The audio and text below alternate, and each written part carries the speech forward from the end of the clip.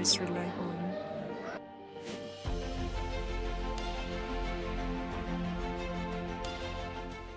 Adam, good morning. Good morning. How are you?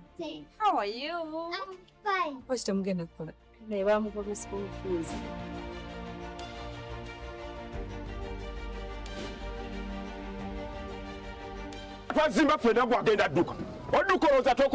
I usually give journalists the freedom to go after stories, and I am.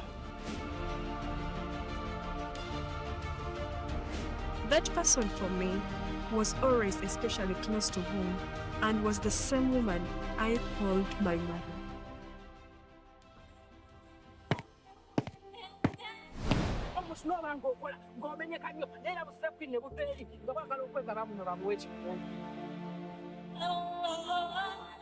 I have to take care of you.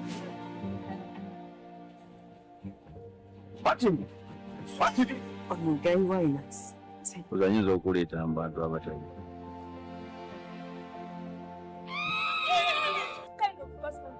Someone who gets what he wants. Era fena tumanyi bwe bagenda okulonda. Simanyi na kyenkola wonna kubanga ensi yonna emumanyi. Wanoonya obwenkanya naye gwe atakimanyi temwaku tasinga musinga.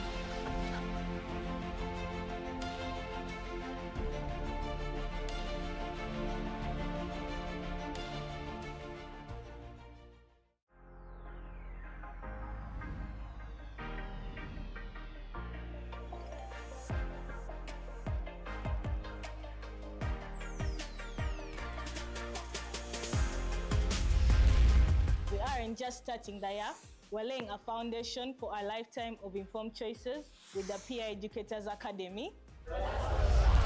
We are breaking taboos and rewriting the rules of engagement through art, dance, and play.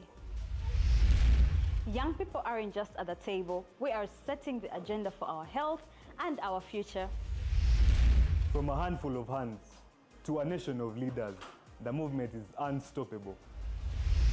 Hi everyone, my name is Humphrey Nabimanya, the CEO and founder Richer Hand Uganda. Welcome on board Richer Hand 2026 as we are having quite a lot of exciting things that we're going to be doing together. Richer Hand stands for young people for young people. We involve young people at the forefront in our planning, in our implementation, and designing the kind of work they'd love to see that impacts them in different ways. We work all over the country and there's so much to look out for, from the iKON Awards, Girl Festival, the Lesu Skilling Initiative, the drowning prevention. We have so much exciting things that we want to bring in your communities, wherever you are. Thank you so much to our supporters, our donors and partners that support our work. But also it's because of you we're doing the kind of work we're doing. It's because of you we wake up every day, every morning, the Richer Hand team, to make sure that it creates the impact in this country. We're in a new world, a new phase, a new generation where we cannot move alone, but move with you to see the impact and make this world a better place that all of us can live, enjoy, and be able to co-create for the next. How those people are actually using film to promote Nigeria. I was with my brother here, and I was telling him the best food that I enjoyed in Nigeria was what? Was snails. Because you see, here in Uganda we joke with food, eh? We have a lot of food.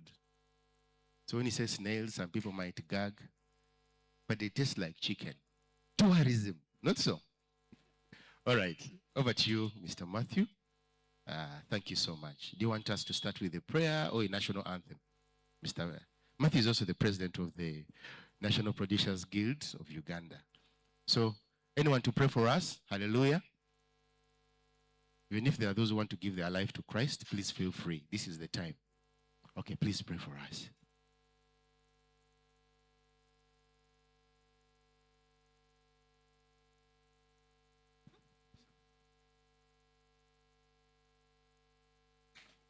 Good morning.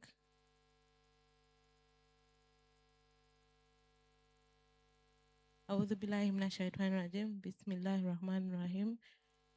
Alhamdulillahi rabbil alamin. Ar-Rahmanir Rahim. مالك يوم الدين إياك نعبد وإياك نستعين اهدنا الصراط المستقيم صراط الذين أنعمت عليهم ولا الضالين آمين. All right, thank you so much. Yeah, over to you, sir.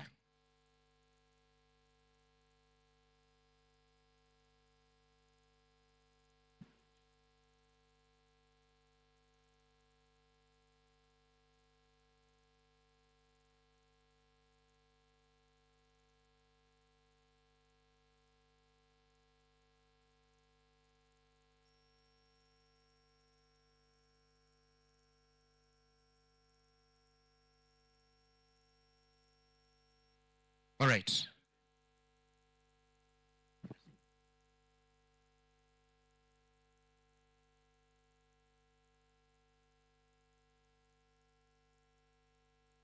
All right.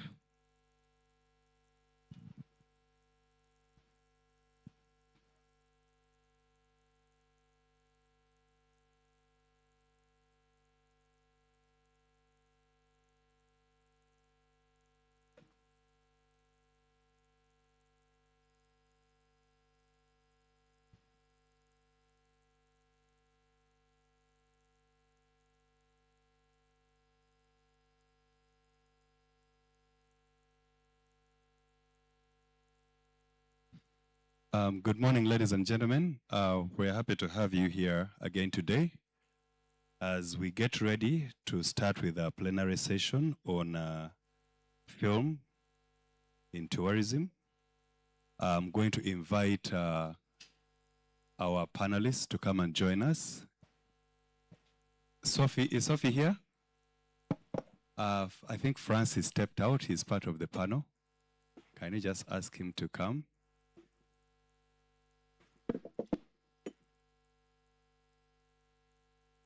Ladies and gentlemen, allow me welcome one of our panelists from the Ministry of Gender, Acting Commissioner, Culture, Minister of Gender, Labor and Social Economic Development.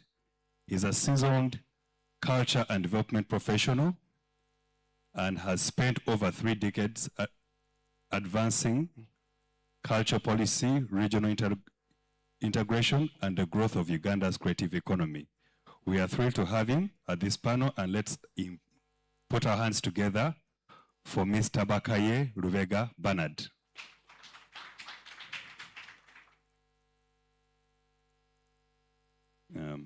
You're welcome, Mr. Bakaye. Please feel free to take any of the seats. And also with us is the Director General, Nigerian Tourism Development Authority. He's an award-winning journalist, dramatist, and storyteller, Dr. Ola,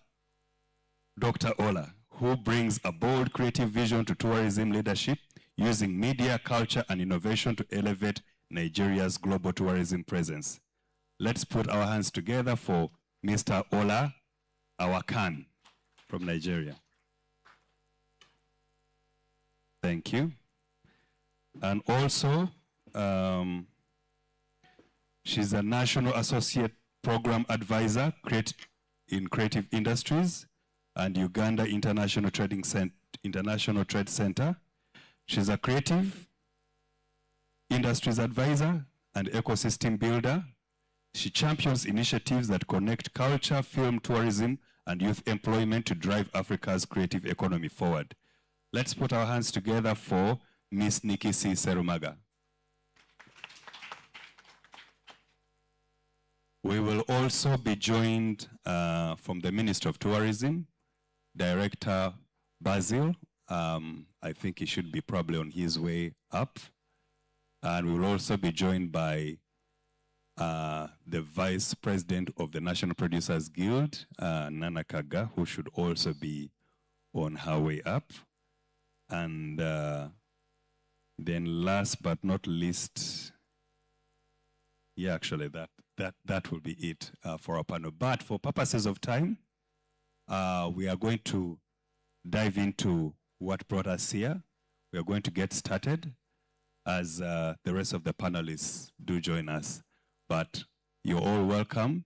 We will have a Q&A session at the end, and please get your questions ready, and our ladies and gentlemen will be happy to respond to whatever kind of questions you have.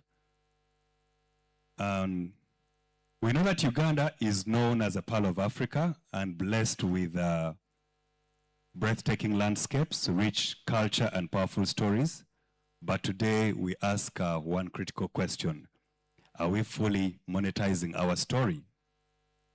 Around the world, countries have turned film into tourism engine. Films don't just entertain, they shape perception, drive travel, build national brands. So the real question for us today is, why not Uganda? What should it take for someone to watch a film shot in Uganda and immediately book a flight here?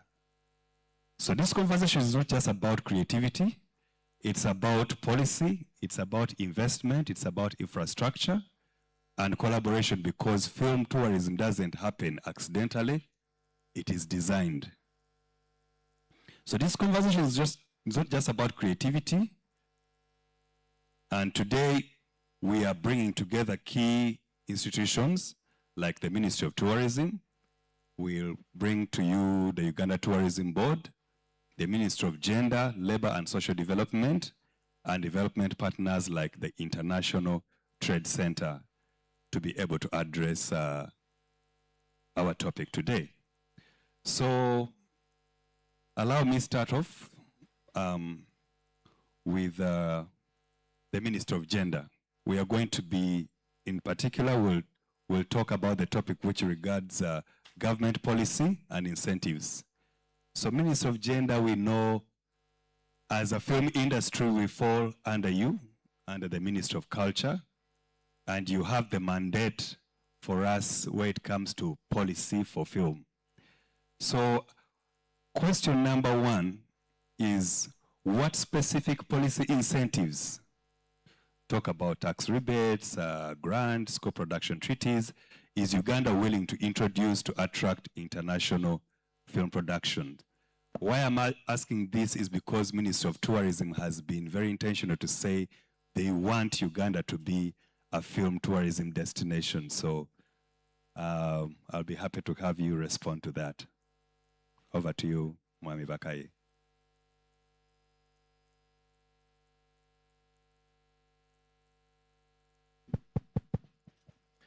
Thank you very much, Matthew, for that question. Good morning, colleagues and friends. I've been introduced. My name, once again, I want to say my name is Bakaye Lubega, currently holding fort for the Culture Docket and Family Affairs. I've been around for quite some time. When he talks about 3 decades, actually 32 years I've been in this sector of culture. Now, first of all, I need to correct one thing. In Uganda, the culture sector is divided in several MDAs. The Ministry of Gender is in charge of policy in general, but mainly to do with the intangible heritage. Talk about stories, talk about norms, talk about rituals, cultural practices, and so on. The tangible aspect of culture is the Ministry of Tourism. Is in charge of all the sites, all the heritage sites, museums, name it. Now, film, incidentally, was under the Ministry of Information previously. That's why you find that UCC has been implementing some of the policies to do with the regulation of the film industry. However, given the program approach to government business these days, we have one government approach, or a program approach, where all MDAs come together under a certain objective, and you are able to influence policy that's able to move that sector forward. Now, when you look at the film industry in particular, maybe let me talk about culture in general. I think for many years, as Uganda, the culture sector did not receive the attention that it deserves. Much as culture is a resource, the government did not prioritize it because of, because of other competing priorities. And we found that there wasn't much investment in terms of harnessing the economic potential of the culture industries. But I am happy to note that during the NDP4, government has come out boldly to prioritize investment in culture. Those of you who are here yesterday, the boss of NPA was very, very candid in the speaking out the future of this country in terms of creating jobs, in terms of for the youth and improving the incomes of our households. It's not in industry, it's not in agriculture, it's in creatives. So government has prioritized investment in the culture industry. So in terms of policy, we are now focusing on how best we can harness the potential of our cultural industries. The film, in particular, inclusive, because film is one of the biggest cultural industry that we have in Uganda. And it is one sector that can employ so many people. Just one film alone can employ more than 200 people. And those are those ones who are directly linked, but they are then also what we call the allied workers who benefit from this venture. So in terms of policy, yes, the National Development Plan has prioritized the culture industries, and the film industry is going to benefit from that. Secondly, there has been a deliberate effort to address some of the teething challenges of this sector. And one of them was access to financing. Government has allocated some resources. Actually, this financial year, we got like 28 billion to invest in the various domains of the culture sector, film inclusive, to be able to address the issue of access to financing. Yes, it is still a small investment, but it is an intervention in the right direction. If you have a project, you can, through your organizations, through your circles, you can access these small loans, and you're able to invest, implement your project, and pay back slowly with a very small profit margin. Because we've known that the conventional financing streams don't understand the industry we are in. They would ask you for collateral, houses, what. But now this one is looking at your IP, and at some instances, even just social capital is enough for you to be able to access these resources. Those are some of the interventions that government is putting in place. Now, in terms of grants and financing. Now, the issue of rebates, we need to appreciate that Uganda at the moment, we are yet to have a market for our films, especially the local market for our films. The consumption is low. If I was to ask any filmmaker how much they make out of their projects, maybe you'll be surprised. So we don't yet have a market. And that means we don't pay back also in terms of revenue to government. Now, how will the government give you rebates when you're not paying? So I think the most important thing to address is for us to address the issue of creating a market for our films. Let our films be consumed. If you look at the success stories, like the Nollywoods, our colleague from Nigeria will tell us, the Hollywoods and so on and so forth, they had a market. Actually, it was the private sector that drove the industry to reach where they are. Then government came on board to regulate and create an environment, policy environment that has boosted the development of the sector. So I think we need to look at that. Of course, with the current positive kind of attitude towards we policymakers, I think shall be able to move forward. I think I have. Yeah, I thank you.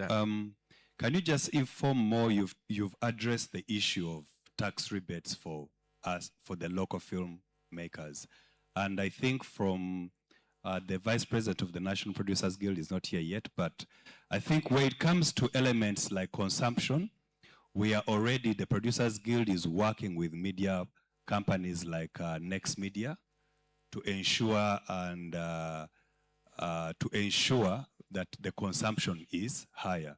So the Producers Guild, together with Reach a Hand Uganda, have had an engagement with Next Media. We know that one of the biggest challenges has been data to consume, say, online content, and that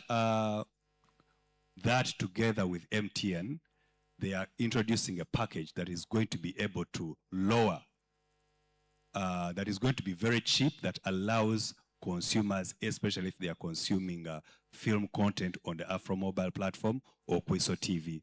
So I think the issue of consumption locally is going to be solved. But how about when it comes to international film producers, those that want to come and make films in Uganda? What attractive incentive are you putting in place?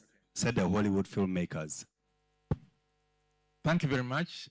I'll give you an experience that we had in the Ministry of Gender.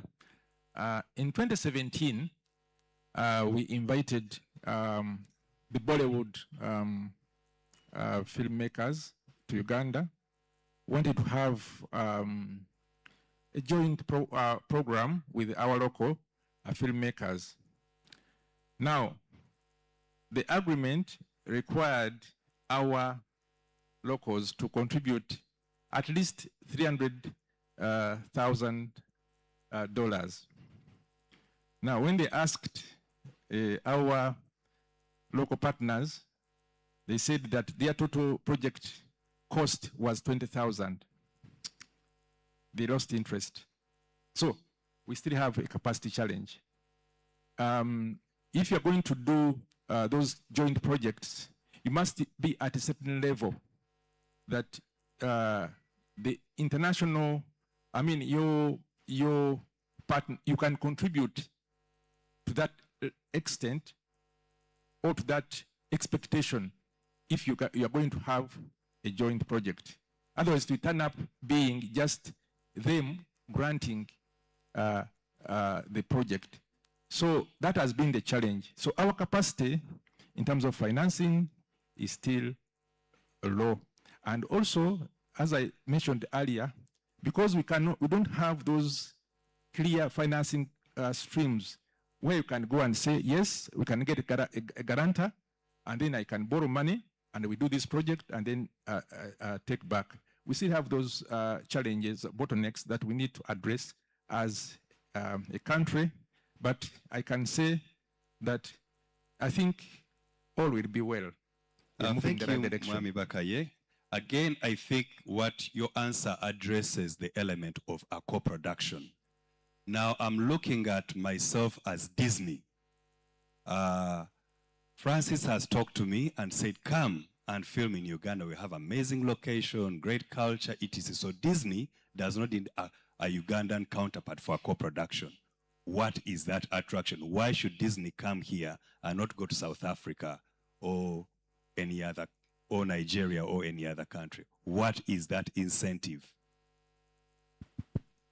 I think I can say that at the moment, we may not have clear incentives which are put in place by government, but I think we can start the conversation to see how best we can attract these foreign players to come to our country. The only thing which is actually an incentive in Uganda is the rich soil. The ground is soil. You know, this country here, you cannot find the kind of diversity that we have elsewhere in terms of culture, in terms of name it. We have a huge resource that is yet untapped. So if somebody is to develop stories about our indigenous cultures, I think the sky is the limit. So the potential is there, but as in terms of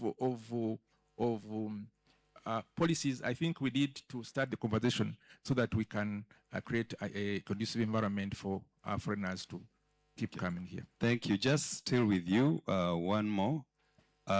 Uganda still does not have a fully operational National Film Commission. Why is that so? Do you have it in plans? Do we have any timelines to have a film commission and a film policy?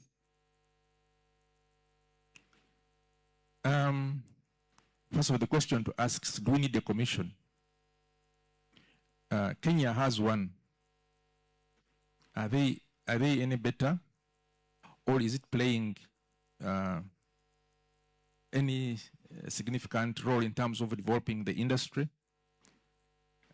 That aside, you may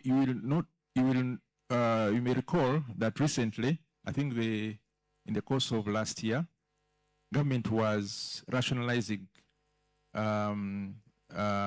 institutions, establishment of institutions, and even merging some, what we call RAPEX. So under RAPEX, some institutions were merged, others were abolished. Now, as we talk now, there is a complete ban on establishing new institutions. We are supposed to operate within the existing institutions with the mandates to serve the purpose for which we want to create institutions. So that is the current policy of government. But the bottom line is to ask ourselves, for where we have developed film industries, is it a result of the commissions, or it is a different factor that has promoted the faster growth of the industry? So there's a need for us to ask those questions so that we are able to come up with a clear answer. Not to say that I am opposed to establishing a commission, but as of now, as government of Uganda, would need a lot of talking and justifying why we need a film commission or an institution to manage the film industry in the form of a separate institution apart from those that are existing. Thank you, Mr. Bakaye. I'm sure it's a discussion that the audience would be happy to engage further, but I will allow them to do so at the right time. Allow me move to your immediate neighbor, Mr. Francis Nyende from Uganda Tourism Board. And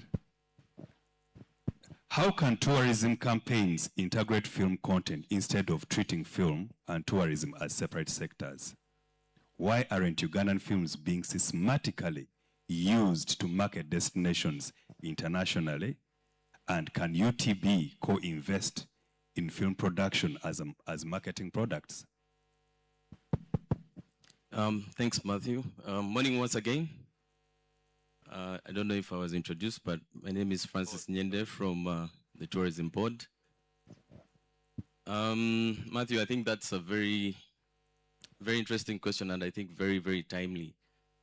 I'll tell you for sure, one of our pillars, our most strategic pillar, is to make sure we sell the Ugandan story through, or the Ugandan brand, explore Uganda through emotional storytelling.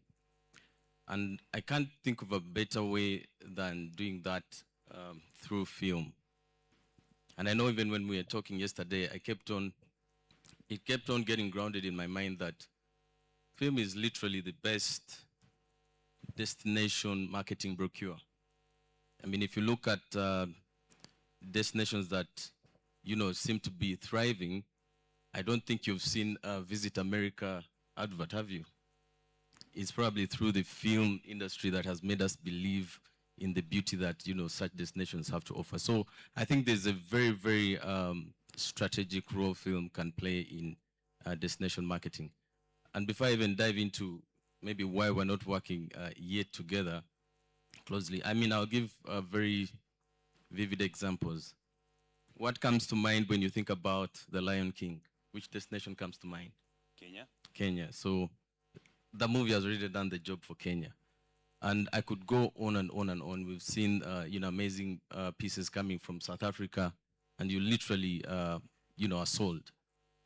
But that said, I think destination marketing and film have also been treated separately, and maybe it's not just a Ugandan problem. It's a problem that probably exists globally. You hardly see film and destinations or working together from the onset. There are countries which have gotten that right. I think Australia has done that well. With is it Lord of the Rings? I don't know, something like that. And I think the UK is doing well with Bridgerton. But if we're not intentional, definitely, then we're definitely not going to have those two working together. Specifically for us as UTB, and you probably know a lot of our core markets, are the more developed ones. We always look out for reach, which is something that we haven't yet landed, I think, with our local content. And my co-panelist here, I think, talked about it, the distribution, not just locally, but also internationally. We need to make sure we get there, but it's a journey we can, work on together. But more than ever, I think we see the real value. Film does better storytelling than a traditional advert. I mean, I could pay for 30-second ads all year round, but one good film could literally change, the story of a destination. So those are areas I think we will be slowly getting into, and working together with you as a film guild to make sure we sell the Ugandan story. You remind me of other pieces of the question, so I think you've pretty much touched all of it. Yeah, in case of anything there was something on co-investing and yes, investing in our local films as a marketing tool. So I think right now we might need a form of a framework to guide us. I think what we've been missing most is that strategic partnership. I mean, we are still working in silos. Destination marketing and film are definitely in silos. But I think seeing what film has done for some destinations, I think it's important for us to have some form of a framework. And for UTB, it may not exactly come out as co-funding or co-investment. My co-panelists talked about incentives, and there are many incentives we can extend to the film industry. We happen to have access to all the unique backdrops that you could have in your film industry, across Uganda. So those are ways maybe we can come in and make sure we enable, the film industry. There can also be a lot of incentives for, people want to come in, people you're probably working with to shoot maybe global class content. But we should be guided by maybe what kind of content we should have in there. I mean, if it's to shoot film and it's for the benefit of the destination, we want to be sure you're also putting our best foot forward. So there are many ways we can come into that, but I believe, with our partners like the UCC, we can strike very good frameworks that could definitely incentivize, film production. Because I know it is very costly. I don't know, you can probably name out some of the costs of producing a film, but we can be enablers to either strike them off or make sure you have very decent landing through maybe our government agencies and partners. But besides that, we can also actively co-invest from, coming from a point of where we co-create, probably co-script, these stories and make sure they're actually, chasing that, agenda of destination marketing. So there are possibilities, but I know they probably have to be grounded well in a very good working framework. Thank you. I think let me move to my brother from Niger, Mr. Ola. the Director General, Nigerian Tourism Development Authority. Mr. Ola, what lessons can Uganda learn from Nigeria's experience in film tourism and destination branding?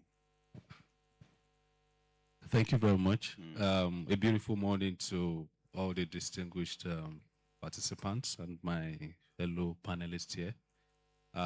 It's always it's a pleasure for me to be in Uganda. This is actually my first time in Uganda. And I can say without missing words that I like what I see. So I think for Ugandans, you can put your heads together for yourself.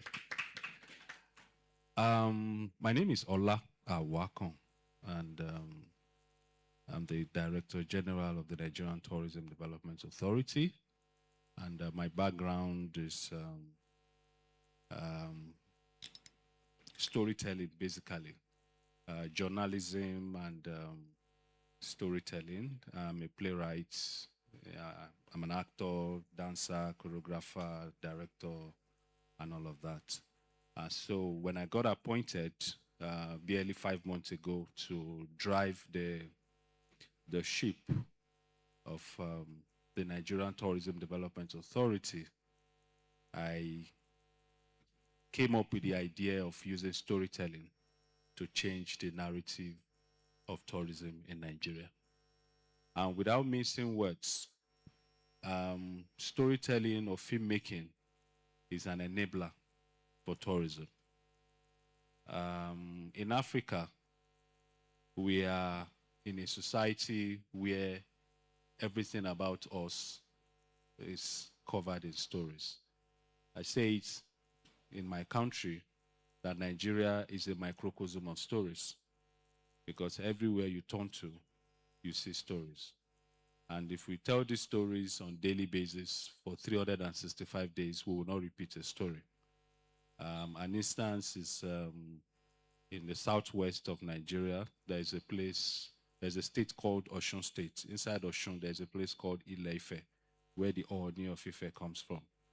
There are festivals that we celebrate for 365 days. Just one day in a year is the holiday.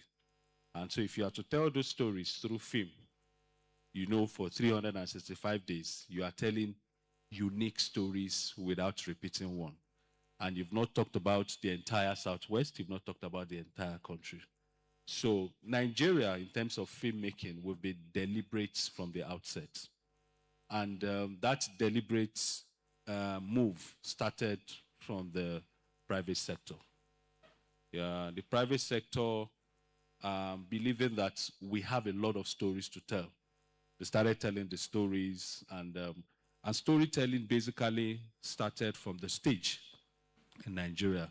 The likes of the late Hubert Ogunde, the doyen of theater in Nigeria. So from the stage, they moved to a bit to cinema, then they started filmmaking. There used to be a time where Nigeria, were producing, loads of films, and everybody was just watching. So we believed then in quantity than quality. So the quantity actually sold us out first.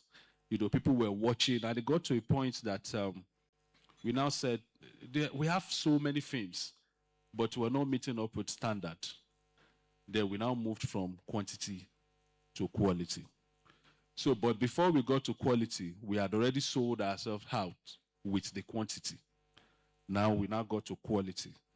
And with the quality, we've now started telling stories of not just day-to-day activities. We've now started telling stories that are deep-rooted in our culture, in our tradition, and that's what we are, trying to push out to do.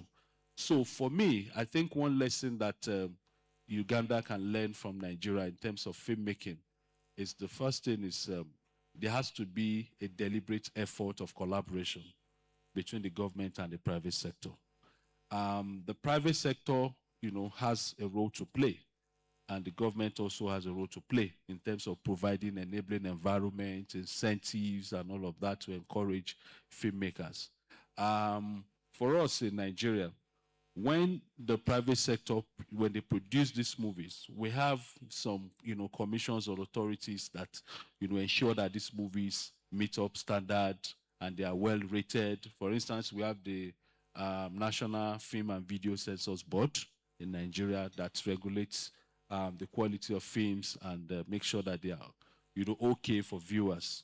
And we also have the Nigerian Film Corporation that is headed by a practitioner now, Ali Nuhu. And what that does is to also see how we work on capacity building. Because it's one thing to have a story. It's another thing to be able to tell that story with, in a very captivating way, with good suspense, with plot, characterization, and all of that. So under the Nigerian Film Corporation, we have the Nigerian Film Academy. So it's that corporation that trains people on, they have, an institute where they train screenwriters, where they train actors. So for the screenwriters that we have in Nigeria that are doing very well now, most of them are products of the Film Academy, that is being driven by the government. So by the time they do that, they go back to the private sector and they collaborate and they produce those films. But for us, we are doing more. We are now more deliberate to tell these stories. You could see when Netflix came into Nigeria, there are Netflix original stories. So when they saw that Nigeria has a lot to give, so they started sponsoring some of those films. That's where you'll have the likes of Lisha B, the likes of Jagun Jagun, and all of that being produced with, huge amounts, because filmmaking is capital, intensive. If you want to do good movies, it's not that we don't still have the quality, the quantity, but the quantity with the digital world now, when you're producing your film, if you're producing a film with, let's say, for instance, maybe 20 million, 30 million, 100 million, you know that from the outset, when I produce this film, I'm putting it on YouTube. So you already decided where you want to put your film. If I'm producing this film, I'm taking it to the cinema. You've already decided from the outset that you know that you're going to spend more. If I'm producing this film, I'm putting it on Netflix. You've already decided, or any streaming platform. So like I said, number one, we need to work on capacity building, build, capacity more. Number two, be deliberate about the narrative you want to push out through your films. What narrative are you pushing? For us in Nigeria, I think we are shifting more now to pushing out narratives in the cultural sector, tourism, destination tourism, because that's the way to go. For me, since I came in, there is a project we're working on, a tourism dedicated streaming platform, which is the initiative of the Nigerian Tourism Development Authority. And what we want to do is we want to start producing movies that will move traffic to destinations. Movies that will move traffic not just to destinations, but to Nigeria. So by producing this movie, when you watch it, you have an opportunity. They will ask you, do you want to visit the location? Then when you click on that, then you will be redirected to a tour operator who will now package your tour. So it starts from the movie, that you move and you get to that destination, and before you know it, Nigeria will be known. Before you know it, Africa will be known. So we need to work more on this, be deliberate about the films that we push out. Public-private partnership is key. The government needs to work closely with the private sector. And with that, I think beyond the sky is the limit. And I'm happy for the conversation we had yesterday. I was discussing with you yesterday that with the deliberate efforts that the government is putting into filmmaking in Uganda to drive tourism, I think in not too distant a future, we start seeing Uganda, at the top, moving to that top in terms of film production and in terms of tourism development in the country. So let me say in advance, congratulations to you. Thank you. Thank you. Thank you, Mr. Ola. You mentioned about the need for government to work together with the film industry. How has that worked and contributed to the growth of tourism in Nigeria? And what practical strategies would you share with us as Ugandans to put in effect? Okay, so collaboration is the way to go, like I said. I mentioned two agencies of the federal government. Actually, we have a Ministry of Arts, Culture, Tourism, and the Creative Economy. So anything that has to do with creativity, filmmaking, falls under that ministry. The tourism, and that is just from the good initiative of the President Bola Ahmed Tinubu, through the Minister, Barrister Natu Musa Musawa. Initially, we used to have Ministry of Information and National Orientation. So when he came on board, he splitted it and he said there's need for us to focus on the creative industry. So the collaboration is in this form. The person that is heading, for instance, the National Film and Video Censors Board is a practitioner himself.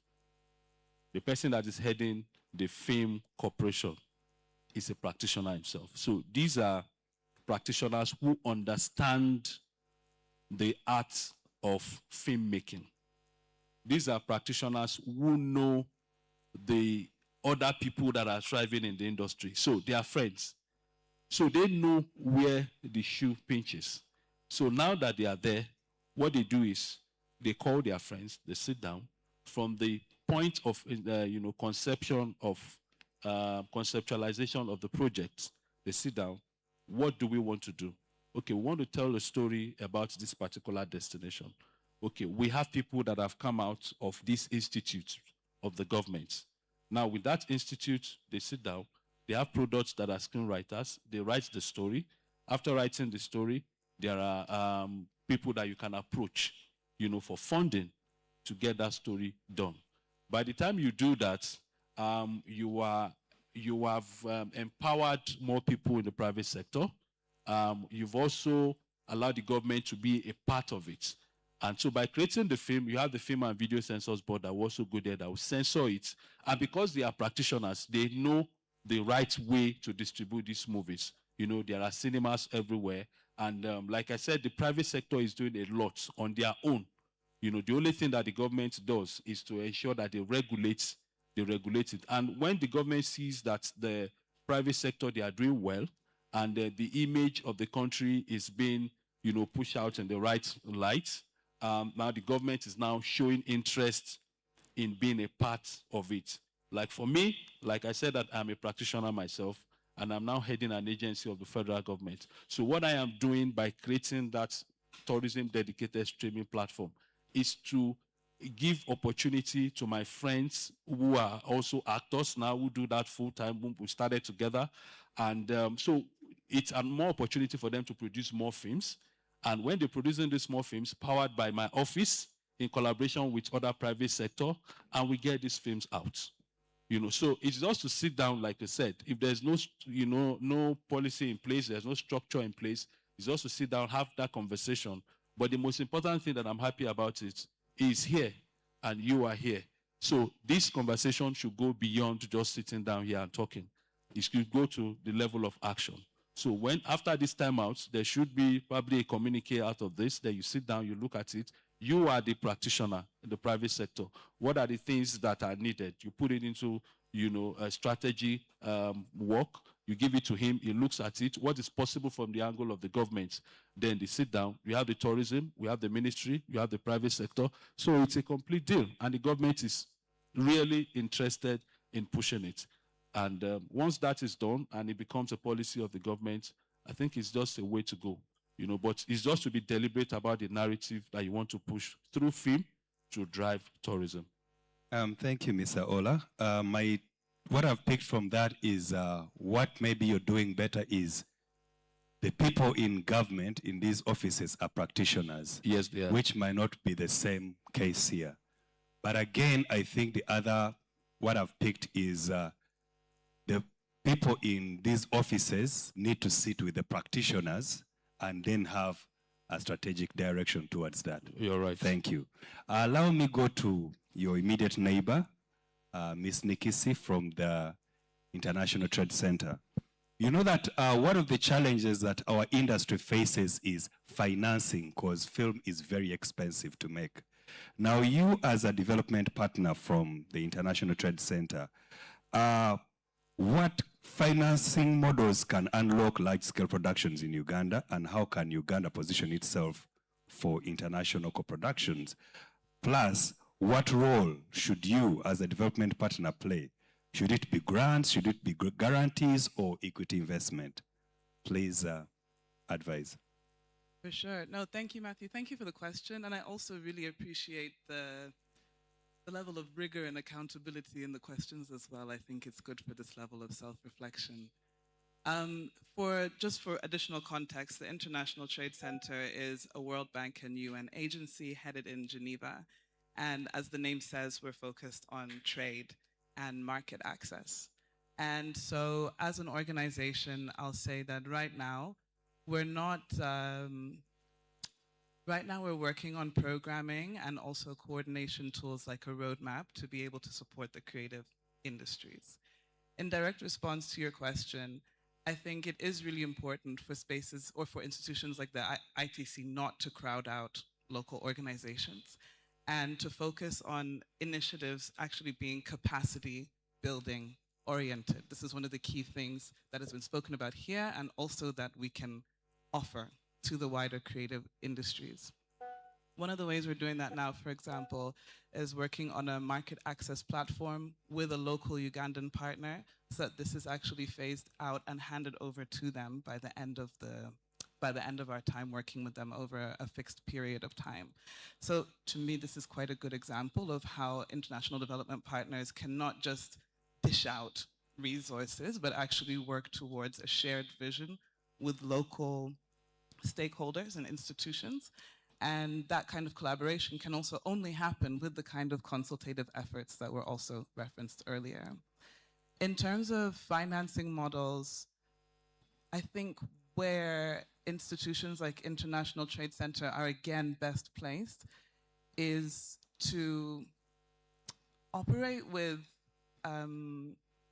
practitioners who are maybe piloting new ideas, experimenting with things, so that we're able to create kind of a de-risking environment, right, for certain stakeholders, practitioners, people who are trying to build new things. So being able to offer grants at that level, and then once the model is defined and refined, then the financial institutions within the country can say, okay, you know what, this works. We can actually follow through with this. Let's see how we can scale it.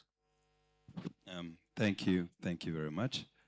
Allow me move to your immediate neighbor, the Vice President of the National Producers Guild, Miss Nana Kaga.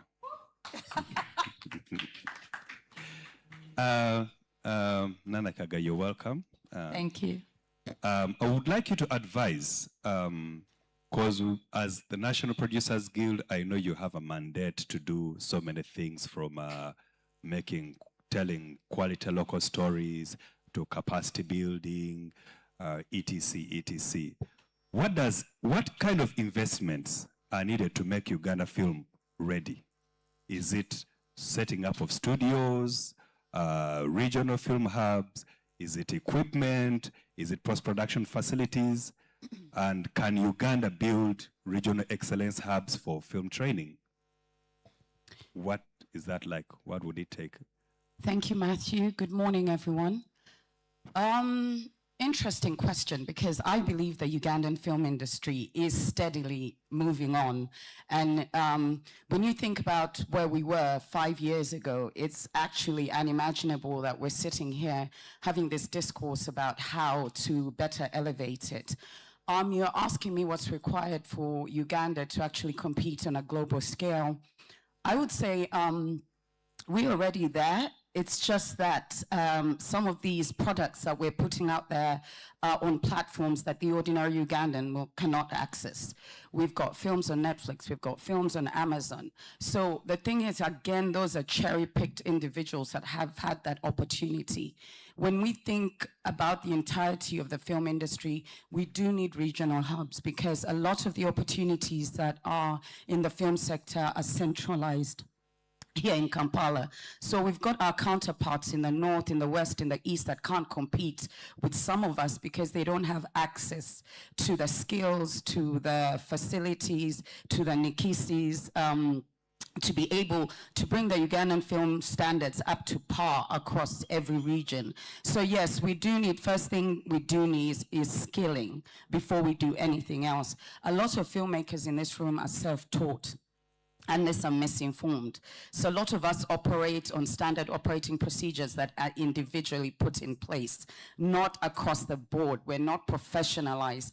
So I think the first thing we need to do while we come up with policies is professionalize our industry. Know that the film industry is a business and we are selling a product. A lot of us sitting in this room are passion-driven, for want of a better word. So we need everything, but personally, from my perspective as the Vice President, I think first things first, we need to go back to the basics, professionalize the industry at large across the country, build regional hubs whereby people can be skilled, supply equipment which can be rented across the board at standard rates so that every single person is just not renting out as per what they want. Get government involved in basically policies and co-production treaties and film, you know, there's a lot to be done. So when you ask that question, we could be here the whole day having this discourse, but I feel like that question actually does require audience participation. I can't cover everything for you. And Diallo, I see you laughing because as a writer, you would probably stand up and just ask for the world. But I think personally we're making strides, even sitting here with gender. You see, with gender and also tourism, we're sitting here and they're giving us an audience. So personally for me, even when I come off this stage and these gentlemen come off this stage, it is your mandate to talk to them about what is required for you guys to succeed and contribute the way they want us to contribute. But I think as the PGU, it's a start. We are organizing ourselves, we've structured ourselves, you're sitting here. I can't continue, I can't say enough. So I will stop there. Matthew, is that okay?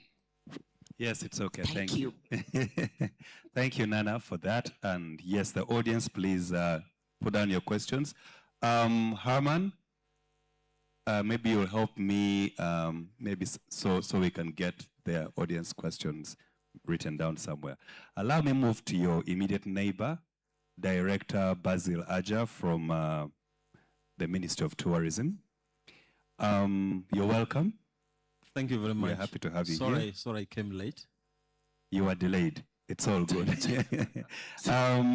Uganda has incredible landscapes and stories, but we haven't fully leveraged film as a tourism driver like other countries have done. The question is, can film be embedded in the national tourism strategy? Is that something you've given thought? Can you shed some light on that?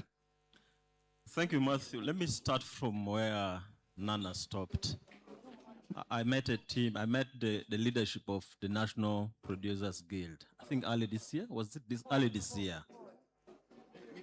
And I met a team that was fairly disappointed.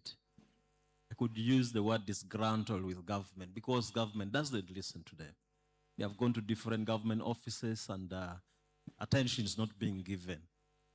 So the fact that we are seated together here, I see gender, I see UTB, I think that's a success. It's a good thing. We are listening to each other. We are talking.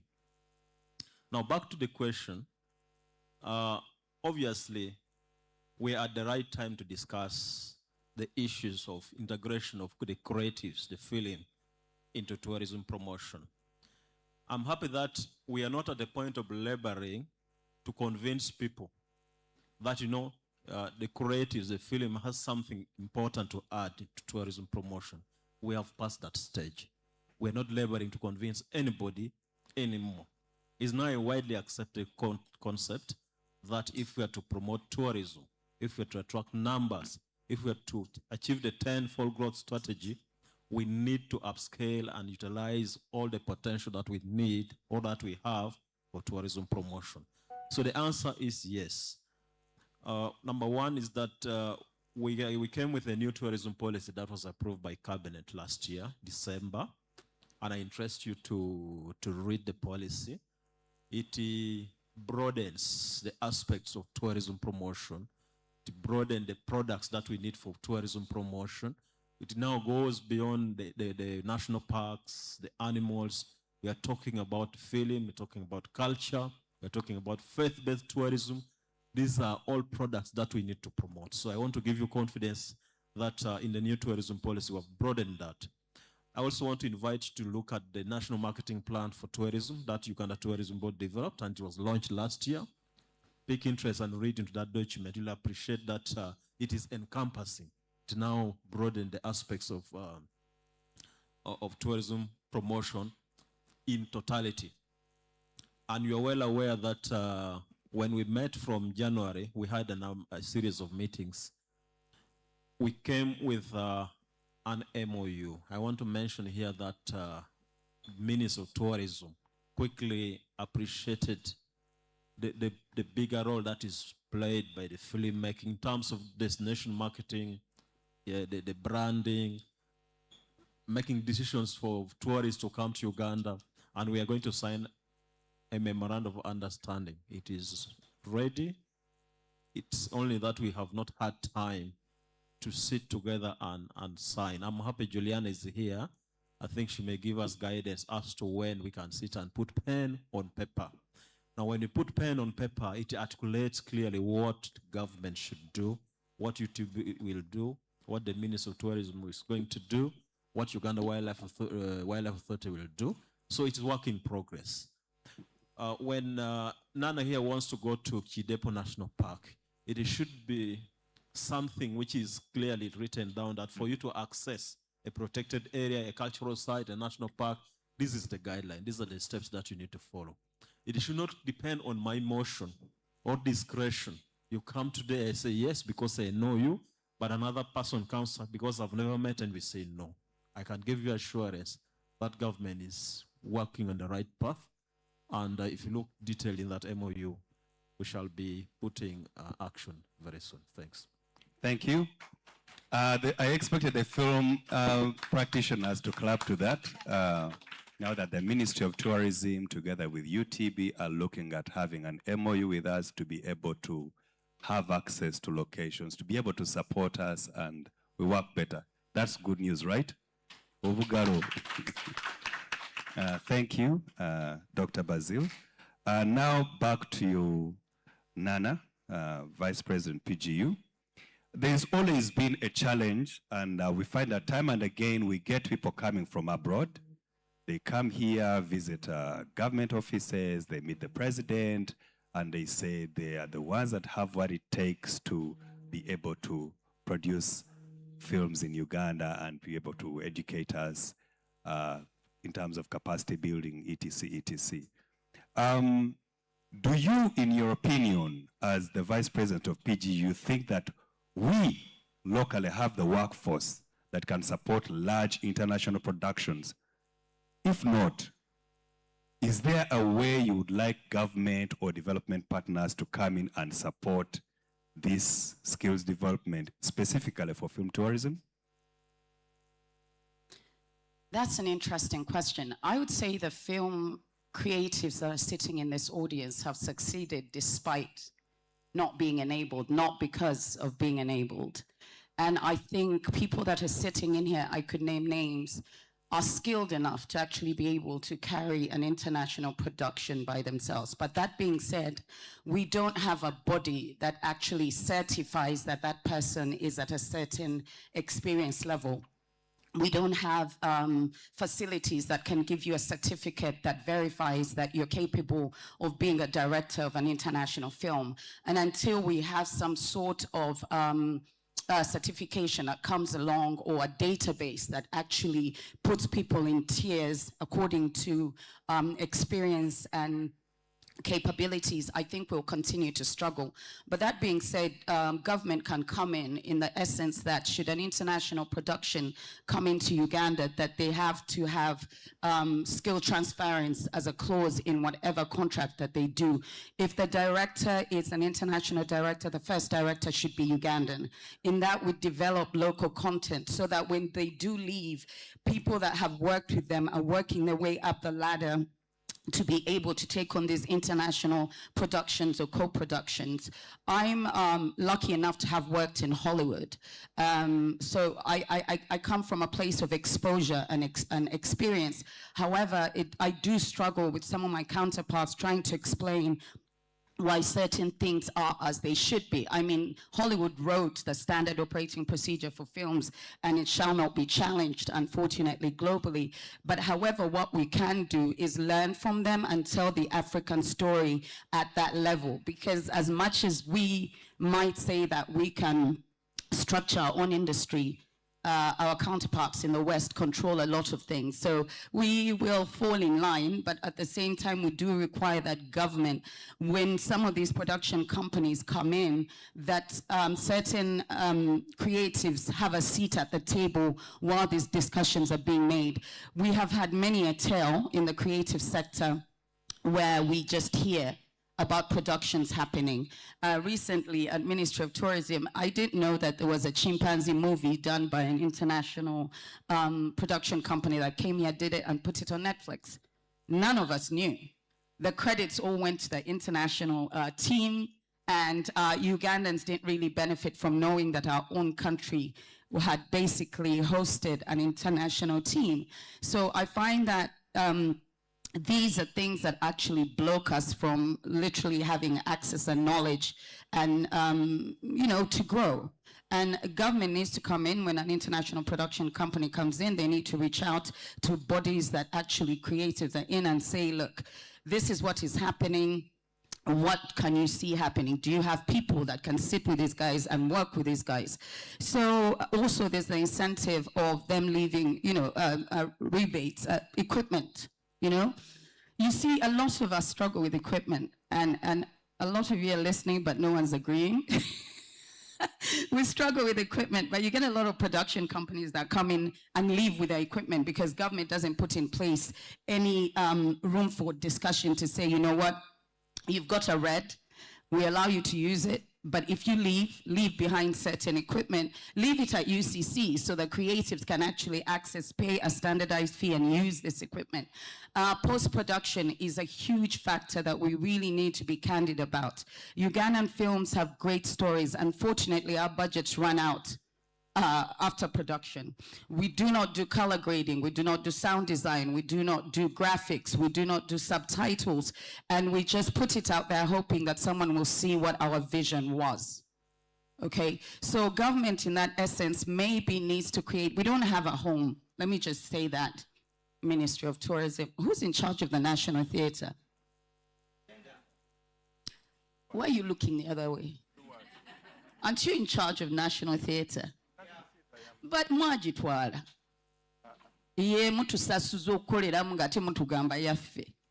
So you see, we don't even have a home. Should they be able for government to create a hub at the National Theatre, knowing full well that we can have a space to teach, to do workshops, that you have a space where you can put up a post-production facility, that if I have a film, I can pay a nominal fee and go do my post-production there, that there are computers that are equipped with post-production software, that we are facilitated in that particular sector.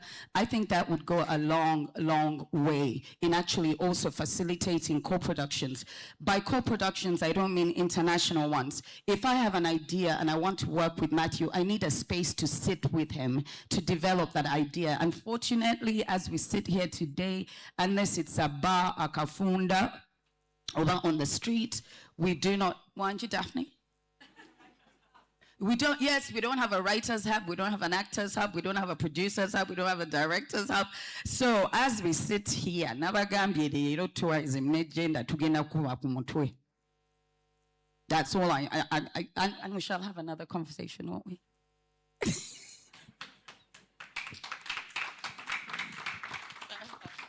Thank you, Nana.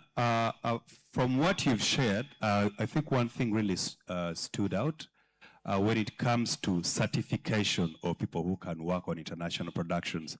Because when we look at what has been displayed back there, you'll find that people for instance, the Sound Authors and Engineers Guild have worked on international productions like Queen of Katwe, productions for BBC, etc. And you'll find that there are very many film directors who have been able to work on other international productions, certain writers that have written for international productions, etc. But then the lack of a body that certifies these people. Because if somebody is coming from Hollywood and they would like to work with local authorities, I think there is need for us to have a conversation as the film industry, the Ministry of Gender, the Ministry of Tourism, to be able to have these people that have actually been credited on international projects, let's certify them and have a start. I hope this is something we can agree on. Thank you. Going forward, allow me get back again to Mr. Director Basil. We would like to know if Uganda can create designated film zones or protected production corridors, and which can allow filmmakers to be able to film in national parks, and also if you have any structured filming packages. Because many times we tend to make films and either in a sitting room, dining room, bedroom, village corridor, village path. How do we work together to be able to access some of these other areas that are actually going to showcase our beautiful landscapes, etc., etc.? Thank you, Matthew. Allow me go back briefly to what Nana raised about certification and probably having a designated home. As we stand off now, I think Minister of Gender is the direct minister that supervises the creatives, if I'm not wrong. But when you remember when you came to my office, I said, for me, I'm looking at what works out. I'm not going to look for laws, for commission, to create another agency. For me, I'm interested, I'm a tourism person. What do we do within the tourism space?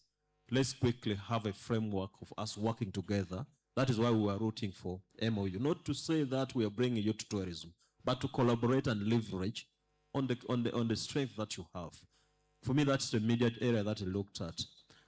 And talking about the certification, or a body that really see that the standards is up to expectation, I again think we can route this through the tourism development program, trying to bring people together.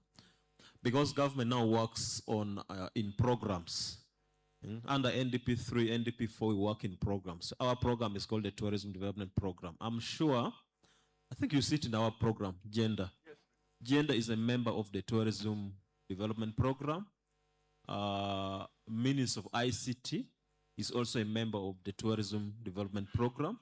So this can be discussed at a program level. For us, we can push as tourism. I'm sure when you go, it's harder for you to push them, but as a ministry, you can say, you know, this is what we want to do, and this is a critical area. So it takes me back to us. In the MOU, we said we shall form a committee which comprises private sector and government. So through that committee, we can push, and we can call meetings and sit with these people and see what we can do. Now, back to the question that you asked me, I think, yes, it is possible to gazette areas for films, for creatives. And it brings me back to our role. What can we do? If you look through the roles of Uganda Tourism Board, I want to interest you to read the marketing strategy, which is developed by Uganda Tourism Board. They have a role to create contents. They can actually work with the film industry to create tourism-related content, which can be used for promotion. And it is within our mandate to gazette areas, within protected areas in national parks, which allows you to go and shoot films, because Uganda Wildlife Authority is part of the tourism stakeholders. So it's within our mandate to do that. It's also within our mandate to come with guidelines for wildlife film. or guidelines for access. The answer is it is possible. You can access cultural sites, you can access the national parks, you can access different monuments, historical sites. So it is possible to handle those. Thank you. Thank you, Dr. Basil. I know our time is running out and we should be wrapping up in a bit, but I would like to hear from the different MDS just before I jump into the audience. Herman, can I have maybe like 3 questions max? Yeah, 3 questions max. We have, shall we take those 3? Okay, those 4? Herman, I know we are going to be back here next year for POATE. What sort of commitment can we get from the Uganda Tourism Board between now and next year, that when we come here we say, UTB promised to do this with us, and they have done it? Starting with you.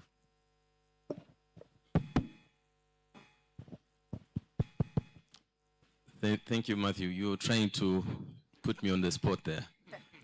But Matthew, we had a very good walkthrough yesterday, and I think we had great conversations with the rest of the team in here. And I think a few of the things we talked about were content creation. I think we're big on that. And one of the things we thought we should do is see how we start getting the tourism narrative into your films. And what we also want to see next year is probably a lot more short content or long content now displayed same time next year, but driving the tourism story. Because in the audience, we have people who are probably not going to see our adverts. They're coming from across the world. We can only afford to have our ads maybe run in a handful of countries.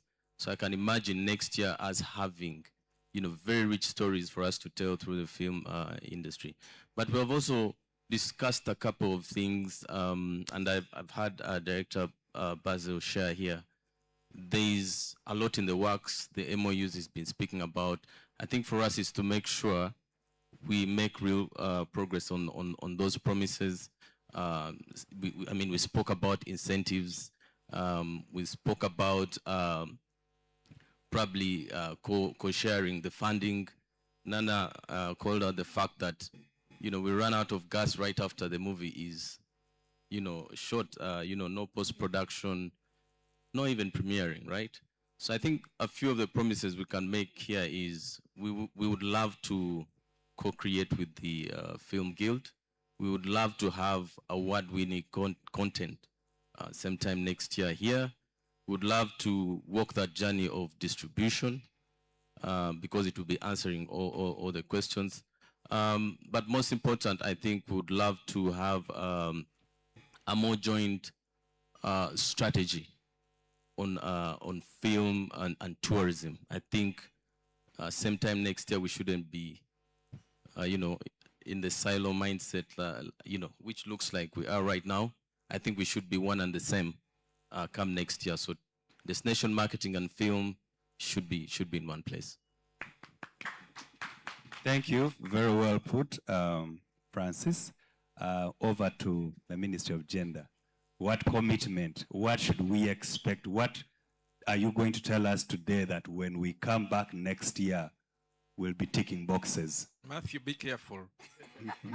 Don't put me on the spot so that next year you have a basis to accuse me of poor performance or non-performance. I want to start with an observation. This panel missed UCC, and they are very critical in this conversation. UCC is the principal regulator of the film industry in Uganda. Actually, the law is domiciled in UCC. So I would have loved that they are part of this, and they should be the ones to be put on spot on the part of government to tell us where they want us to be. That's point number one. Now, I want to say this, that first of all, this is a wonderful opportunity for us to engage. We are in the public sector and the private sector, because we are in a marriage. Nobody can claim to have produced a child alone if you're a man or a woman. You need each other. So the private sector is the driver of the industry, and for us, we do the regulation, we provide the environment for you to move forward. So I think this engagement is timely, and I want to pledge the way I promised yesterday. From here, I'm going to have a series of engagements that are going to help us get a clear vision and strategy on how we can move this industry to the next level. Kaga has said we are there. We are not there. It's a very young, we are starting. When our colleague was saying, he said they started with the quantities until they moved to qualities. For us, even the quantities are not yet there. So we need to work harder so that we can have as many films as possible consumed by our population, and then we try to work on the quality, the financing, the capacity, the infrastructure, so that we can move this industry in a strategic way to the greater heights where we are aiming at. Now, should I pledge? I want to pledge that by come next year, when I come back to POATE, I will have come up with a clear government strategy on how we are going to grow this industry. Secondly, on those things, the things we have started on, like the issue of financing, I think by that time, we shall be having a more streamlined way on how government is going to invest in this sector. Yesterday, you call Dr. Mvawala mentioned, UDB has got our money, and also government has allocated some resources for the creatives. So we want to see how we are going to establish clear financing streams for, even if they are small, but how we are going to assist, create financing streams for filmmakers in Uganda. It's one of the challenges that we have as the Kaga works on the capacity issues and others that she has mentioned. Thank you. Thank you, Mr. Bakaye. Maybe allow me just guide where it comes to quantity. I think we are there. iKON Awards, I think, registers over 300 films every year. Every year. As over 300 films are submitted in iKON Awards. When you go to Western Uganda, WOFPA, they can have over 100 films. Northern Uganda, NUFA, they have over 50 films. Eastern Uganda, I think, is where they will have a bit less, and West Nile. But in terms of quantity, we are there. In terms of quality, we are there, because many of these filmmakers here have won international awards for filmmaking. But we do appreciate your commitment, and we look forward. Obugalo Nange for Minister of Gender. Allow me also move to my brother, our brother from Nigeria. We are Africans, we are together. You've had a lot of information you shared, and we do not want you to just stop at sharing your experiences. We want to see you work with us more. What is your commitment in terms of working with us as Nigeria and Uganda going forward? Okay, so thank you. As Africans, I think this is the right time for us to move. For me, I just recently got appointed as a board chairman for the African Travel Commission. So it means that I'm going to be thinking beyond the scope of Nigeria through Africa. So, and this conversation happening here is timely. So what I think we need to do more is have a kind of creative exchange. You know, I saw some of our people here on your screen, the likes of Ramsey Noah and all of that. And I know that some of your creatives here have been part of film festivals in Nigeria several times.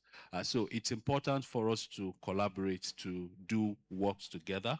For us in Nigeria, in terms of hub, just to pick on what the Vice President said, there used to be a time where Nigeria was also struggling for locations for our movies, and we moved from there to creating film villages.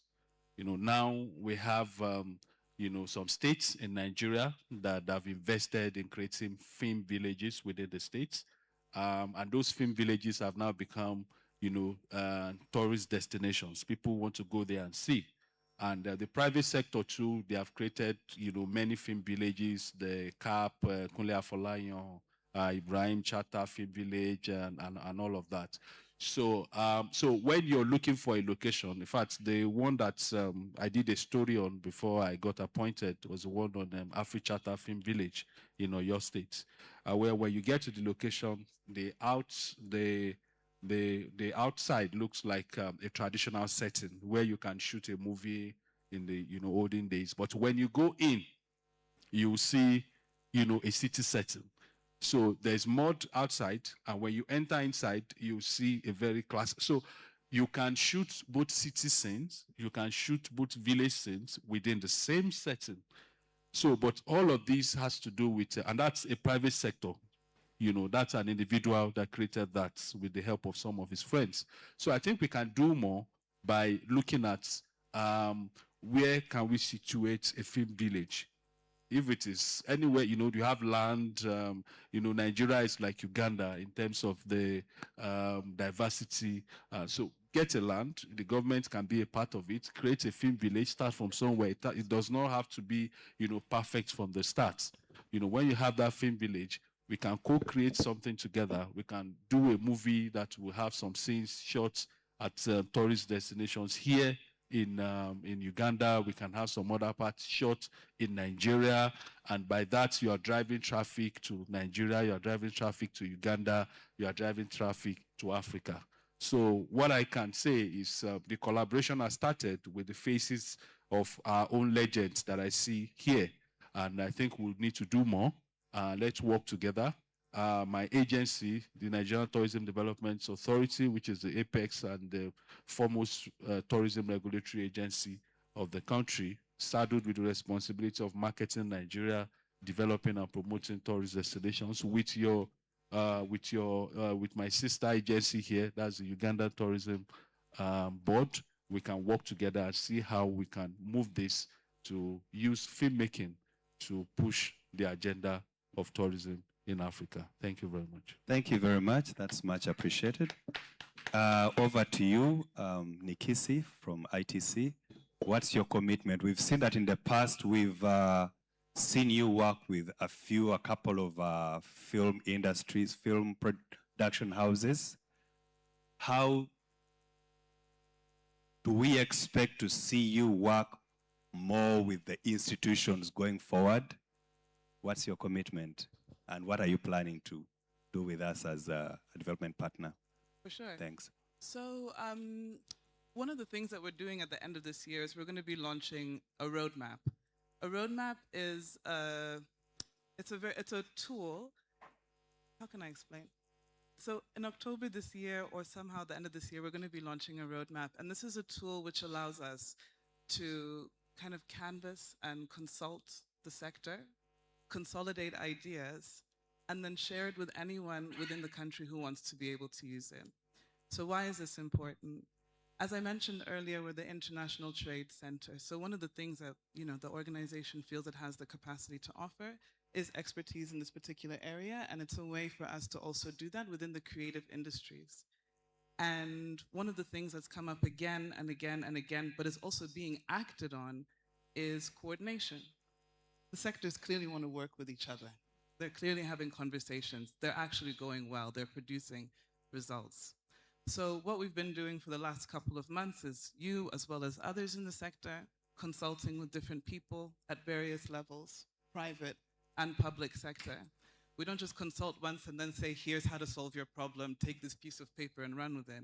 We also come back, we validate, we see, we ensure, hey, did you hear about what so-and-so is doing? Are you aware that this thing is happening? Whoever needs to know about something is then informed through this coordination tool. So that's more of like a sector level approach that we're working on that we'll be working towards throughout this year.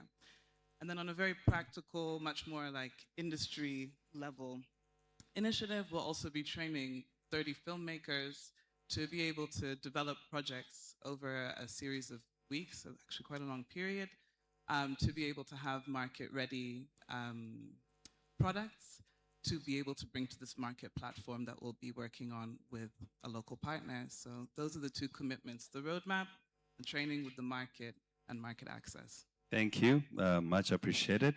Allow me to skip the Producers Guild, and let's move to the Minister of Tourism.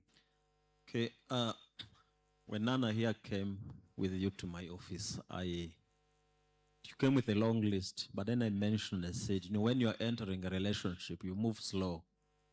When we go out for a date, the first day, you don't ask for a car, you don't ask for everything. After we have known each other, that is when some of the things come. I think that was my advice, because the list was really, really long. So I promise one is to be your voice, like I've been doing within the tourism sector. I'll push to see that we formalize our relationship through a MOU signing, and I think that should be done as soon as we can. Two, we, again, as tourism, it should be able for us to gazette for you places within the protected areas and some tourism sites where you can shoot your films. And three, we shall have a guideline on how you access some of these places for you to shoot these films, because it can also be abused. So we shall have access, but regulated access, meaning we should have guidelines on how you apply and what procedure do you follow to get there, but not something which is extremely stringent. Those are my commitments. Thank you. Thank you, Dr. Archer. Due to time, I will allow just 2 comments or questions from the audience, and then we'll close this session. All right. Aman? I will walk there. You know, Mr. President, last night I had a dream between the two industries, film and tourism. And Mr. Tourism was saying, show them the beauty of the country. And the film guy said, say what? Say no more. So we shall start with your question. Over to you. Thank you very much. Mine is not a question, rather a comment and maybe recommendation on the way forward. Lilia Jarova is my name, the Senior Presidential Advisor on Tourism. First, I want to start by thanking the panelists, and I want to agree with my brother from the Commissioner from Gender. UCC needed to have been on that panel. That was a big omission because they're the regulators now, but I'm sure we can still catch up with them and make right whatever and inform them of the discussion that has happened here. And thank you, Matthew. What amazing questions, and the panelists for the answers. Thank you, our brother from Nigeria. I think those were big lessons that we can learn from Nigeria, and for the audience as well. So my recommendation, having been the CEO of UTB as well in the past, I think we keep going in silos all the time. Yeah. Yes, there are some policies in place. Now we are talking of actions that are going to be signing MOUs between the ministry, UTB, you know, we are still moving in silos. And I will use the example of mice, yeah? And I think that's what we need for the film industry as well. When the government decided, and that was through the Ministry of Tourism, that we need meetings, incentives, conferences, events, exhibitions, as an industry to be developed in Uganda. Commissioner, RAPEX aside, it can still happen. It can still happen. For a destination, a country to decide that they want film economy established, just like we decided that we needed Uganda position as a MICE destination, what we did was the ministry set up the policy, handed over the implementation to UTB. We did not have the money, but we chose one office and established it as the unit for MICE. What did that do? It got Uganda to register to the different international association and memberships. And from that day, Uganda was being recognized as a MICE destination. It opened up the databases for us to be able to have access to the different international conferences that we could actually bid for. So for me, I believe that's what we need to do for the film industry in Uganda as well. Film commission is important. From wherever we are, we need to get there, ladies and gentlemen. That is how we are going to position Uganda as a film destination and improve on the film economy in this country. There's no more time to waste. We need to act.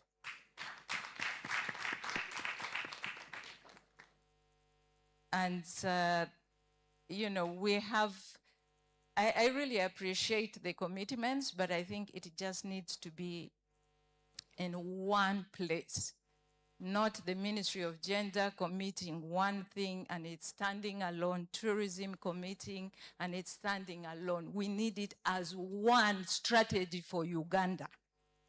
As one strategy for Uganda, UCC as the mandated regulator now needs to be with us, tourism, the private sector, and by the way, the private sector, you guys have done amazing. Thank you for all that you have done. And by the way, it's the passion, the individual passions that normally set the ball rolling. You have done your part, but where we have reached, I think the government and all the others, including developmental partners, we can now all come together. The future is bright for Uganda, for film economy. Let's come back next year here and talk of bigger achievements, but most important, that we are going to be pushing for a film commission. I'll be with you on that. Thank you. Thank you. Yes. Let's have just one last one, and we need to close the session. Thank you so much. Good morning, ladies and gentlemen. My name is Esther Agwang. By trade, I am a marketing and communications professional. However, when it comes to eating money, I am drawn to the mountains. So here today on behalf of the Mountain Slayers Uganda, we are largest hiking club in the country with over 200 hikers that go to the mountains. So today, I really want to say thank you so much for creating a platform where filmmakers get to engage and interact with mountain climbing. It is one of the areas that the story of Uganda hasn't been explored. And so we would like to take this opportunity to invite filmmakers to the mountains, amazing, amazing stories and opportunities for us to showcase the beauty and the tourism opportunities of this country. So yesterday, when we hosted the president, something was floated concerning what is unique about Uganda. Ladies and gentlemen, what is so unique about the mountains of Uganda is that the landscape of our mountains are globally acclaimed. When you look at the Rwenzoris up on the mountain, the landscape is just beautiful. The Virungas, Mountain Elgon, the largest caldera that we have. Even when you go to the Karamoja Mountains, the views are sweeping. Our challenge is that we do not have content up on the mountain. And that's really because the process of accrediting drones to fly on the mountain is a bit not clear. And so when we have private content creators locally or coming from outside that would like to collect good quality content that can globally compete, there's a bit of a challenge in acquiring those licenses. And so our request is that you would help us, the ministry and all the agencies that are involved, to clear the path and make it easy for content creators to fly drones on the mountains so that we are able to collect very, very, very world-class content that competes on the market and promotes our mountains. That goes without saying. I would like to appreciate the government of Uganda with all the agencies that are responsible for the mountains. We want to thank you for the infrastructure. Last year we received new boardwalks on the Renzoris. Thank you so much for cutting the hiking hours. Thank you so much. We got a new camp, Elena Camp. Wow, it's so beautiful to have showers inside an insulated cabin. Wow. When we take hikers there and they see the difference between the old Elena and the new Elena, the contrast is so it's so huge, and people appreciate that. Thank you also for security. When we take hikers to Karamoja and you're getting into the real wilderness between the corridor between Kenya and Uganda, the Tukanas. There's a new trail that has been created, and it can only be possible because of security. So thank you so much for that. Finally, thank you. I'd like to invite us tomorrow. We have created a heritage trail for the people that are attending the expo. And so we are inviting you to hike with us tomorrow here in the city, just 10 kilometers, a simple hike. You're welcome to join us. Thank you so much. Thank you too. Thank you, everybody. Thank you for being here today. I want to thank all our panelists for being here today. We want to thank you for allowing to engage with us as a film industry. And we know that Uganda does not lack beauty. It does not lack stories or talent. I think what has been a challenge was alignment and intentionality. If we do that, we will make this country a place that no one can ignore. Thank you very much, and have a great day. All right, thank you so much. Let's support our panelists again. And now I will take this.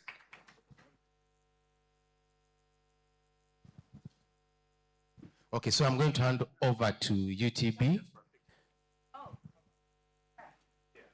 Okay, before we hand over to me for the next panel, they have a picture moment, and I will request our finance manager to hand over the packages to the panelists.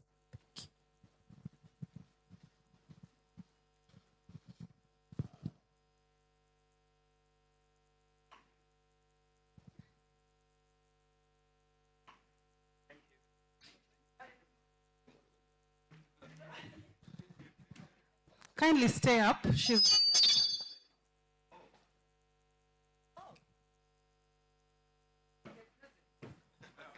So the protocol is she hands over, you shake hands, and some music, please, for accountability purposes.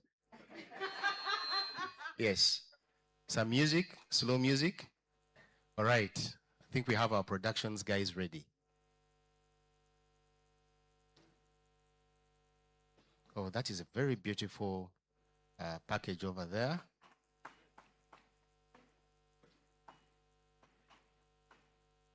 That is a big package to get you through the next 2 years.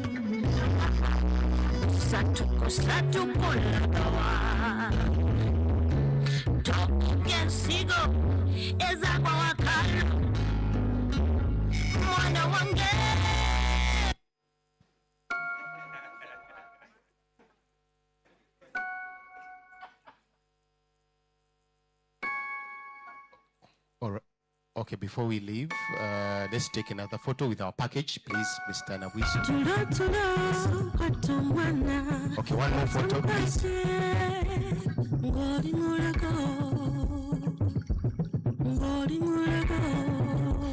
So that is our finance person.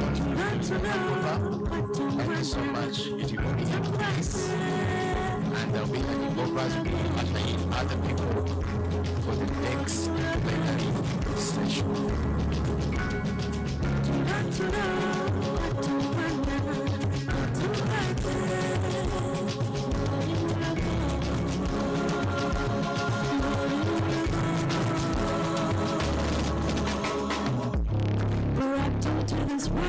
Heavenly, recovering from my scars painfully, each day, daily, receiving the joy. Thank you so much, our film panel.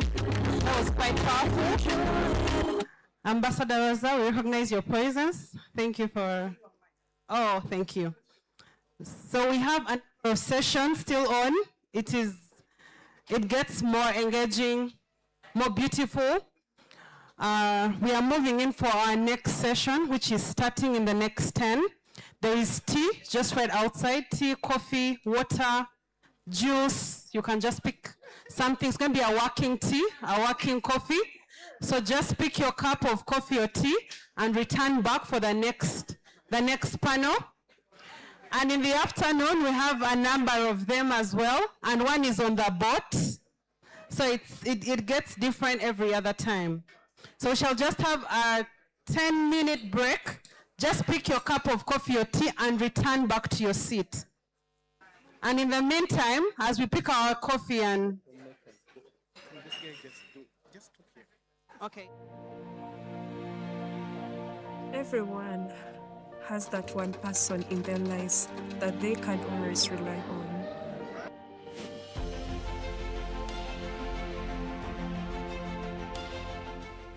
Adam, good morning. Good morning. How are you? How are you? I'm fine. First, I'm gonna put it. I'm going to school fees.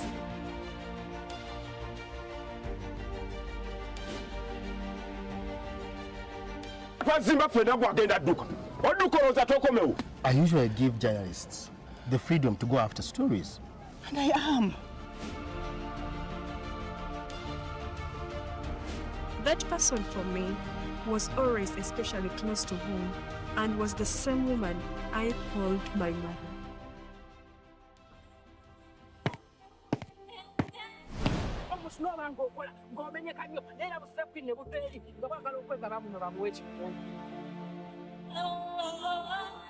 I have to take care of you.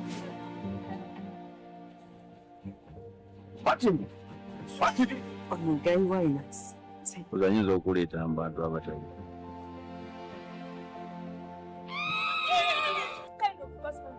Someone who gets what he wants. Era fena tumanyi bagenda okulonda.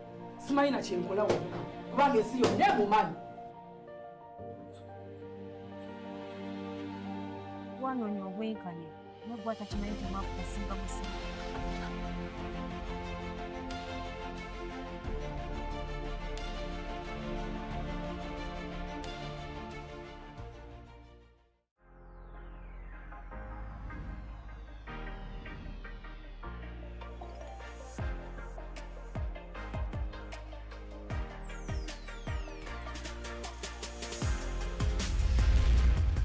Just starting the year, we're laying a foundation for a lifetime of informed choices with the PI Educators Academy. We are breaking taboos and rewriting the rules of engagement through art, dance, and play. Young people aren't just at the table. We are setting the agenda for our health and our future. From a handful of hands to a nation of leaders, the movement is unstoppable. Hi everyone, my name is Humphrey Nabimanya, the CEO and founder of Richer Hand Uganda. Welcome on board Richer Hand 2026 as we are having quite a lot of exciting things that we're going to be doing together. Richer Hand stands for young people for young people. We involve young people at the forefront in our planning, in our implementation, and designing the kind of work they'd love to see that impacts them in different ways. We work all over the country, and there's so much to look out for, from the iKON Awards, Girl Festival, the Lesson Skilling Initiative, the drowning prevention. We have so much exciting things that we want to bring in your communities, wherever you are. Thank you so much to our supporters, our donors and partners that support our work. But also it's because of you we're doing the kind of work we're doing. It's because of you we wake up every day, every morning, the Richer Hand team, to make sure that it creates the impact in this country. We're in a new world, a new phase, a new generation where we cannot move alone, but move with you to see the impact and make this world a better place that all of us can live, enjoy, and be able to co-create for the next generation that is going to come. The journey has just begun, and let's move this journey together.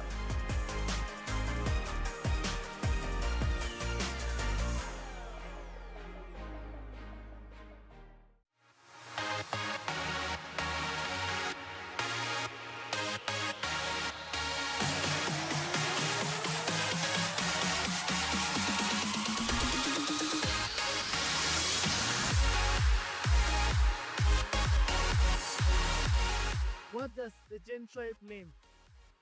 The Gen Tribe means that it's a culture that we're creating of young people, culture that is going to have dreamers, innovators, disruptors. We have an opportunity to redefine what it means to be a young person in Uganda today. We can break down barriers, challenge stereotypes, and pave way for the future generation. Creating a tribe of musicians, actors, comedians, influencers who are brand ambassadors that are going to empower very many young people in different ways.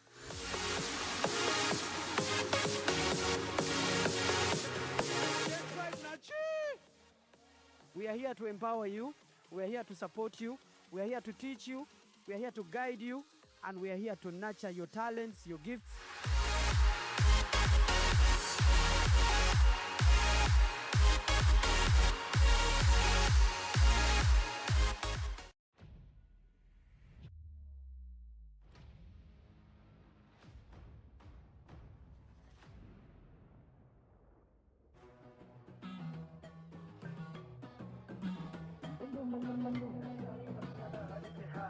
Ladies and gentlemen, a very warm welcome. Thank you for being here with us. We are excited to be in Rwanda, Kigali, iKON Activate, the Uganda-Rwanda Connect.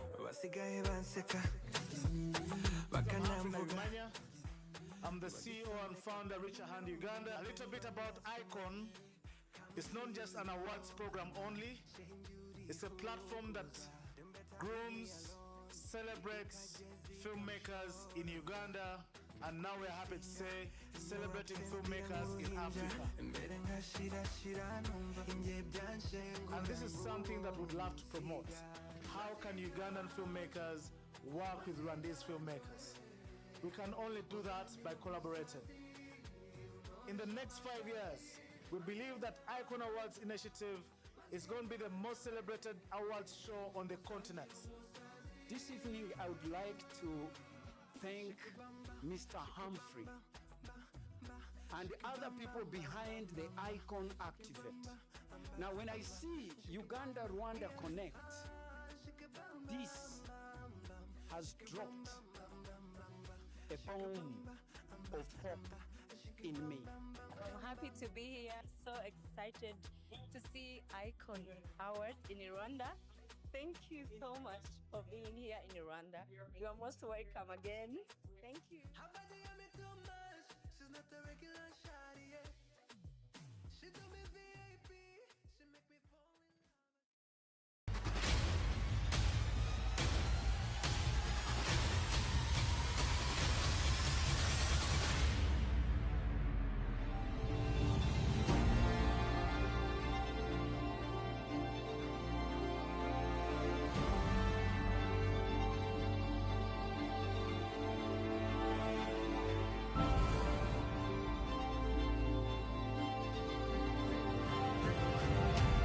Voices, our power, our future. Welcome to BBN at the third edition of the Billy Now 2025 Youth Annual Summit. The Gen Tribe at the Richer Hand headquarters in Lunguja. We're here to celebrate these movements that were created for the last 4 years. I'm glad to be here. I have been empowered. This is the third edition of its kind, and we are so privileged that Uganda is the one hosting once again. BNN is a Pan-African movement that hosts youth advocating for the rights of young people, their sexual reproductive health and rights, their livelihoods.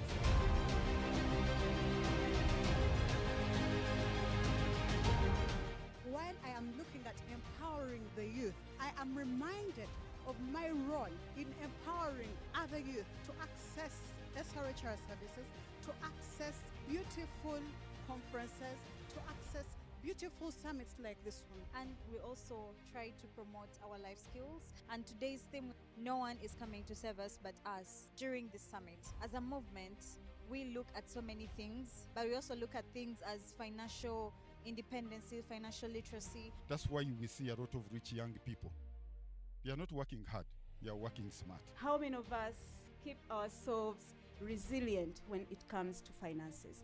How many of us actually have bank accounts? This has been a good initiative, having young people and looking at young people together. The experience here is very interesting. So 8 years of working together, we have created significant campaigns. And for us, even this moment is to celebrate that partnership that we have had with Planned Parenthood Global. We have created campaigns like Silence is Deadly. We have created campaigns of Brave Girl festivals. We have created campaigns as Billy Now Now. And so that's a partnership that we celebrate.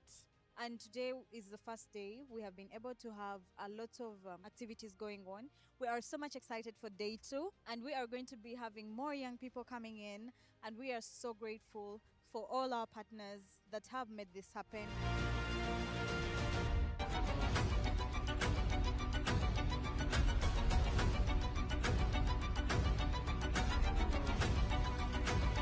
We look forward to day 2.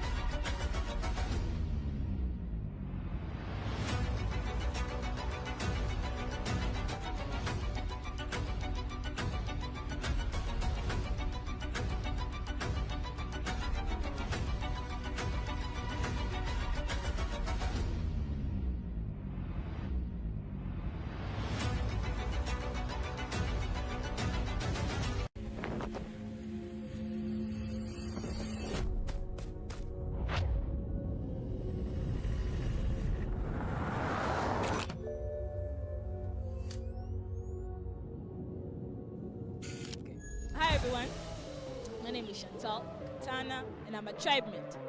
Well, how we do it here at the GN Tribe, we have school outreaches in different schools where we have peer learning sessions conducted by our peer educators where we teach people in schools, boys and girls, about how they can best handle themselves during menstrual time. And today we are here at the annual campaign. Anudatabu is a menstrual hygiene management campaign meant to commemorate the World Menstrual Hygiene Management Day in May. We have been having power talks and different discussions around how menstrual hygiene can be combated and how it can be improved as well. So in the campaign we've had 3 schools participate and they have won. If you do not know which schools have won, go check on our pages because Chikambwe, it is a serious cash prize which they use to promote menstrual hygiene innovation in their schools. So that money is meant to support them, that money is to bring the concepts to life and the students have growth. That money is meant to menstrual hygiene, it's a thing for you. There's been such a great day with Richa Hand Uganda where we had so many activities. We had the best fun, we had the best time. We're very grateful for us to be hosted here. We can't wait to be back to the So that's how we do it in the schools. Stay tuned on the tribe. My name is Chantal. Catch you later.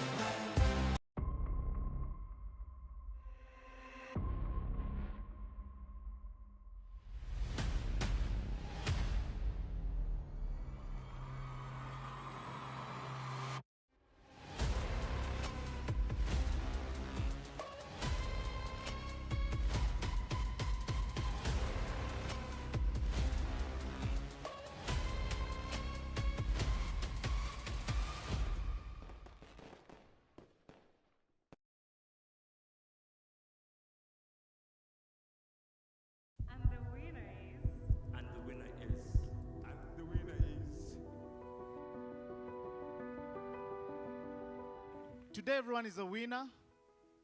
We stand here to celebrate culture, our heritage as a country, because we tell stories that promote this country, that promotes our culture, that promote the diversity of every individual that lives in this country.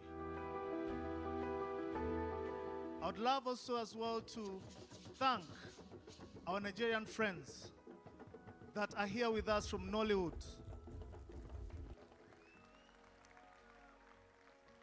They have sacrificed their time to come and witness us, the Ugandan movie makers. Welcome to a celebration of great talent, the talent that you are. Are we ready to get the award started?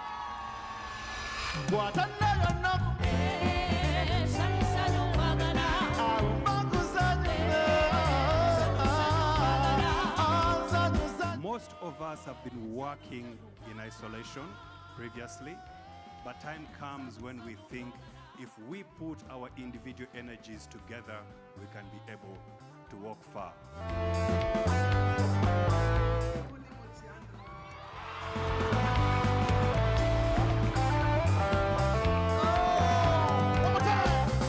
Winner of this category is Ndete Ndete. The chicken thief. I came with two speeches. One was when I didn't win, and then the other one when I win. And I would like to personally dedicate this award to my computer that has suffered from all the crashes, the overheating. I think this has been a long time coming. It takes consistency and discipline and the belief that your story will be heard. iKON Award, Lifetime Achievement Award. I wish Kato was here. We moved this journey together with him.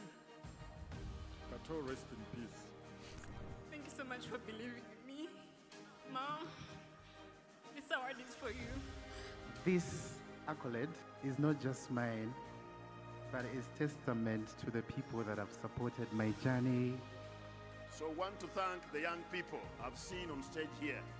The passion our young people have is amazing. Your appeal has been heard very, very loudly. Thank you, iKON Awards.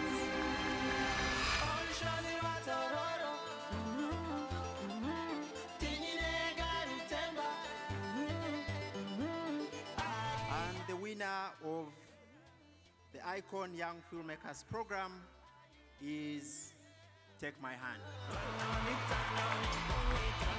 I'd like to thank the iKON Awards, the iKON Film Fellowship Program, that has given each and every one of us an opportunity to create our very first film. And the winner is Penny. I would like to thank the super ladies in this industry. I'm forever grateful to you for laying this ground for us. Thank you for making film a safe space for young girls like me. Tell your stories here in your language with the fashion you all appeared here tonight. Be proud as a Ugandan.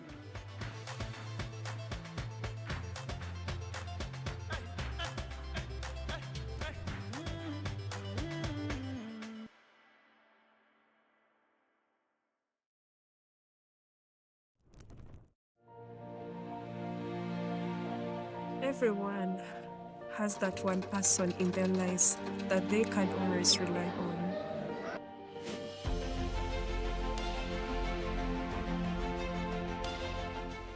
Adam, good morning. Good morning. How are you?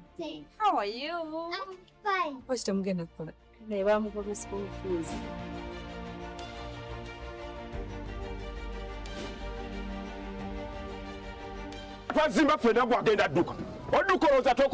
I usually give journalists the freedom to go after stories, and I am. That person for me was always especially close to home and was the same woman I called my mother.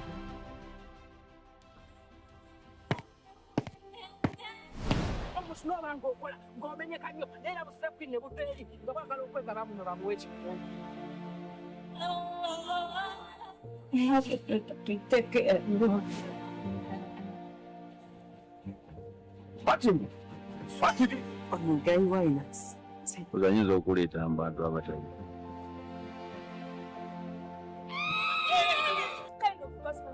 Someone who gets what he wants.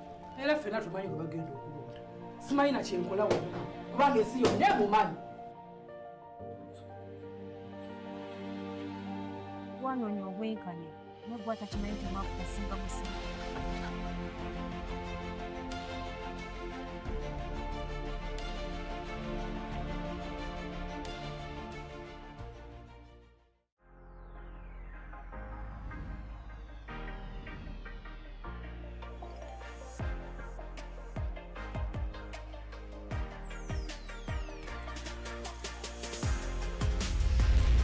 We aren't just starting the year, we're laying a foundation for a lifetime of informed choices with the Peer Educators Academy. We are breaking taboos and rewriting the rules of engagement through art, dance, and play. Young people aren't just at the table, we are setting the agenda for our health and our future. From a handful of hands to a nation of leaders, the movement is unstoppable. Hi everyone, my name is Humphrey Naimanya, the CEO and founder Reach a Hand Uganda. Welcome on board Reach a Hand 2026 as we are having quite a lot of exciting things that we're going to be doing together. Reach a Hand stands for young people for young people. We involve young people at the forefront in our planning, in our implementation, and designing the kind of work they'd love to see that impacts them in different ways. We work all over the country, and there's so much to look out for, from the iKON Awards, Girl Festival, the Lesu Skilling Initiative, the drowning prevention. We have so much exciting things that we want to bring in your communities, wherever you are. Thank you so much to our supporters, our donors and partners that support our work. But also it's because of you we're doing the kind of work we're doing. It's because of you we wake up every day, every morning, the Reach a Hand team, to make sure that it creates the impact in this country. We're in a new world, a new phase, a new generation where we cannot move alone, but move with you to see the impact and make this world a better place that all of us can live, enjoy, and be able to co-create for the next generation that is going to come. The journey has just begun, and let's move this journey together.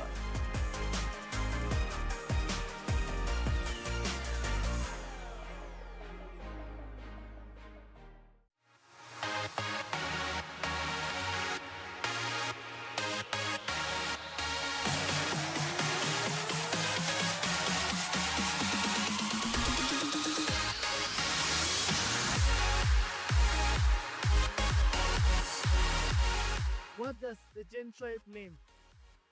The Gen Tribe means that it's a culture that we're creating of young people, culture that is going to have dreamers, innovators, disruptors.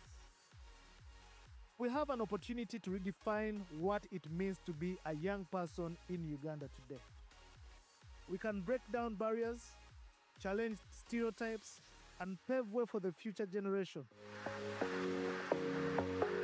Creating a tribe of musicians, actors, comedians, influencers who are brand ambassadors that are going to empower very many young people in different ways.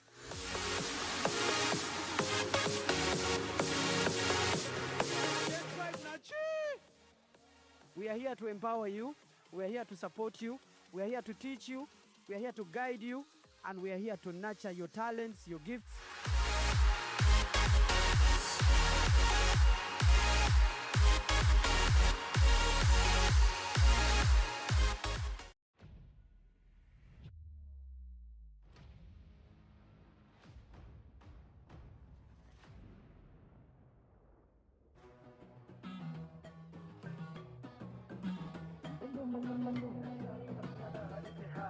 Ladies and gentlemen, a very warm welcome. Thank you for being here with us.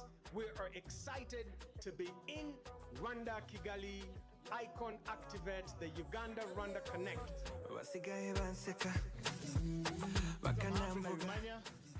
I'm the CEO and founder, Richard Hand Uganda. A little bit about iKON. It's not just an awards program only.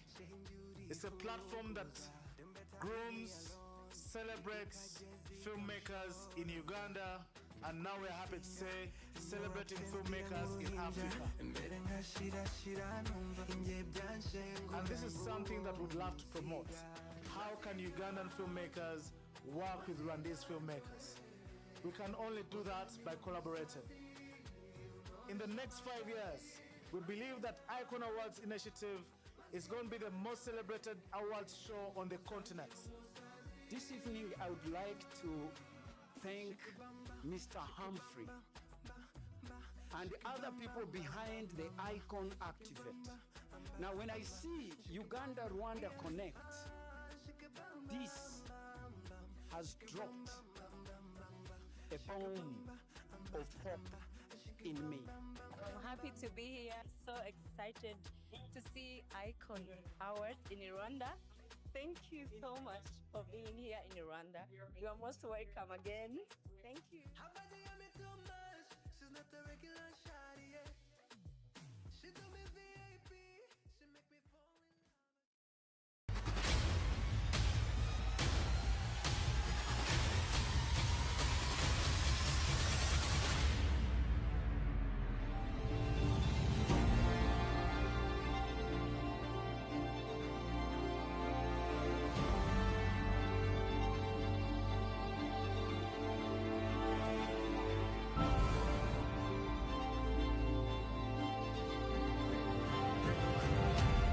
Voices, our power, our future. Welcome to BBN at the 3rd edition of the Billy Now 2025 Youth Annual Summit, the Gen Tribe at the Richard Hand headquarters in Lunguja. We're here to celebrate this movement that we have created for the last 4 years. I am glad to be here. I have been empowered. This is the 3rd edition of its kind, and we are so privileged that Uganda is the one hosting once again. BNN is a Pan-African movement that hosts youth advocating for the rights of young people, their sexual reproductive health and rights, their livelihoods.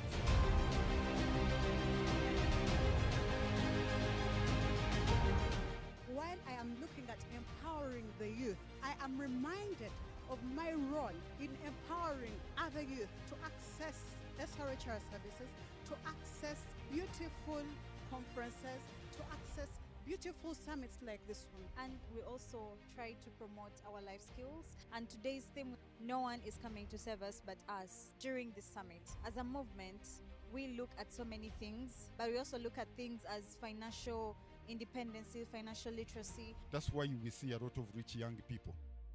We are not working hard, we are working smart. How many of us keep ourselves resilient when it comes to finances?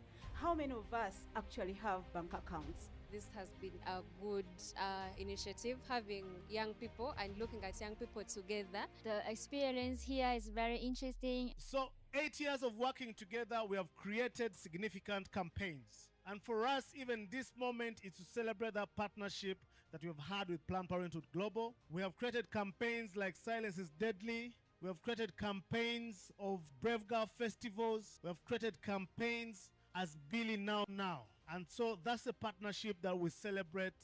And today is the first day. We have been able to have a lot of activities going on.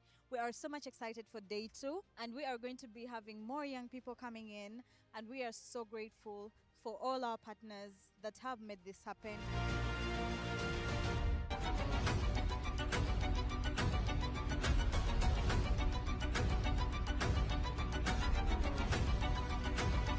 We look forward to day 2.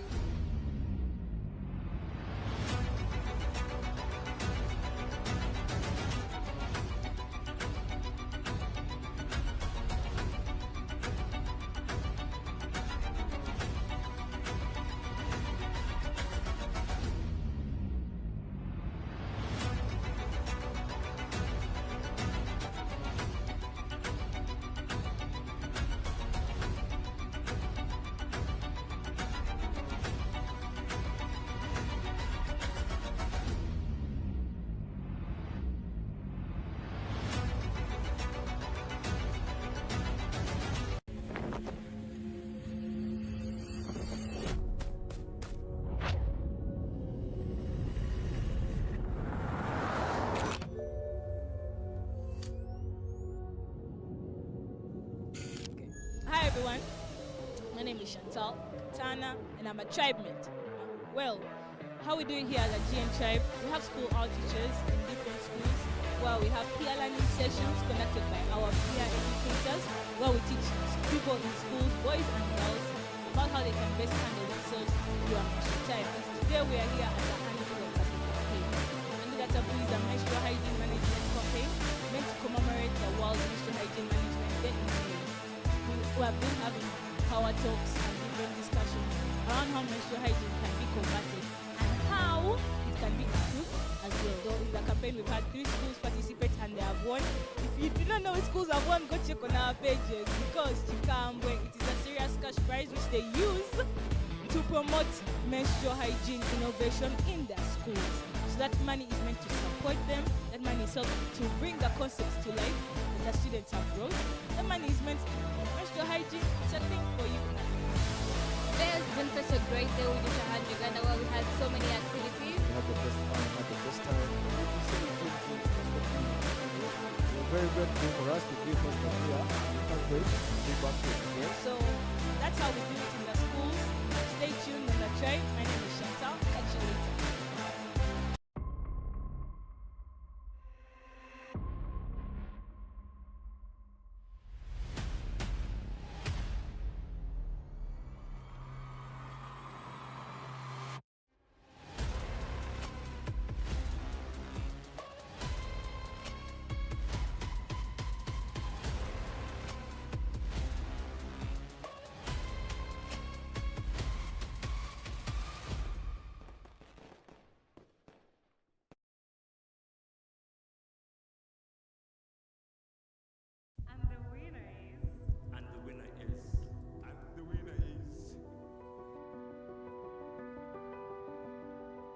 Today everyone is a winner.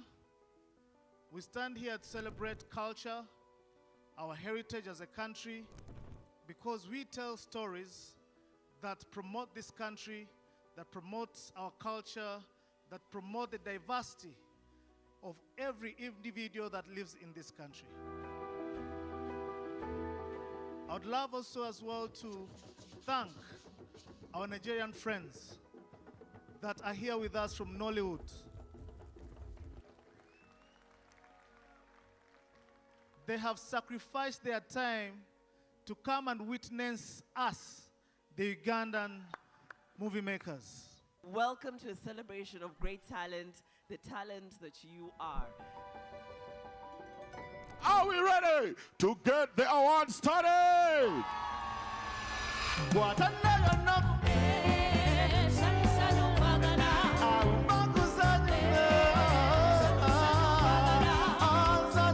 Most of us have been working in isolation previously, but time comes when we think if we put our individual energies together, we can be able to walk far.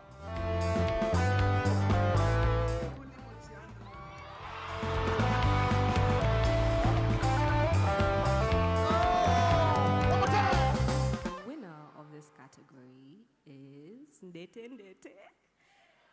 The chicken thief. I came with 2 speeches. One was when I didn't win, and then the other one when I win. And I would like to personally dedicate this award to my computer that has suffered from all the crashes, the overheating. I think this has been a long time coming. It takes consistency and discipline and the belief that your story will be heard. iKON Award, Lifetime Achievement Award. I wish Kato was here. We moved this journey together with him. Kato, rest in peace. Thank you so much for believing in me. Mom, this award is for you. This accolade is not just mine, but it is testament to the people that have supported my journey. So I want to thank the young people I've seen on stage here. The passion our young people have is amazing. Your appeal has been heard very, very loudly. Thank you, iKON Awards.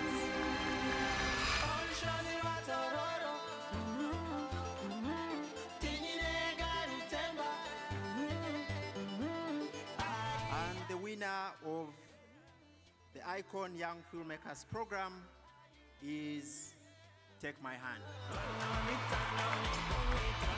I'd like to thank the iKON Awards, the iKON Film Fellowship Program, that has given each and every one of us an opportunity to create our very first film. And the winner is Penny. I would like to thank the super ladies in this industry. I'm forever grateful to you for laying this ground for us. Thank you for making film a safe space for young girls like me. Tell your stories here in your language with the fashion you all appeared here tonight. Be proud as a Ugandan.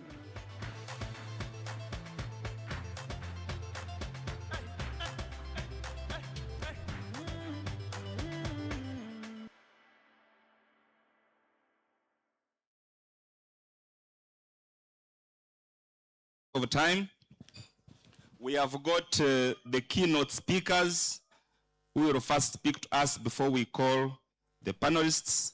And here with us we have got the CEO of Uganda Tourism Board. Can you please rise up and people receive you?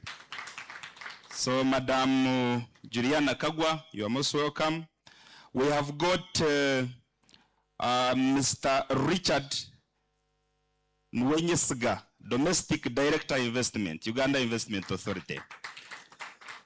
We have got Mr., if I pronounce your name badly, when you introduce yourself, you correct it. But Gaurav K. Mago, General Manager, 4 Points.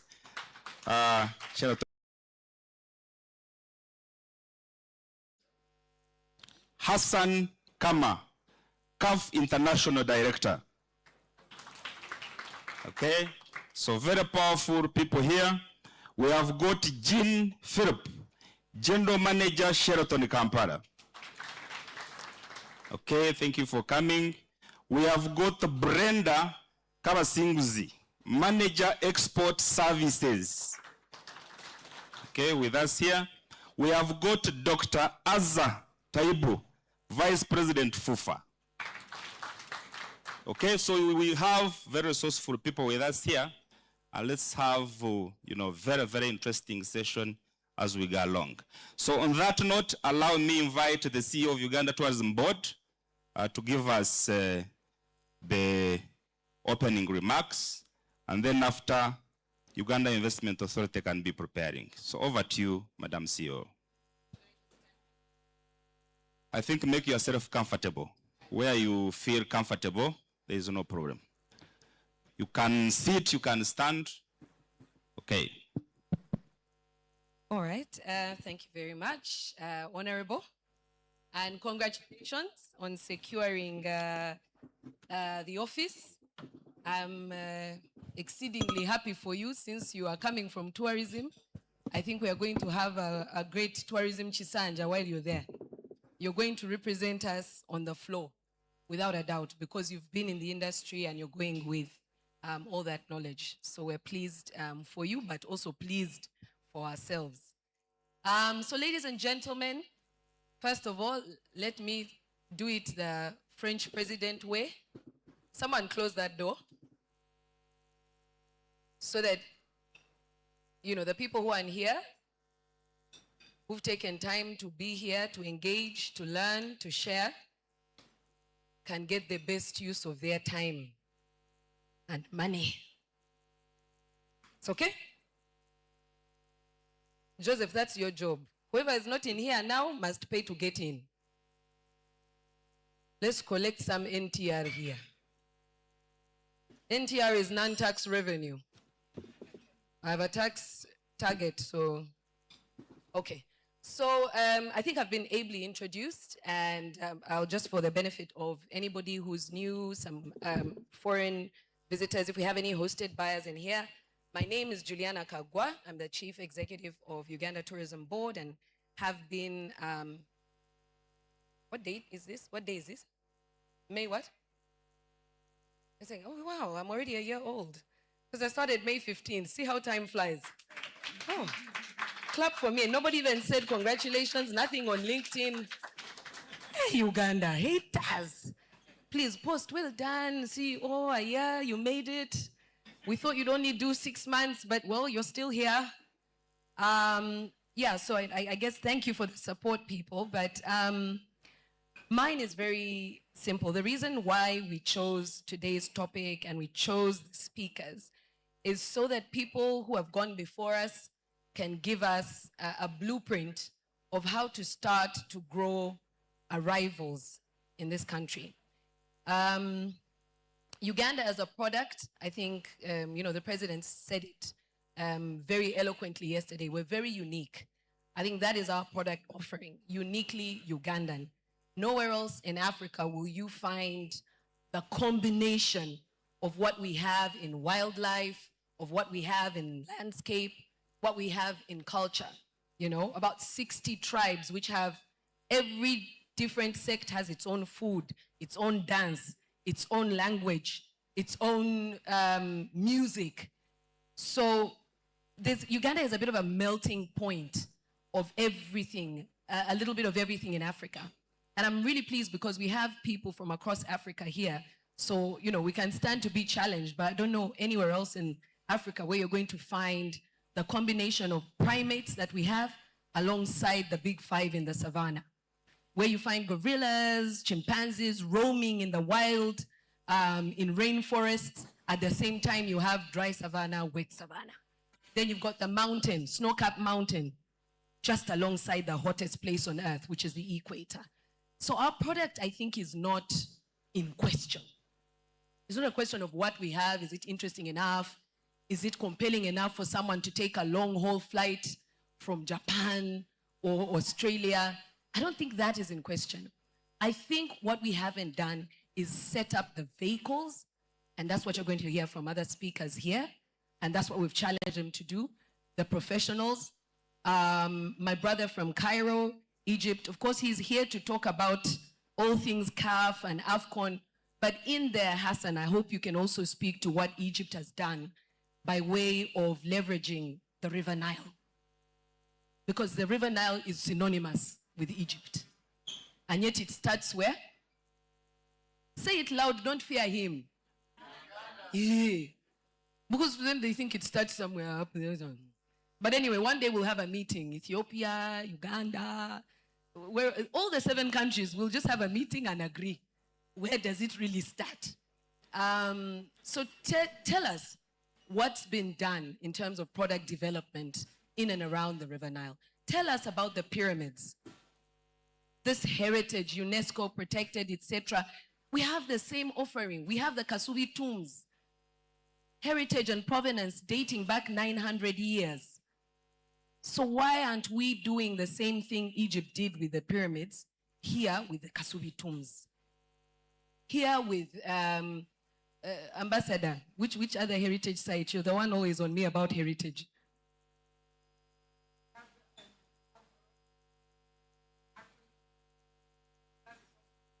Heritage, don't tell us about the mountain gorilla. We are trying to diversify. Okay.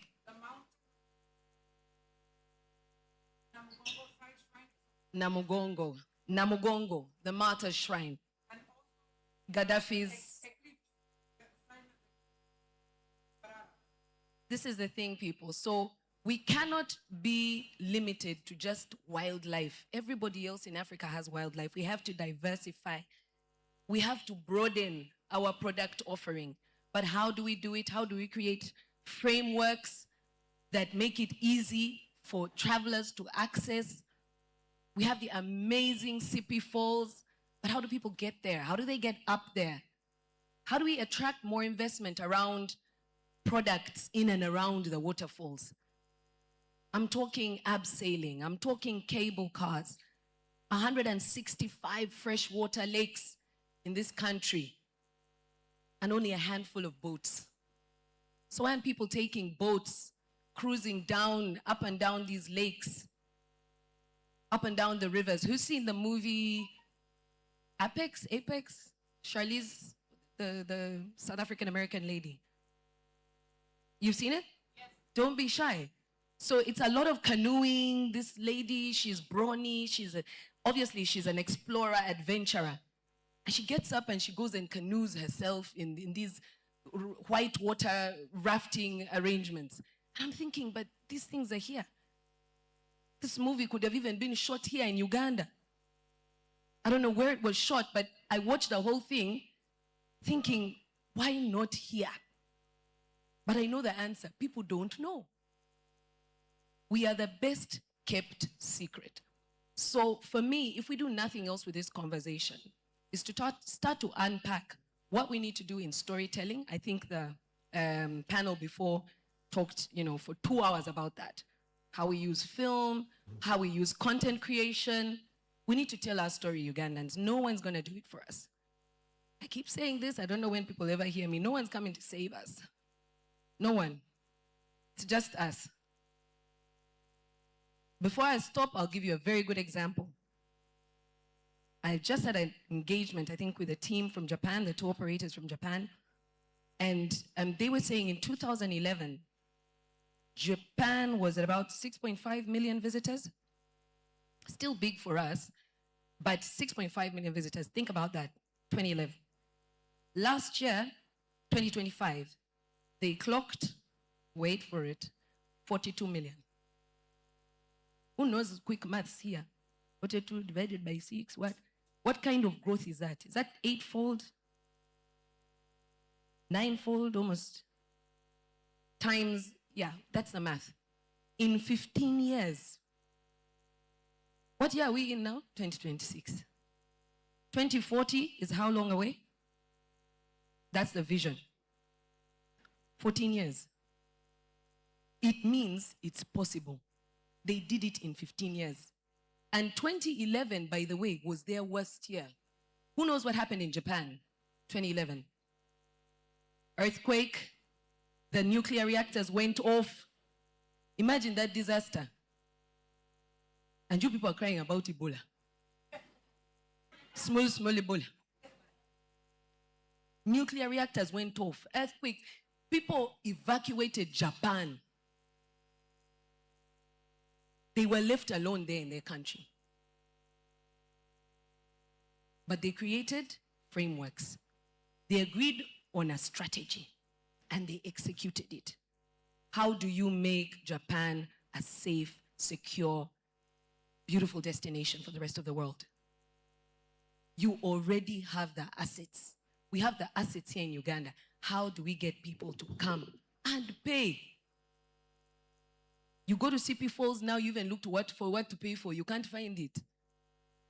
Because the beauty is there. So you've accessed it. You walk around. Where are the coffee shops?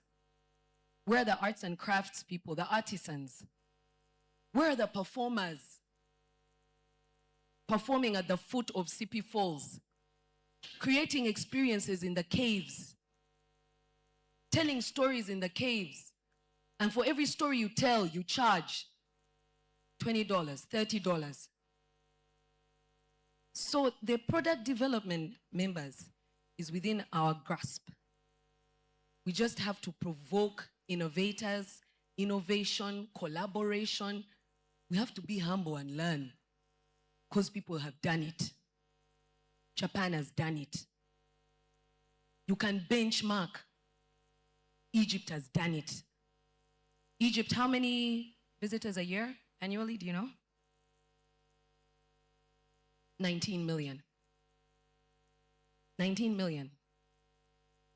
We're celebrating 19.7% growth on last year, but off a very low base. We're still below 5 million. So I challenge every single tourist value chain player in Uganda to start thinking far and wide. Let's have this conversation. Call a spade and not a big spoon. What are we going to do in sports tourism? We have FUFA here. Dr. Azza is going to comment and tell us, because their strategy is also talking to tourism. Sports tourism will unlock. We have Uganda Investment Authority here. Honorable said, what are those things we need to unlock within the investment space so that we attract the right kind and right level of investment within the tourism value chain? What incentives are in place? And members, again, Ugandans, you need to start. We need to reach critical mass of investment in our own product. Kenyans invest in Kenya. And then the foreign community comes, the international community. Last night I had a really great dinner with Hassan, and we were at a petite village, or Le Chateau, and he was walking around I'll call it a campus of sorts, because it's a complex. It's got everything in there. They've got a bakery, there's the pizza place, there's a Japanese place, you can have French cuisine, you can have, and then on top of everything else, there's a boutique hotel. He's like, this is amazing. I think I'm going to do this at home in Cairo. The good thing, he has the money, so he's not just talking. Not like the rest of us. You continue dreaming. But he saw it and he's like, you know what? I've been looking for my next best, adventure or, investment. I think this feels comfortable. But he's thinking about investing in Cairo. So what are you doing, you in your space? You see something beautiful, you bring it home. That's a provocation for us. I won't say the other thing we talked about at dinner with Hassan, unless he provokes me. And it was about mountain gorillas. But what I said to him, I'm going to facilitate his trip to Bwindi, impenetrable forest, because his knowledge on mountain gorillas was alarmingly low. And I was genuinely surprised. So we're here thinking, hey, home of the primates, what, nini? It's very easy to get intoxicated, high on our own supply. 50% of the mountain gorillas are here. We are the source of the river Nile. 48 million Ugandans. 60% of us, we are below the age of 30. We are young, energetic, demographic. We are vibe. If you want to know us, go to Bandari Rise. That's where you will find us. My guy, it's only you who knows. Only you who knows. Egypt is not far from here. There's even a direct flight. They don't know you. So let that be a reality check. For the content creators, for the people who are in tour operations, we are not doing enough exploitation of our product, information and awareness. The last thing I'll say, because I'd even said I won't talk so much, I'm also here to learn. I want to hear from our panelists, is Google now next best destination? Google as if you're a tourist. Ugandans, I know you don't travel much, but Google as if you are going somewhere. Then you count the top 20 destinations they're recommending. See if we are anywhere. I know Bwindi has been ranking about number 6, the impenetrable forest. But let's check ourselves. That's how you sense check. Where are we? How are we competing? After they talk about the pyramids, what next? After they talk about Ecuador, Peru, where are we? So that speaks to everybody. 48 million Ugandans. You need to make us, is it search engine optimized? Am I using the right word? We need to be in the top 20 ranking destinations if we're going to achieve Vision 2040. So I thought I would start with a bit of provocation. Thank you for listening. Thank you, Honorable. Can I remain here? Yes, please, have a seat. You have earned yourself a seat there. So thank you very much. Can we thank her, please? Yes, I think those are very powerful remarks. We shall be giving the keynote a little bit more time, and then panelists, of course, a little bit of less time, but I will call you here. Now, just summarize what the CEO has talked about. The country is well endowed. Natural resources, we are doing very well. However, we are under-tapping, and others are completely untapped.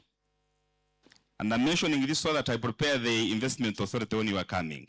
I give an example of Mount Rwenzori. I hope all of you are aware that Mount Rwenzori, in Mount Rwenzori we have got the 3rd, the 4th, and the 5th highest peaks in the whole of Africa. But when we get statistics from Uganda Wildlife Authority, Mount Rwenzori contributes only 1% of the total tourism revenues we get from national parks, compared to Kilimanjaro, which is second after Serengeti. And yet, in terms of the challenge, in terms of the experience, Rwenzori actually to mountaineers, it offers even a more challenging experience. So what is the problem? Now, to investment authority and to other people, let us start thinking. River Nile, she talked about it. So many untapped resources. We are only a little bit tapping into wildlife, but talk about the water bodies that we have, the second biggest lake we have. There is a lot that we are not doing. Then talk about the man-made resources that we have, Kasubi and others that she talked about. Those that we intended for tourism and those that were not intended for tourism, but they are all important for tourism. And then the events. So I don't want to repeat a lot of what she said, but I think it was really triggering that we can be thinking so that once we go into debating, we can really exploit more. So may I take this opportunity to invite our keynote today, Mr. Richard Mwe Nyesiga, the Director, Domestic Investment. Can you please and make yourself comfortable? But I think when you talk while you're standing, it's better even for those people who, whatever makes you comfortable is what you do. So take us through, why is it that Uganda is investable, yet we are having a lot of resources under-tapped or untapped? Take us in that direction, please. Thank you very much.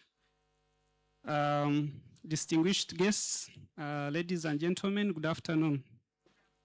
My name is Richard Nyesiga. I work at Uganda Investment Authority, a government agency mandated to promote, facilitate investments, value-adding investments in Uganda, of which tourism is among.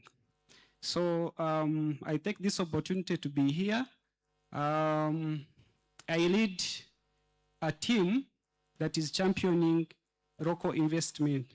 So there is this talk where Ugandans say that we favor more foreign than local investment, which is not true. So I encourage you to visit us at our website, ugandainvest.go.ug, or come to our offices, Kororo, Baskerville Avenue, Plot 1. That beautiful building, it's for you.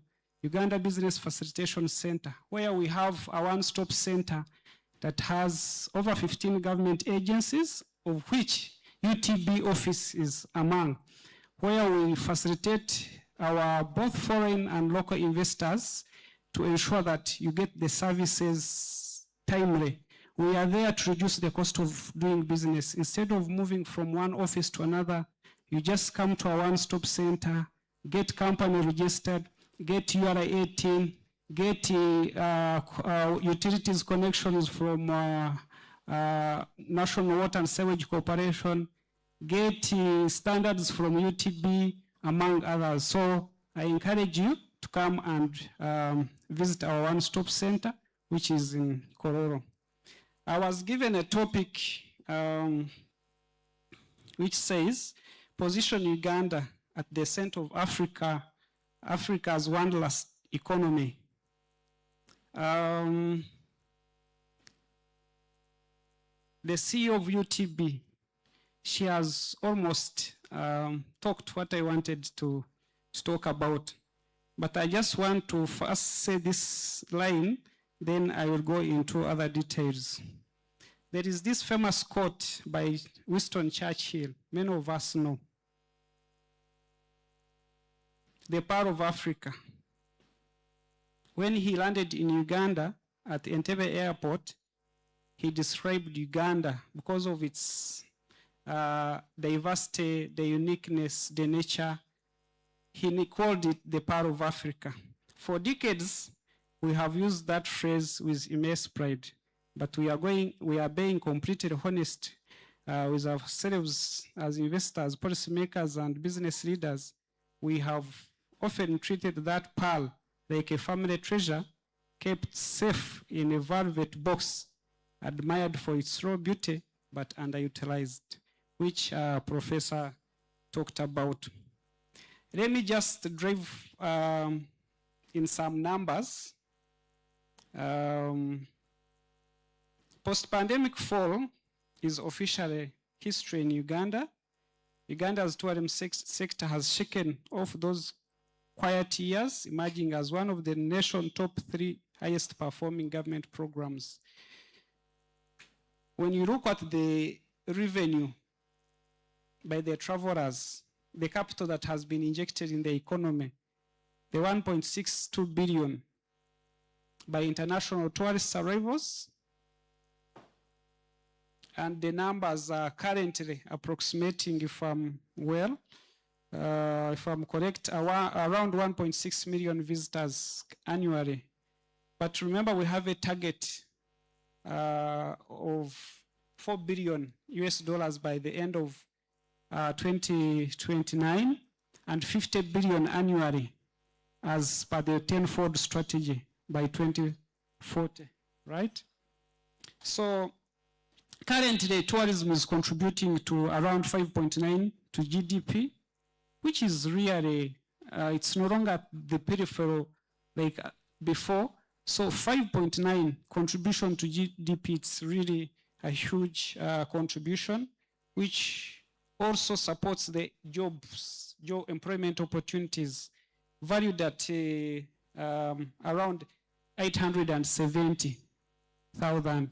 That's very good, meaning that if we put more efforts and close the gaps, we can even have millions and millions of jobs created under tourism.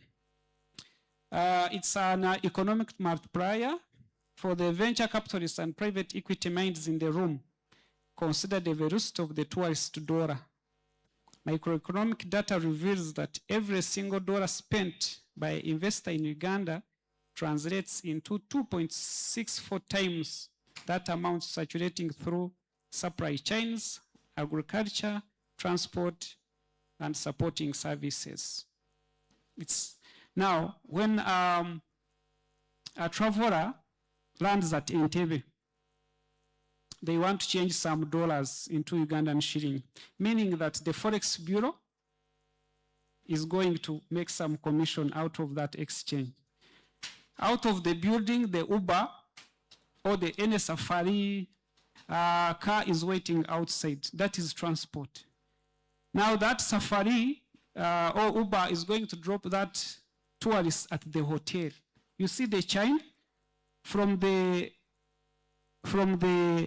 Uganda Airlines, for example, now to the Forex Bureau, to the Uber guy, to the hotel. Now the hotel will also buy food from the farmers in Rukunjiri, in Isinjiro, the coffee farmers, the banana farmers. So tourism benefits the whole supply chain. It does not target some few value chain, but you can see it's end to end, from transport to hotel to agriculture to profits, among others.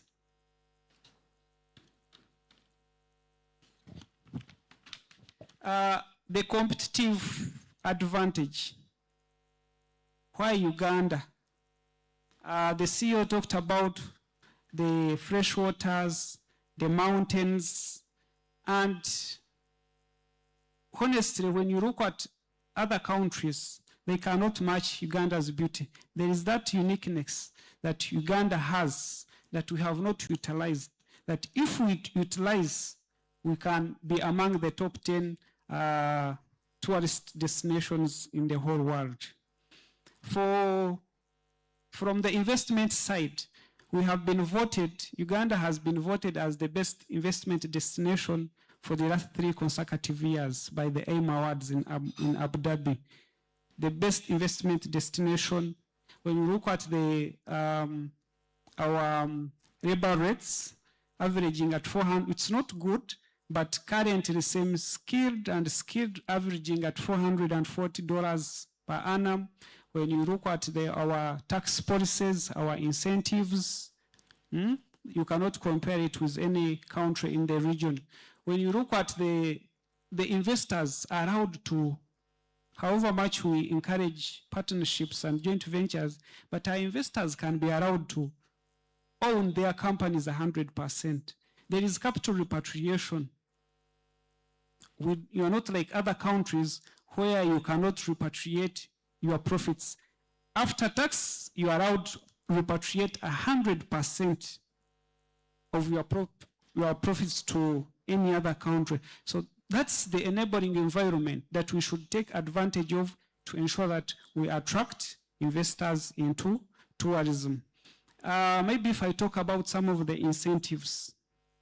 Many of you who have the hotels here, if you are importing the hotel equipment, let me say bed sheets, cutlery, everything, as long as they are branded, let me say Sheraton Hotel, they are tax exempted. They cannot charge you. But majority of Ugandans are not aware of that. So you find they are importing equipment for their hotels and they are paying taxes. You just need to have the Uganda Investment Authority license and a letter from Uganda Hotel Owners Association, which you submit to URA, and when your goods arrive at the customs, they are exempted. When you are importing the cars, the safari cars that you are going to use, they are 100% tax exempted, so that we reduce the cost of doing business. Instead of paying that amount of money for taxes, especially in the hospitality sector, you use that money to develop other facilities. That's what the government is aiming at, support our local investors. So those are some of the incentives that we should utilize as Uganda to be competitive. So I encourage you to take advantage. There is a whole incentive regime about tourism sector, which you can access at Uganda Investment Authority website, or you go to URA website, download it, incentive regime. Now we are ending the financial year. Now there will be another one for the next financial year, 2026-2027, so that you take advantage. The feasibility studies, if you are setting up facilities, they are exempted, they are tax exempted.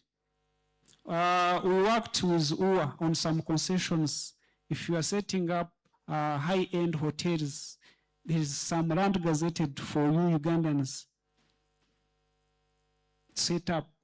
Instead of now buying an acre at maybe $100,000 US, you save that money. You get that free land from the government. So you need this information, and we are here to provide that information.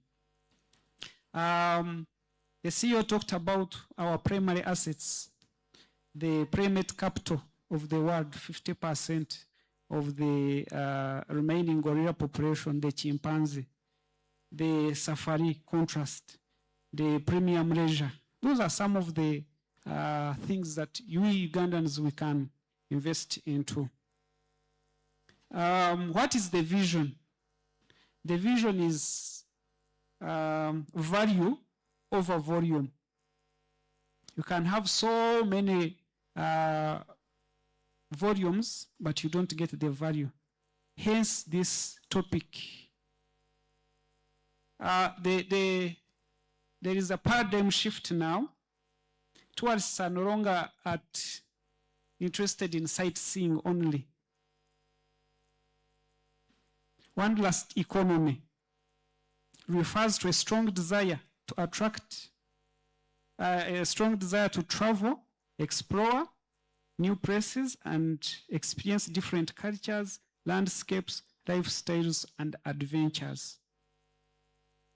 When these travelers come, it's not about hiking the mountains, and they want to experience the communities. They want to be in their communities, meaning that we have to take these ecologies in their communities. Some of the tourists, you find them in the gardens. experiencing some of things we do in our farms. You have seen one farm in Barara, the Emburara farm. They want to learn how to milk a cow. So those are now new ideas we need to tap into. They want to learn how to prepare ruombo, and they are willing to pay. Because when you go to US, they also have lakes, they can be on the boats, but you may not find ruombo in US. You may not find milking the cow using the hands in US. So what is that uniqueness that are you going, that intrinsic value that you are going to give this traveler compared to when he or she travels to other countries? So that's the new economy that we need really to tap into.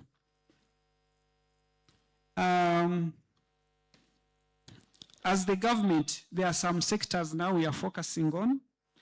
The maize, meetings, incentives, conferences, and exhibition. We cannot have the maize when we don't have conference centers, high end.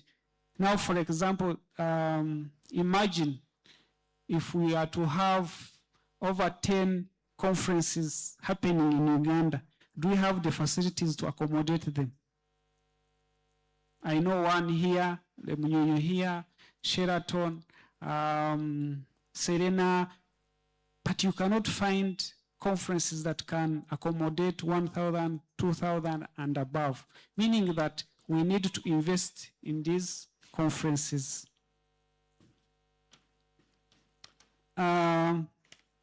Explore Uganda, global brand. Through targeted marketing, we are taking our Explore Uganda campaign to high-value long pull source markets across North America, Europe, Asia. Madam CEO talked about content creation. If we don't create content to showcase Uganda, a traveler or any person in Japan will not know what is happening in Uganda. We only publicize the negativity. We don't show the good side of our country, especially when you look at the tourism sector. So as content creators, we need to focus on that. We are now implementing economic commercial diplomacy. I will gladly say that we have the budget to promote tourism sector as Uganda Investment Authority.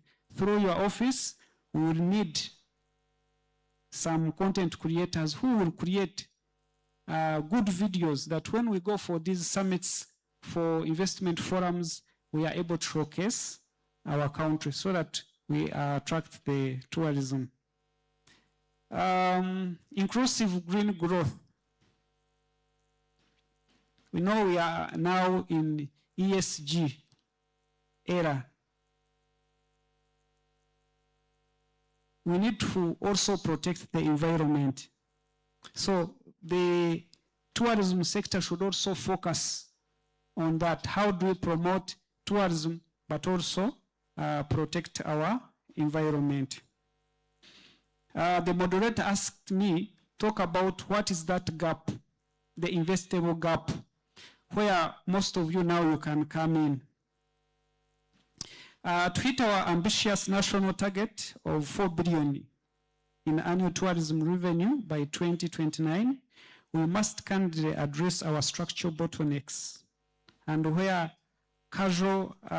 any casual observer sees as a bottleneck, a true investor sees as an entry point.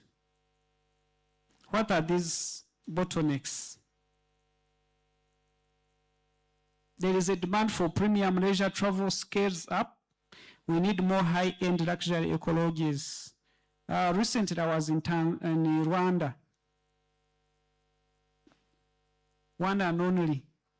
They pay up to 20,000 US dollars, 10K, $1,000 US dollars if you had to spend a night, between $5,000 and above. But honestly, we don't have any facility here in Uganda where you pay over 5,000 US dollars. Do we? Eh? Laura, say something. $5,000. I think the chain that's open, One Nature. Sorry, I forgot. One Nature. I don't know how much they're going to charge. Laura, you keep me honest. But I think those are the ranges. It's not yet operational. They're opening this month. Yes, now. So we need such, so that when we bring the Bill Gates of the world into Uganda, they have where to, because these people have the money. We don't want them to come here in Uganda, do business, and go and sleep in our neighboring countries. So we need to attract, and that's why we worked with UWA through Ministry of Tourism to have land in national parks where you investors, if you have the money, you can set up these high-end facilities. There is a gap of infrastructure. We are looking for investors to invest, for example, in aviation safari. There are quite few now. That's why our neighbors take the advantage. Now, assume you want to move from Kampala to Windi on the road. It takes you how many hours? 8 hours.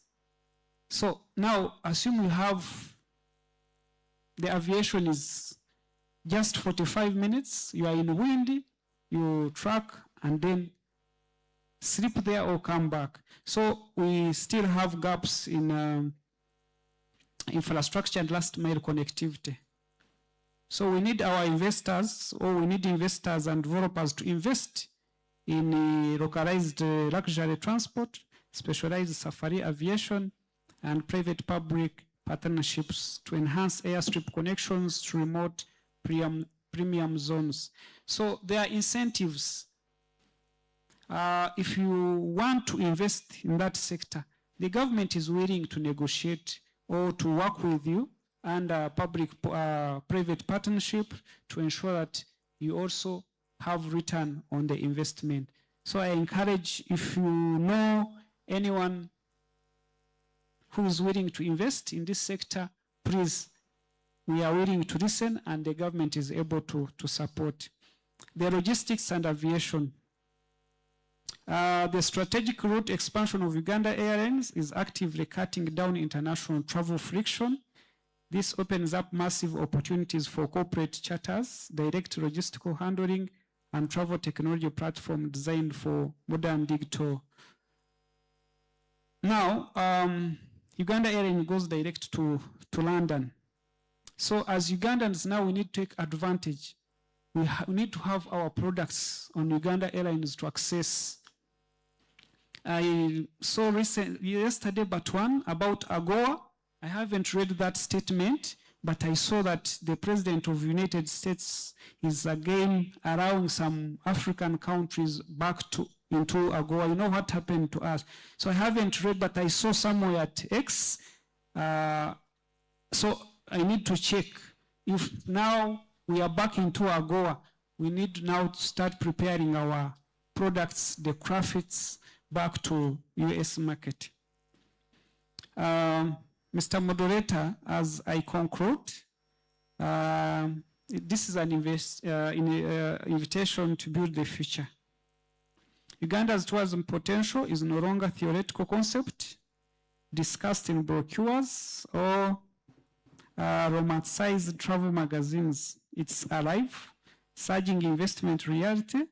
We need to systematically convert our raw ecological wealth into a highly structured, profitable, and sustainable asset class.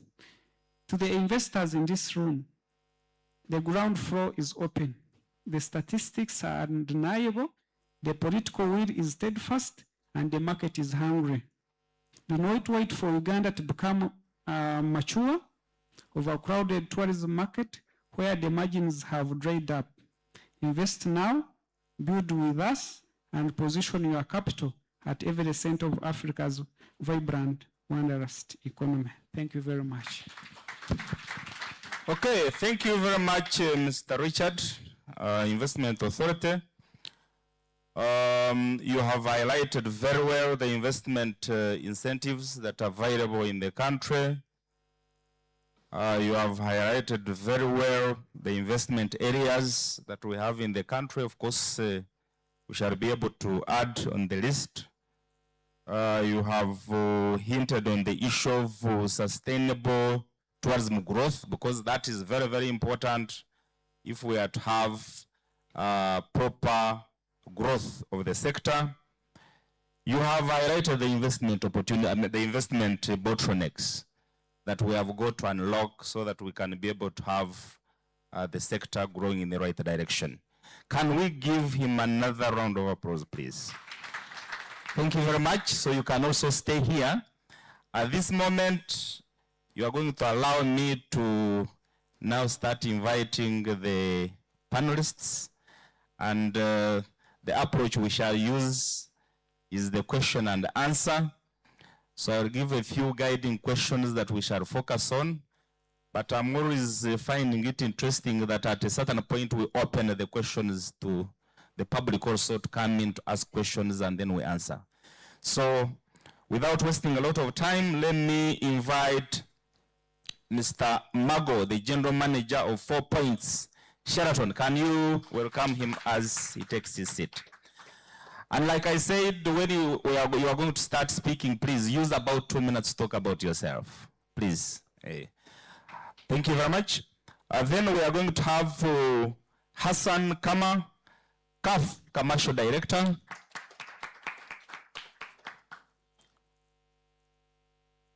We are going to have Jean Philip, the General Manager, Sheraton Kampala.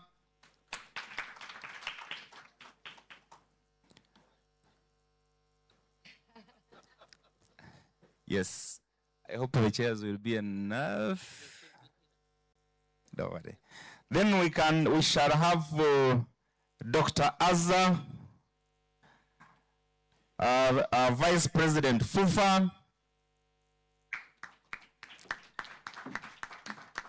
Then we have Brenda Karasimzi. Good. Okay. So I don't know if you have got the microphones near you, but I think we shall be using them as we go along. So ladies and gentlemen. Sorry, Mr. Moderator. Can I just ask one question? I see my team here. Do we have Mr. Hassan's video queued? Yes. We begin with it? Perhaps we can begin with it, sir. Okay, please. Yes. So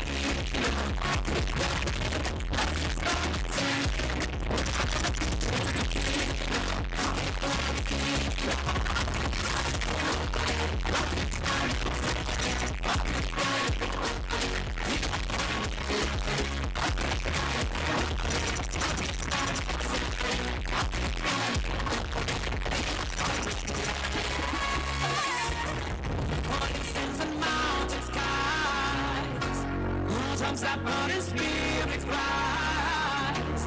The party's fire hearts collide.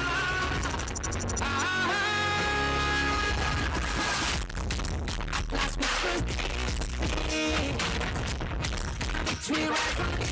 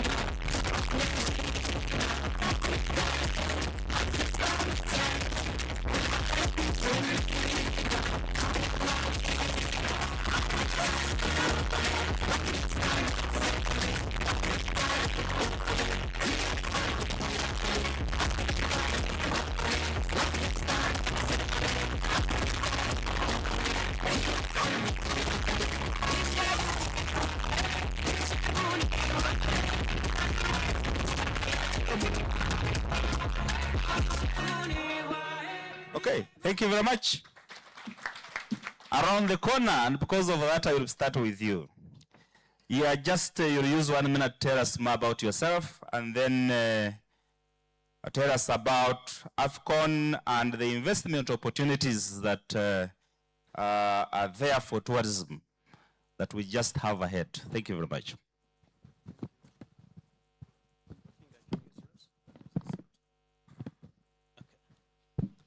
All right, thank you very much and good afternoon, everyone. It's a pleasure to be here. My name is Hassan El-Kamaha. I'm the commercial director with CAF. So I oversee the sponsorships part, the TV rights, and the marketing. First, I want to thank UTB and Madam CEO for the great invitation. I'm honored to be here. It's not the first time, but it's always great to come back to this beautiful nation. And just adding to your thoughts, Juliana, I think despite you have many, many assets and amazing things for the tourists to come for, you have a very, very valuable asset that I really want to, I always tell you, is the people. The people here is something special. It's something very nice. So a big applause for that.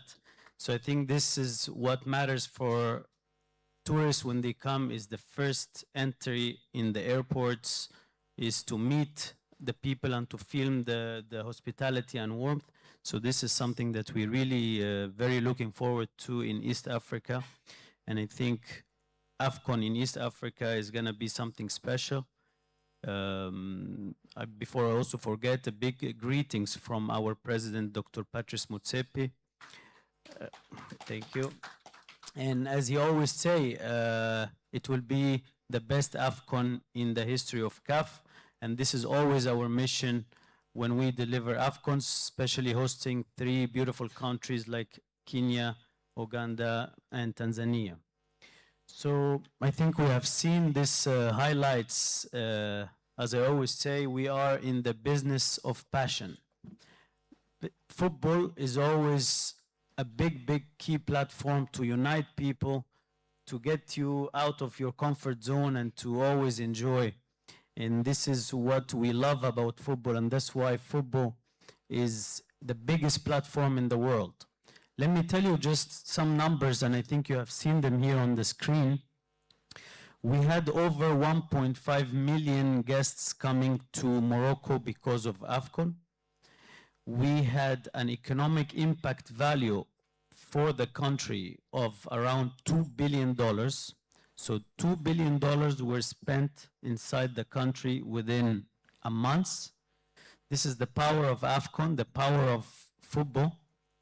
And for the tourism, I think this is the biggest platform that you can show your beautiful country and the assets that you have to the people.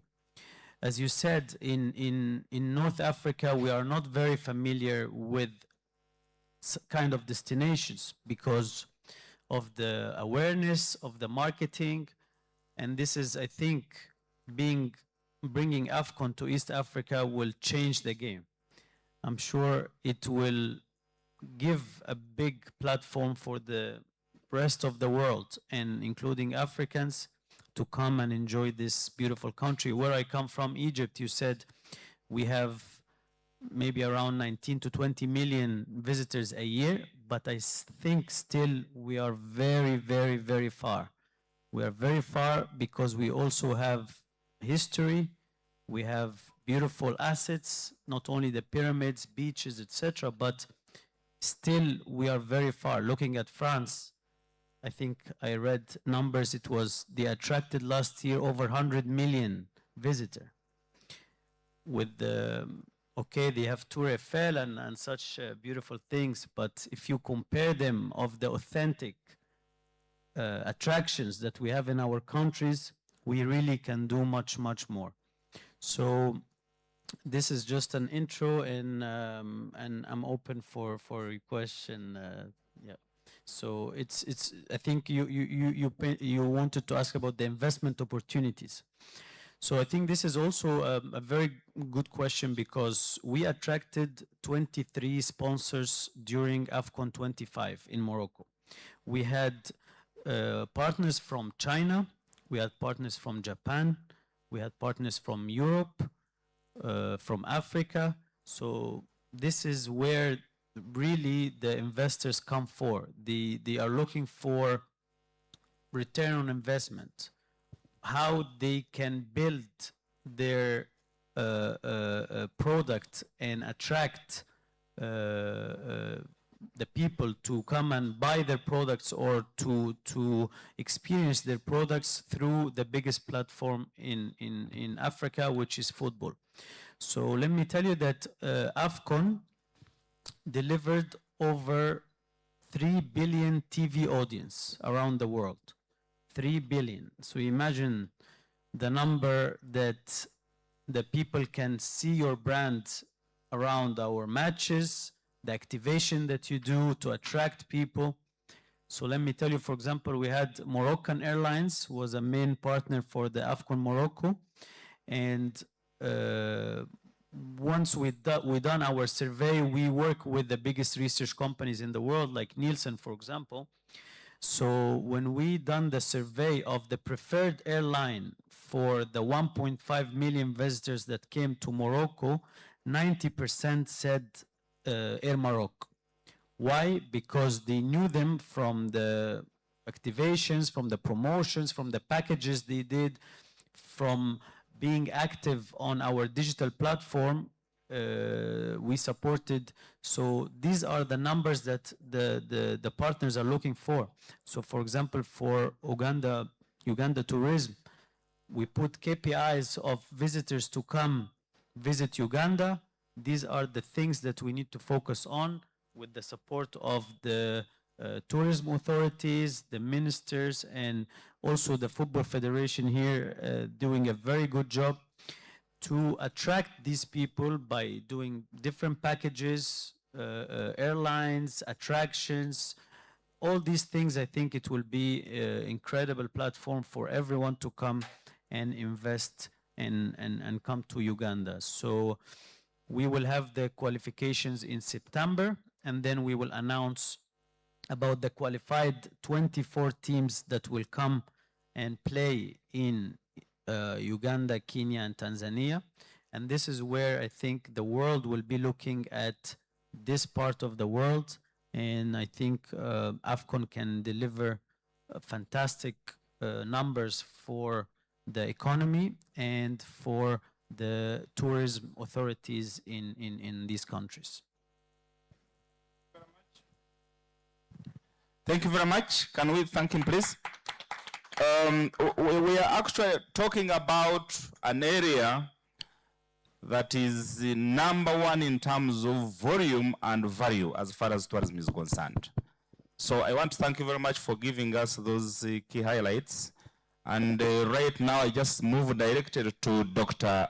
Azza Fufa. How ready are we? I know the country is investing a lot in terms of the airports and so many other things, but as FUFA, how do you see our readiness as far as hosting this big event is concerned? And how do you see Ugandans benefiting? Thank you very much. I'm Dr. Aza. I'm the second Vice President at the Federation of Uganda Football Associations. And we can confirm that the country is day by day getting ready for AFCON 2027.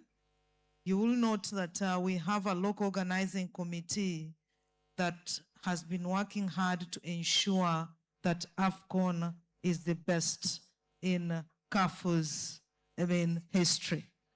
And we believe Uganda will pull it off, because we believe that Uganda is a vibrant, happy, and exciting country. And for us as a federation, our job really has been to galvanize the whole country to rally around sports, to rally around football, and we believe we are achieving on that end. In regards to sports tourism and investment, you will note that this particular tournament presents Uganda a rare opportunity to actually greatly contribute to the tenfold growth strategy through tourism, because sports tourism right now is the emerging economy that brings in billions of dollars in the country, but also brings a lot of happiness and sometimes stress to the losing teams. So we have been working with UTB since last year. And the purpose of working with UTB is to say, okay, can we now start to diversify our products beyond the gorillas, beyond the wildlife that we have? Can we now start creating visibility on the tournament to attract investments in music, in hospitality, in culture, in our roads, in our transport? You will note that right now, the country is investing over 2 trillion Uganda shillings in terms of roads, health, hospitals, cleanliness, sanitation, in preparedness for AFCON 2027. So our job as a country is to say, okay, what is it that the private sector then is doing to make themselves ready to tap the opportunities that will come with the tournament? The tournament will bring lots of visitors. As young people, there are lots of jobs that are created along the value chain of this football game. You will note that within just jobs alone, you are talking of musicians, you are talking of content creators, you are talking of hotels employing millions of Ugandans, you are talking of, food supply chains. What would be bad for a tourist to come in Uganda before the tournament? Visit our tourist sites, test our food, test our music, test our culture, attend a game. After the game, what happens? The fans that come for football do not just come for football. That is the beauty about football. That is why it's the biggest platform of investment. Because when a fan comes to a country, he's looking forward to the pre-match activities, very exciting pre-match activities. During the match, what are the experiences that they get beyond just watching the game? But most importantly, after the game. That is the time when you will see everyone moving around, not going home at 10 o'clock, but trying to go in a hangout to experience the country's culture, to experience the country's nightlife, so that they have experiences that they will talk about beyond the games. So it's important that as investors, we now start tapping into, if I have a small house, a beautiful house, how do I turn that in an A and B? housing, to make sure that I also benefit from the dividends that will come with this tournament. If a content creator, how do I position myself? Films, I'm saying, I had the first segment of this day, talking about films. How then are you making yourself ready for the tournament? Because the tournament will come, it will bring in visitors, but even the local people. Remember, we'll have people moving from Karamoja to Kampala. We'll have people moving from Hoima from Kampala to Hoima. But their experience between Kampala to Hoima will have a very big impact on where to go. What are the destinations on those routes? What are the hotels they can stop in? What are the recreation centers that are on their road, so that they can have a very beautiful experience within this country? So I can say that the country is actually getting ready, but is the private sector. This should be a private sector driven to attract investment so that the country can benefit, not only in terms of roads, but also in terms of the jobs, in terms of the income in your pocket. It would be a shame that AFCON comes here and then you walk out and say the benefit was just me watching a game. I want all of us in here to start thinking, as an individual, as a company, who can I partner with jointly to make sure that we can invest, for example, in a small, nightlife, in a local food that is high-end, and register those with UTB, so that then we can increase visibility on those destination hotspots that will be around during the tournament. That is when I will say that the country is benefiting, not only the visitors, but even the country, the local people have felt AFCON.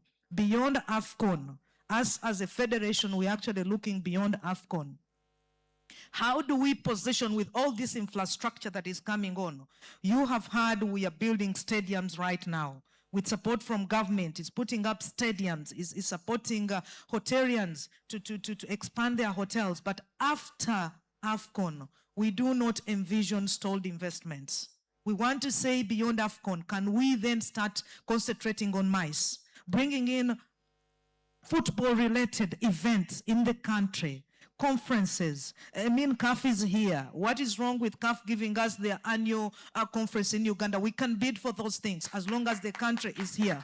We can get FIFA here. And when we get FIFA here, we are talking of big businesses around here. So we do not want our stadiums and our investments to be stalled investments, but we want to put them to use beyond AFCON. And then that is when the economy will benefit pre, during, and post-AFCON.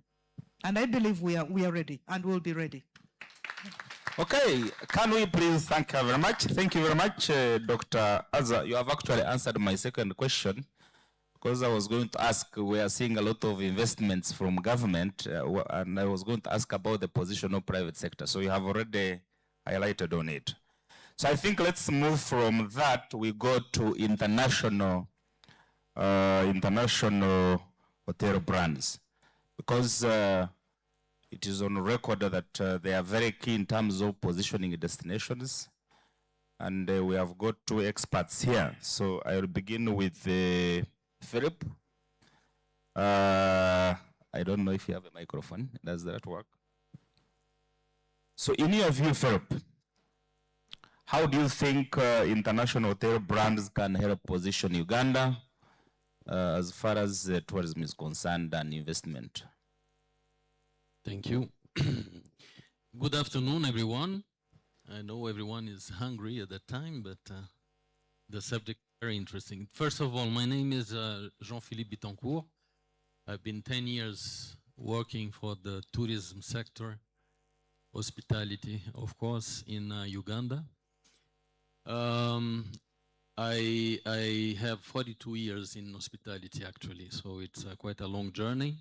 I've been working in different parts before being in Eastern Africa. In Eastern Africa, it's about 13 years. Before I was in Middle East, South America, and Europe. I worked for the past 13 years for Sheraton, and before I was with the French group called Accor. I had the opportunity in my very beginning, the beginning of my career, to work for the opening of Disneyland in Paris. It was a great experience. It was creating a new destination in a place that there was nothing. What about Marriott, the company I work for? It's today one of the largest hospitality companies in the world. And we are very proud to be very present in Eastern Africa and in Uganda. Sheraton is one of the brands that belongs to Marriott. There is about 37 brands now. When we had the merging between Marriott and Starwood, we were about 30 brands. So since then, 7 brands have been created. And we have in Uganda, apart from the Sheraton, which is heritage, which is a hotel that has been here as a Sheraton for the past 40 years. We had the acquisition of Protea Group. So we have 3 Protea Group hotels in Uganda, 2 in Kampala and 1 in Entebbe.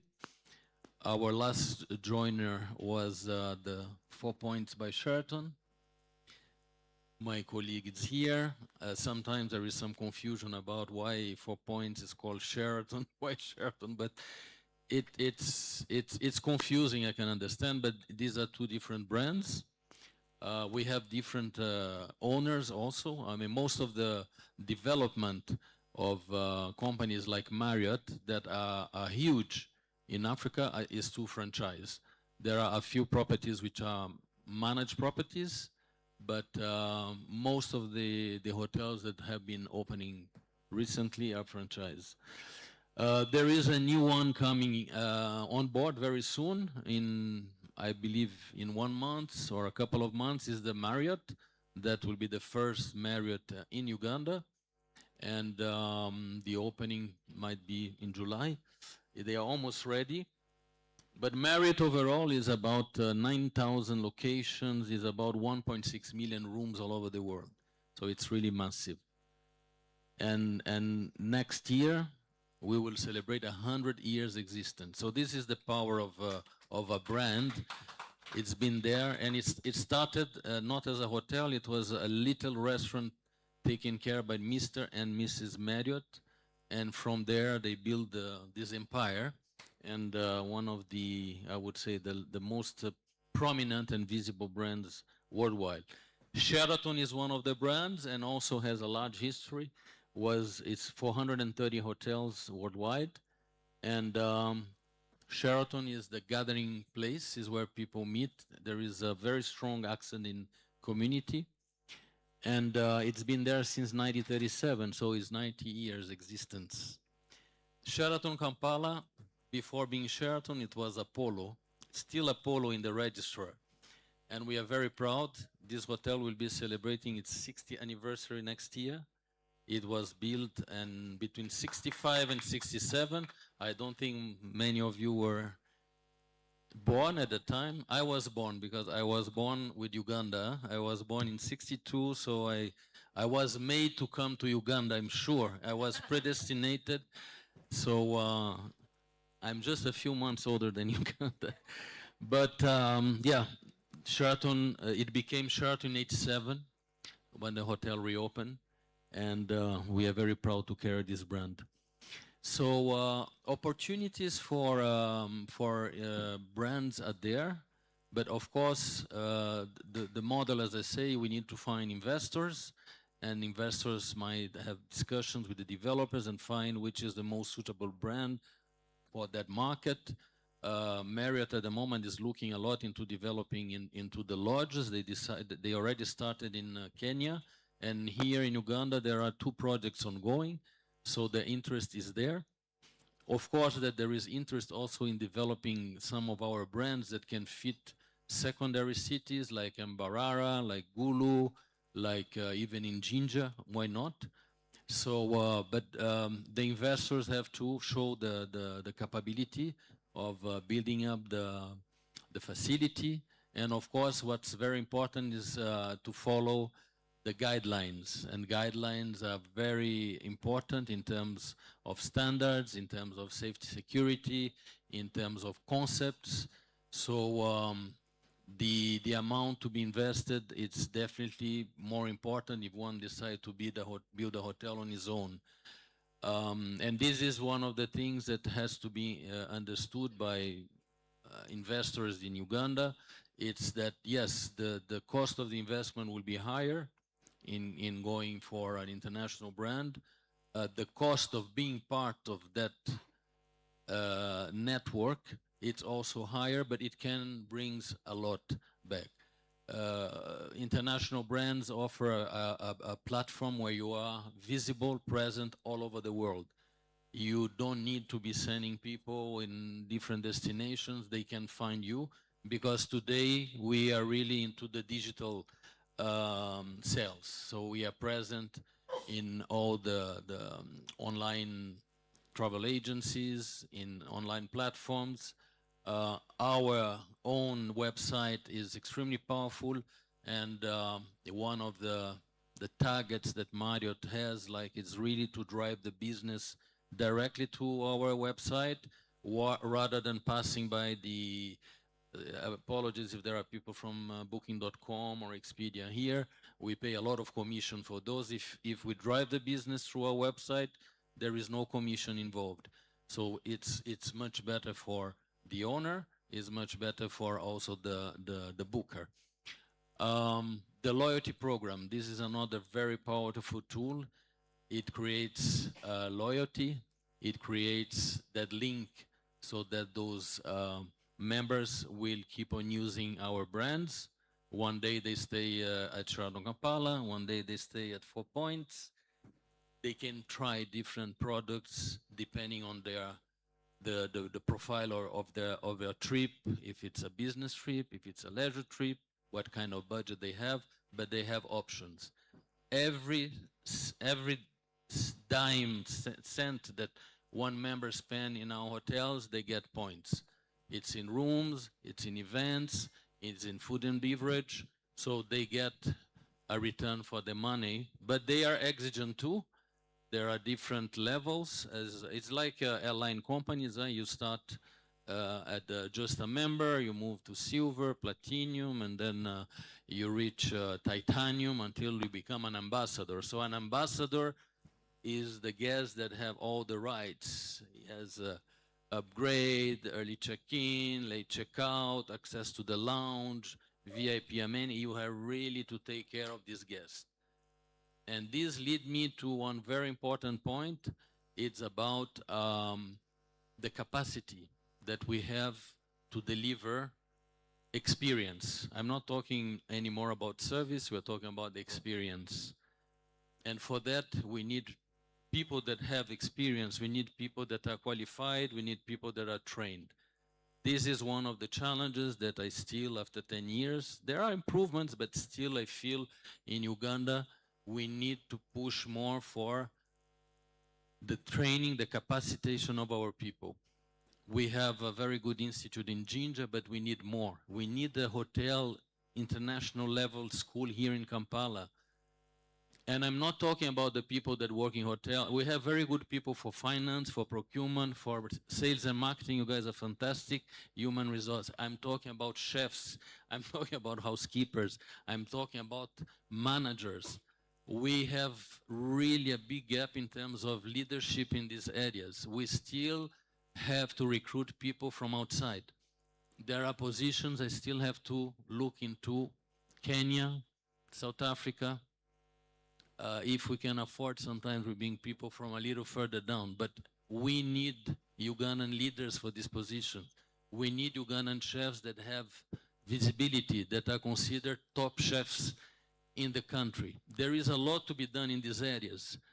And I am part of certain entities that we are starting to work on that. I am part of one entity called Shane the Rotisseur.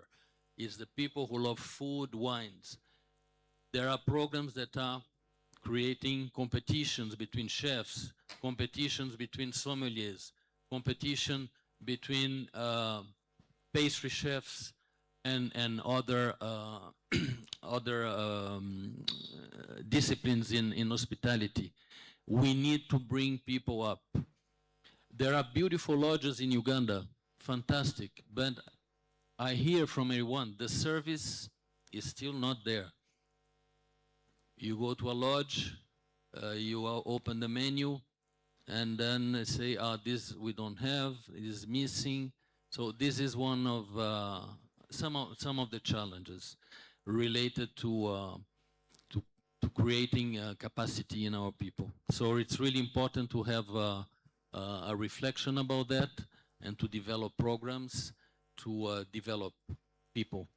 Some of the challenges also that I hear a lot is about, we spoke about infrastructure, but if you build a beautiful lodge, a beautiful hotel in a remote area, how do we have access there? The roads are in bad condition. There is a lot of construction going on, but it's maybe not enough.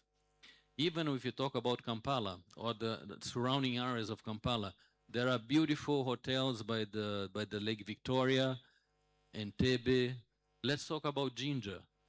Sometimes it takes 3 hours to go. I mean, some people, they just give up going to Jinja because even if they have a very good time there, the time they take to go, and especially after a weekend relaxed and enjoying what Jinja has to offer, the way back kills it. When are we going to have a road? Or why we don't, I don't know, why trucks are using the road at the same time as people? There are countries that they have put times, trucks only circulate during nighttime. Daytime, peak hours, it's only vehicles. So there are things that have to be taught. Even in Kampala, we see the condition of the streets, the roads, the traffic. The traffic is increasing. There are more and more vehicles. So people complain. People that comes here for Congress, conferences, people that come for business, they really look where they're going to stay according to the distance of what they have to do, because traffic is a challenge.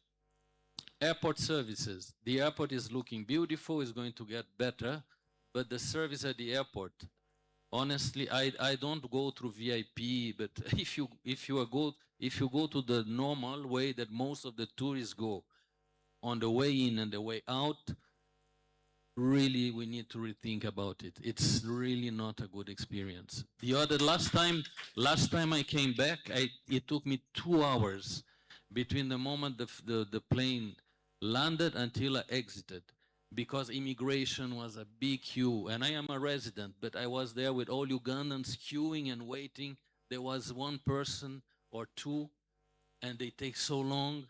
Then you go to the place to get your luggage. It's so many luggages, and it's just one carousel. And I mean, it took literally 2 hours.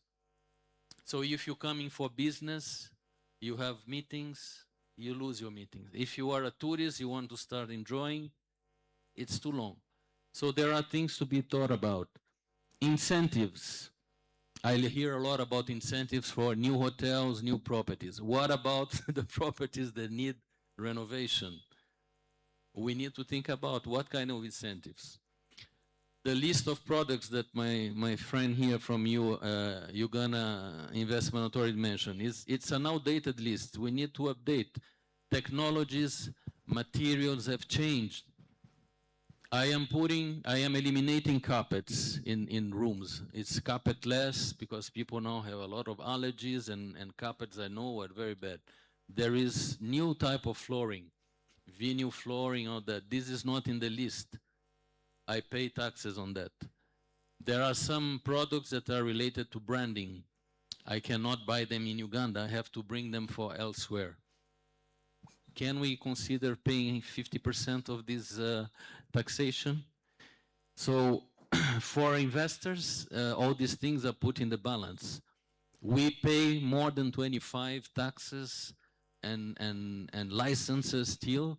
There is a lot of discussion. I am a member of UHOA, and I know how much our chair lady do for us, and it's pushing, but where are we going exactly?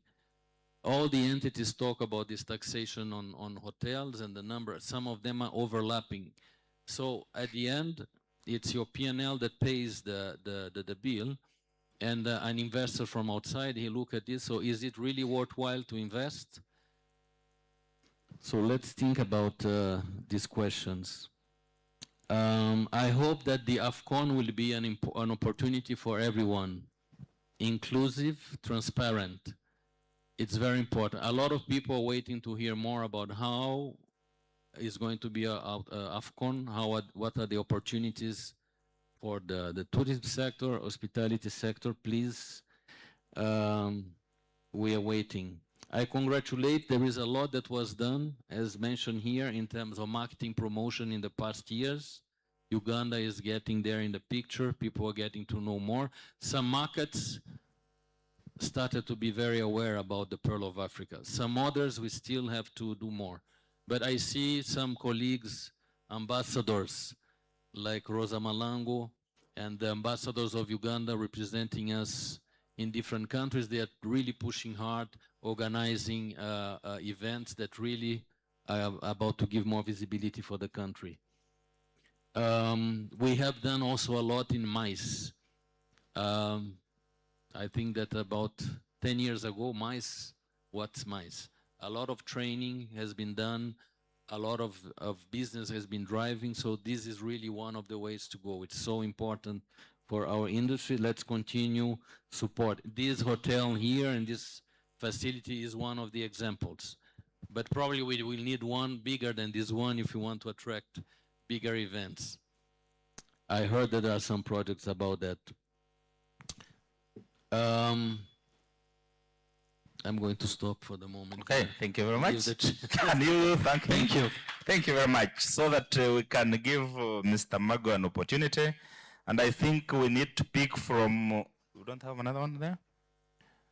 We need to pick. You need to pick it up from what he has presented. He touched a little bit on the difficulties that Uganda is having as a country to attract international brands, and I would want you to pick it from there. Why is it difficult to attract international hotel brands? And the other issue that you can focus on, how best can we break the bubble of international brands? If I can explain, the bubble is that money comes and stays in there, but really a very small percentage trickles down to the population. So in terms of supplies, where do you source? In terms of training, you talked about that we need to train more people that they can be employable, but then try to give more highlights because we would want to tap more as a country. So where do we see opportunities in terms of international hotel brands? Thank you. Good afternoon and thank you so much for having me. My name is Gaurav Maggu. I work as the General Manager with 4 Point Speciality in Kampala. And I've been with the party and in Uganda for about 2.5 years. Before I actually start answering the question, I would like to first kind of get a ground rule saying we've been talking about hospitality and tourism since some time. I think whatever actions that we do as an whatever actions that we do or take as a tourism entity or a hospitality, I think everything should originate from guest as the center point of all our transactions. Because once we start thinking from that perspective, it gives us a lot more clarity on to which direction to follow. Once we have guest at the heart of all transactions, that would lay a path which is much easier. As earlier highlighted by my colleague from Uganda Investment Authority, about tourism, it contributes close to about 6% in terms of GDP to Uganda's net worth. Besides that, hotels and tourism contributes to the, for every dollar spent, it is the one that generates the maximum number of employment. So that this kind of a organization or this kind of a industry needs to be handled a lot more with care so that we are able to generate much more hotels, whether it's an international or a local one, the amount of generation of wealth and the opportunity would still remain the same. As one of the statistics says, that a hotel would generally contribute almost 2 times to the number of people. For example, if you have 100 rooms, you will have 200 people as a direct employment and 5 times of that as indirect employment through the vendors or the supply chain. So to answer your question, Professor, everything in kind of an international chain, hotel is absolutely transparent. Most of our systems, yeah, when I say most of system, I mean the billing systems are absolutely parallel to what happened, which is parallel to the URA's portals. So even if a single bill is generated, the same bill is being posted on the URA portfolio or the portal. So I do not see any reason of any kind of a revenue leakages. But as highlighted earlier by the gentleman from UIA, that you can still pay your taxation and still take out the profitability. Since most of our international hotels that exist in Kampala today or Entebbe, a couple of those owners are still based somewhere else, and it's a more like a foreign investment.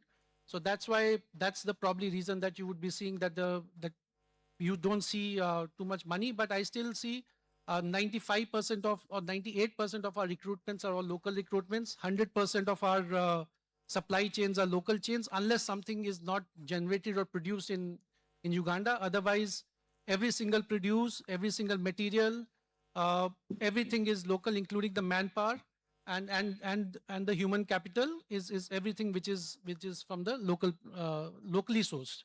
So, and there's no reason for anybody to look outside, because in terms of, as highlighted earlier by a couple of my panelists, human capital is exceptionally great in Uganda. They are naturally English speaking. They have a great attitude, absolutely humble. So I think that is something you don't really need to look out for something, and that's a basis of any hospitality or a tourism is a base for anything. So, and plus they have a greatest and the best fresh produce, so we do not look for anything which is outside.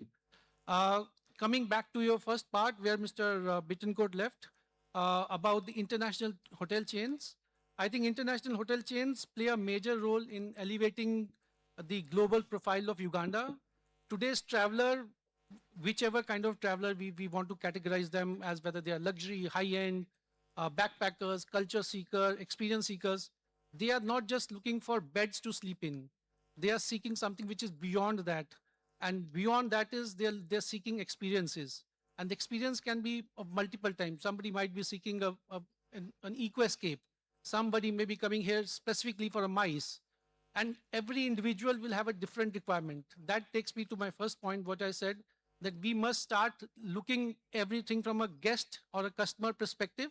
We call them guest because it makes it more emotionally bound for us. Customer can be anyone. So that's why we call in a hotel line, you call every person who walks in as a guest, so that you have an emotional connect with them and you are bound to give them service. International hotels, as I've highlighted, the impact for international hotels just extends beyond just having them stay with us and having them eat with us. I think it attributes to a large extent towards the tourism economy. It adds towards the digital visibility. In terms of other things that I think besides having an international chain, it also helps an investment confidence both within the local community and even from the outsider. If, for example, you have an outsider coming in and he sees 5 international brands or 7 international brands, that definitely builds in a lot of confidence. And confidence because an international chain would definitely have a lot more systematic approach in terms of the delivery of standards. And guests who are coming from abroad would not want to experience or would not want to experiment something new. Yeah, and there's a lot of transparency in terms of expenses also. And as highlighted by Mr. Bittencourt also earlier, loyalty plays a huge part, because loyalty isn't anymore about collecting points. Loyalty is a new ecosystem of branding and marketing which airlines started, and I think hotels have taken it to a next extent. Loyalty is what defines today where the guest is going to stay, how much they spend, where they spend, which destination they go to. Yeah, so that is where international chain comes into it. And what also I think most of us, even in this room, everybody has a smartphone. I don't think so even single person would be here who does not have smartphone and is not working while they're also here. So what also makes impact is the digital connectivity that international hotels have, because we take some of those things extremely seriously. We work on a principle that for every room there should be 2 Mbps of a speed. Yeah, so those are some things which definitely add a value to a customer, because those are no more fancy stuffs. I think these are extremely basic. and that is what the guests are looking at it. And international chain, as we've been discussing, also helps in strengthening the business strengthening the conference and MICE business. It also, international chain hotels would also help us in getting more events like CAF. They understand that the city has a potential to hold 100,000 people, 200,000 people if they're coming for a specific sports match, football or something like that.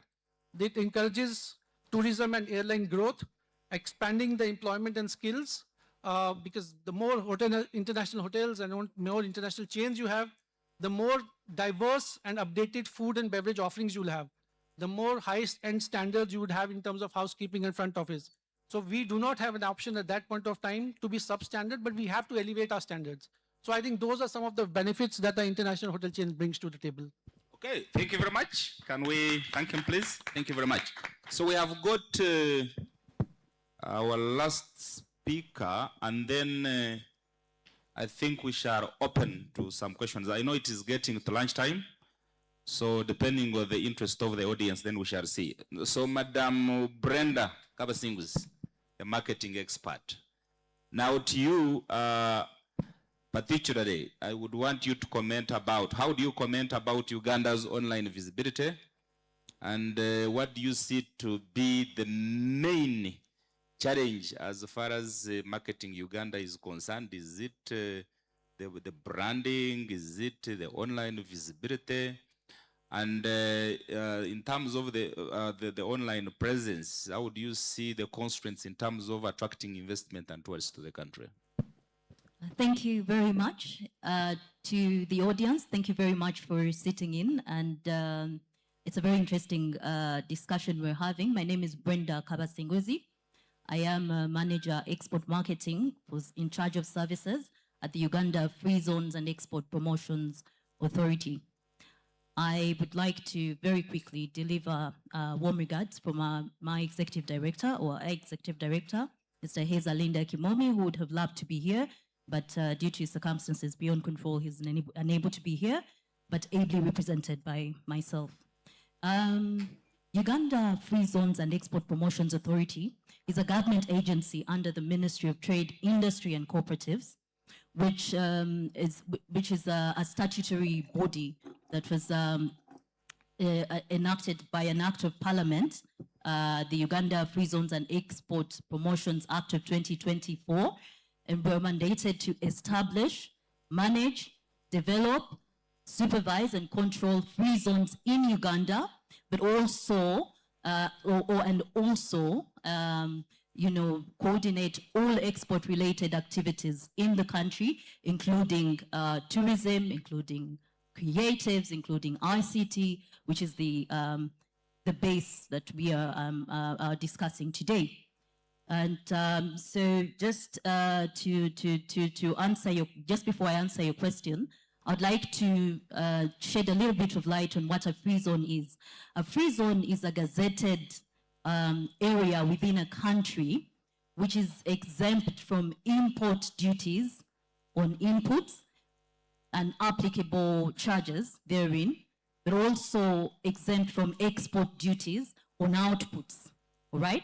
And the aim of having this is, or doing this, is to increase production and also export competitiveness for our goods and services. And so government is very keen on having these instruments, such as free zones, to make our country export ready, but also competitive, so that we can quench the burgeoning demand for our services. And for today, I will speak to tourism. Tourism is a very important sector for our country. It is our #1 service. There's no doubt about that. In 2025 alone, it contributed 57% of Uganda's services exports. That was about 1.62 billion thereabouts, right? And that serves to show how important tourism is. And so we are taking a step in the right direction to have these kind of conversations, right? So what the Free Zones Authority does is we do regulate free zones. We also do provide fiscal and non-fiscal incentives, all right? And the fiscal incentives are essentially corporate tax, 10% for the first 10 years, 15% the next 10 years, and then subsequently 30% for the subsequent years of investment. We also do have VAT exemptions on imports, zero-rated VAT on imports from suppliers from the regular economy into the free zones, and also, you know, from the regular economy into the free zones, yes, but we also have stamp duty, excise duty exemptions. We also have withholding tax exemptions, which speak to professional fees, maintenance fees. I could go on and on. So that is just to show you that government is keen on developing our offerings, but also providing an enabling environment for us to operate in. Now, I will move on to answer the question. We already, like the executive director, no, the CEO of UTB mentioned, we already have demand for our offerings. We already do have the offerings. Where the gap is the experience. We don't have that kind of experience, and it is incumbent on us to sell the experience. Now, I will quickly mention one of the lowest hanging fruits of driving this driving this or quenching the demand that there is already. It is the creatives sector. Now, if we could, as government, put up a serviced incubation hub for the creative sector, then would be able to harness the digital spaces that we already have, because the creatives do a lot of digital usage or utilization, but they'd also market our tourism offerings to the global spaces, or to our or to where the demand is. All right. And now, just to speak to where the gaps are in terms of the opportunities, we do have gaps in various pockets of our tourism, where our tourism offerings are, and for us to be able to create these experiences which the demand is looking for, or which the demand is so willing to pay heavily for, we need to convert what we already have into commercially viable projects. So as a country, we have these offerings, like we already mentioned. We have the wildlife, we have the lake, we have Lake Victoria, we have the river Nile, but we are not yet at the level where we have converted to make these offerings commercially viable. And one of the vehicles we could do that, we could use to do that, would be preparing bankable projects. First of mapping our country into these free zone gazetted areas, and then doing feasibility studies and coming up with bankable projects, which then speak to the investors or the potential investors and developers, show them the way the money is going to replicate and come back to them, or how then they'd be able to have that the rate of the return, and how that works out for them. So once that is commercially viable, we'll be able to sell. Now, we do have the spaces, all right, the digital spaces available, because government has been very keen, again, for the ICT sector, or the innovators, the ones who are into the digital space. We already have the national ICT hub, where they just go to incubate ideas, right? And then we also have the regulatory sandboxes, where the fintechs test their ideas to ensure that they are export ready before they can export. Now, we need to have these spaces, intentional ones, that are going to drive our marketing for our tourism offerings. And that is like the service incubation hub I mentioned for the creatives. Because once we have that hub, then the creatives are going to be export ready.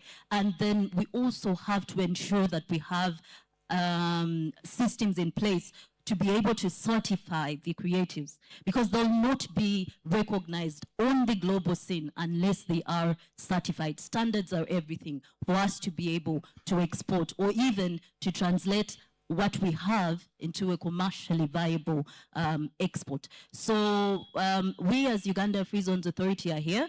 We are in the tent right at the flag masts.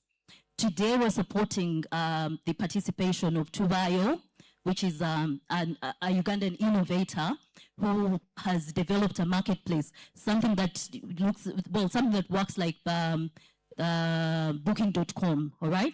So we're calling on to the private sector. Please do visit our store, our booth, where Tubayo is hosted today and tomorrow, so you can get onboarded. Onboarding is free, so you can market your offering, however much small, as long as you ensure that you have standards, of course, and I mean you have a product that can actually, or a service that can actually be sellable. Please do pass by so you can onboard, and then we get these returns, or we get this business already running for us. But you can also open up your websites. You can also leverage technology. Government has done so much in terms of technology, so that one is not so much of our problem. Now our problem is, I'll tell you lastly, just as I conclude, our problem is just where we have these circuits. In the past, we came up with what we call the tourism development areas, right? But the opportunities for investment or for the developers lie within or along those corridors. And one of them is the Chikube in Hoima, for example. Now we know that we have lots of developments coming up with the oil and all. So now there's an opportunity therein for us to sell or to come up with country resorts in that area. We're going to have lots of expatriates. We're going to have banks. We're going to have transport services therein. We have the Antonov coming up, which will be doing heavy cargo lifting for Uganda, DRC.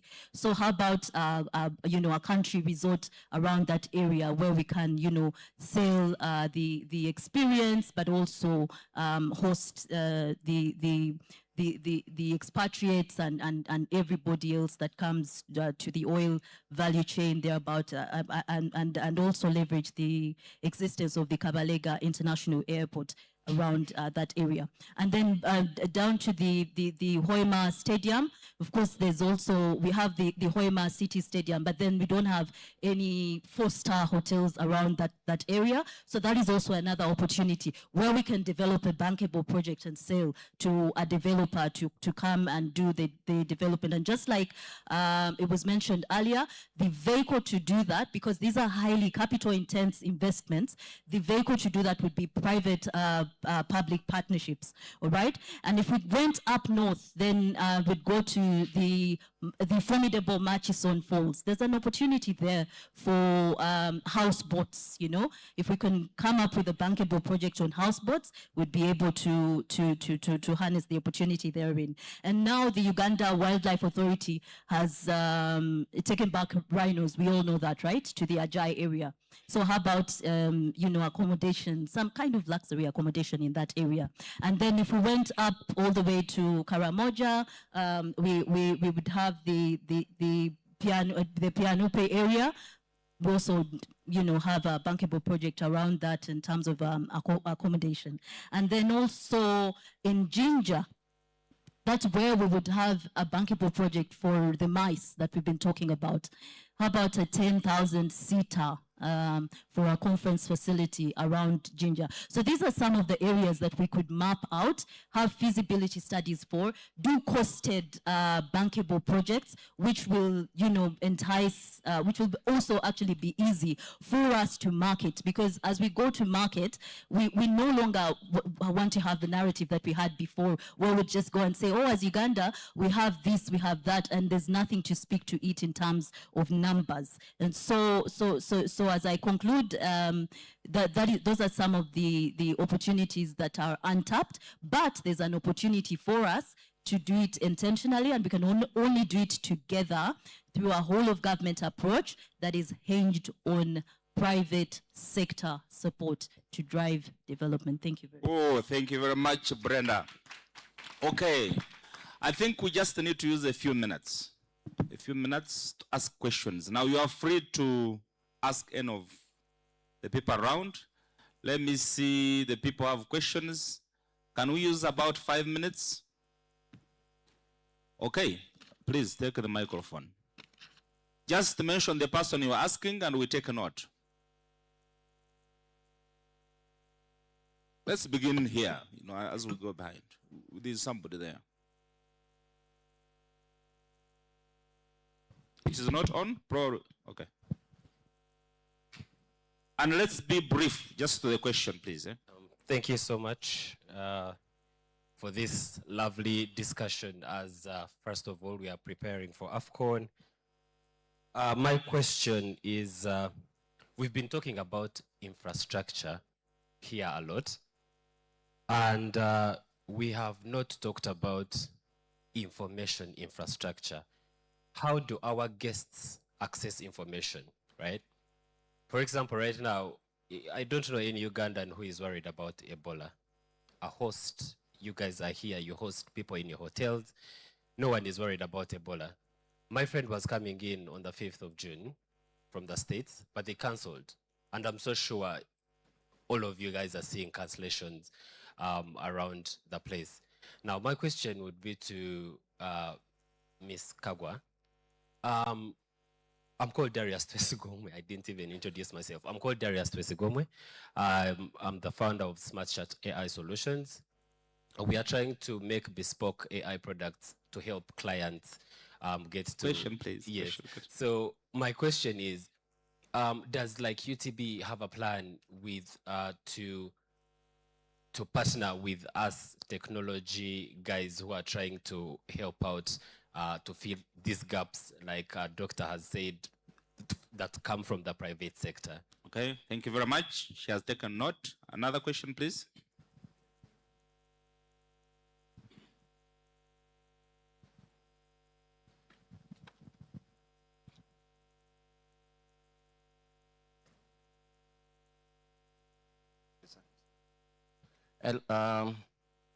UTB and all the fraternity, it is a great felicity to see this function takes place today.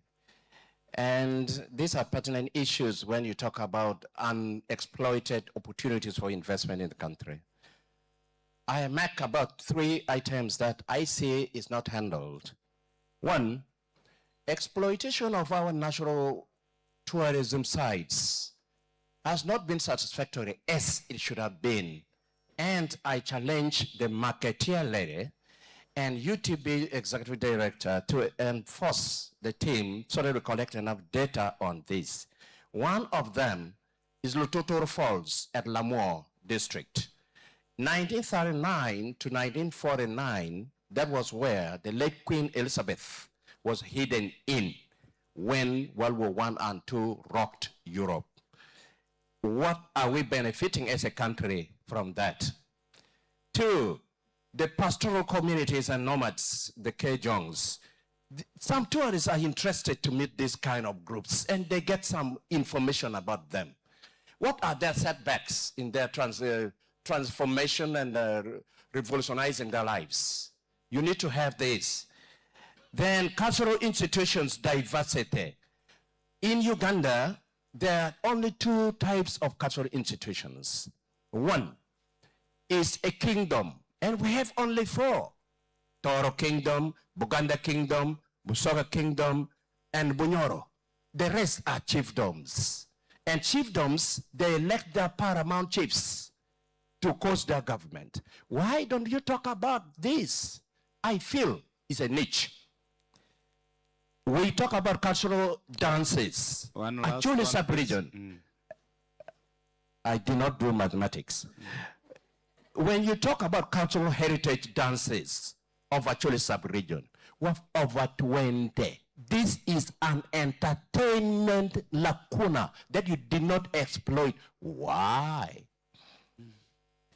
These dances, they all have purposes. 1, funeral. 2, war. 3, matrimony and marriages. 5, celebration of twin birth. You are not talking about them. Why? Thank you. Thank you. Thank you very much. Food rich, a moment, give me 15 seconds if mathematics could allow me. We are talking about menu for attraction of the tourists, the kind of food that comes from a Jolly sub-region. Madam, you did not bring here, otherwise you will not get out. Museum is not in the regions in Uganda. How are you fitting in that gap of vacuum? Tourism Education Center in Uganda, we have only one in Jinja. We have not cultivated human resource capital development in the sector so that we can address the emerging needs with the .com community. How are you filling the gap? And here you're sitting with policy and members of parliament. Fortunately, when I was in South Africa, I did my part. What of the local domestic parliament doing? We have only in Jinja. Why? We are talking about historical tourism sites. Northern Uganda in Gulu, Fort Speke. Have you talked about it? No. Number 2 in that, Sir Samuel Becker School, a memorial tourism asset. And this guy left London to come and explore. And we built a school in his memory. Why don't you talk about this kind of interesting lacunas? Last, the audience, most audience, yesterday I was approached by 20 journalists who would wish if you could organize CEO of UTB. They meet the president and they discuss with him. That is a tourism sector because they admire him so much, but access is problematic. Thank you.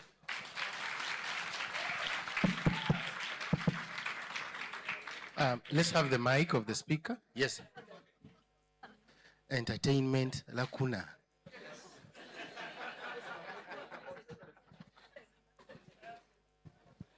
Thank you so much, our presenters. I have a simple question and a suggestion. We are all talking about selling services, but we all know that right now people no longer buy services but experiences. This goes to the Fufa lady. Thank you so much. Last year, we were having a tournament in Morocco, and our Ugandan friends, I have friends who went, they were in fun centers, but I've not seen any construction of that kind in the country. Because you expect that if you're at all going to sell the cultural experiences, the food experiences, these things should be at the fun centers. Because you're not going to find those things at Sheraton or any other hotel. How are we looking at that?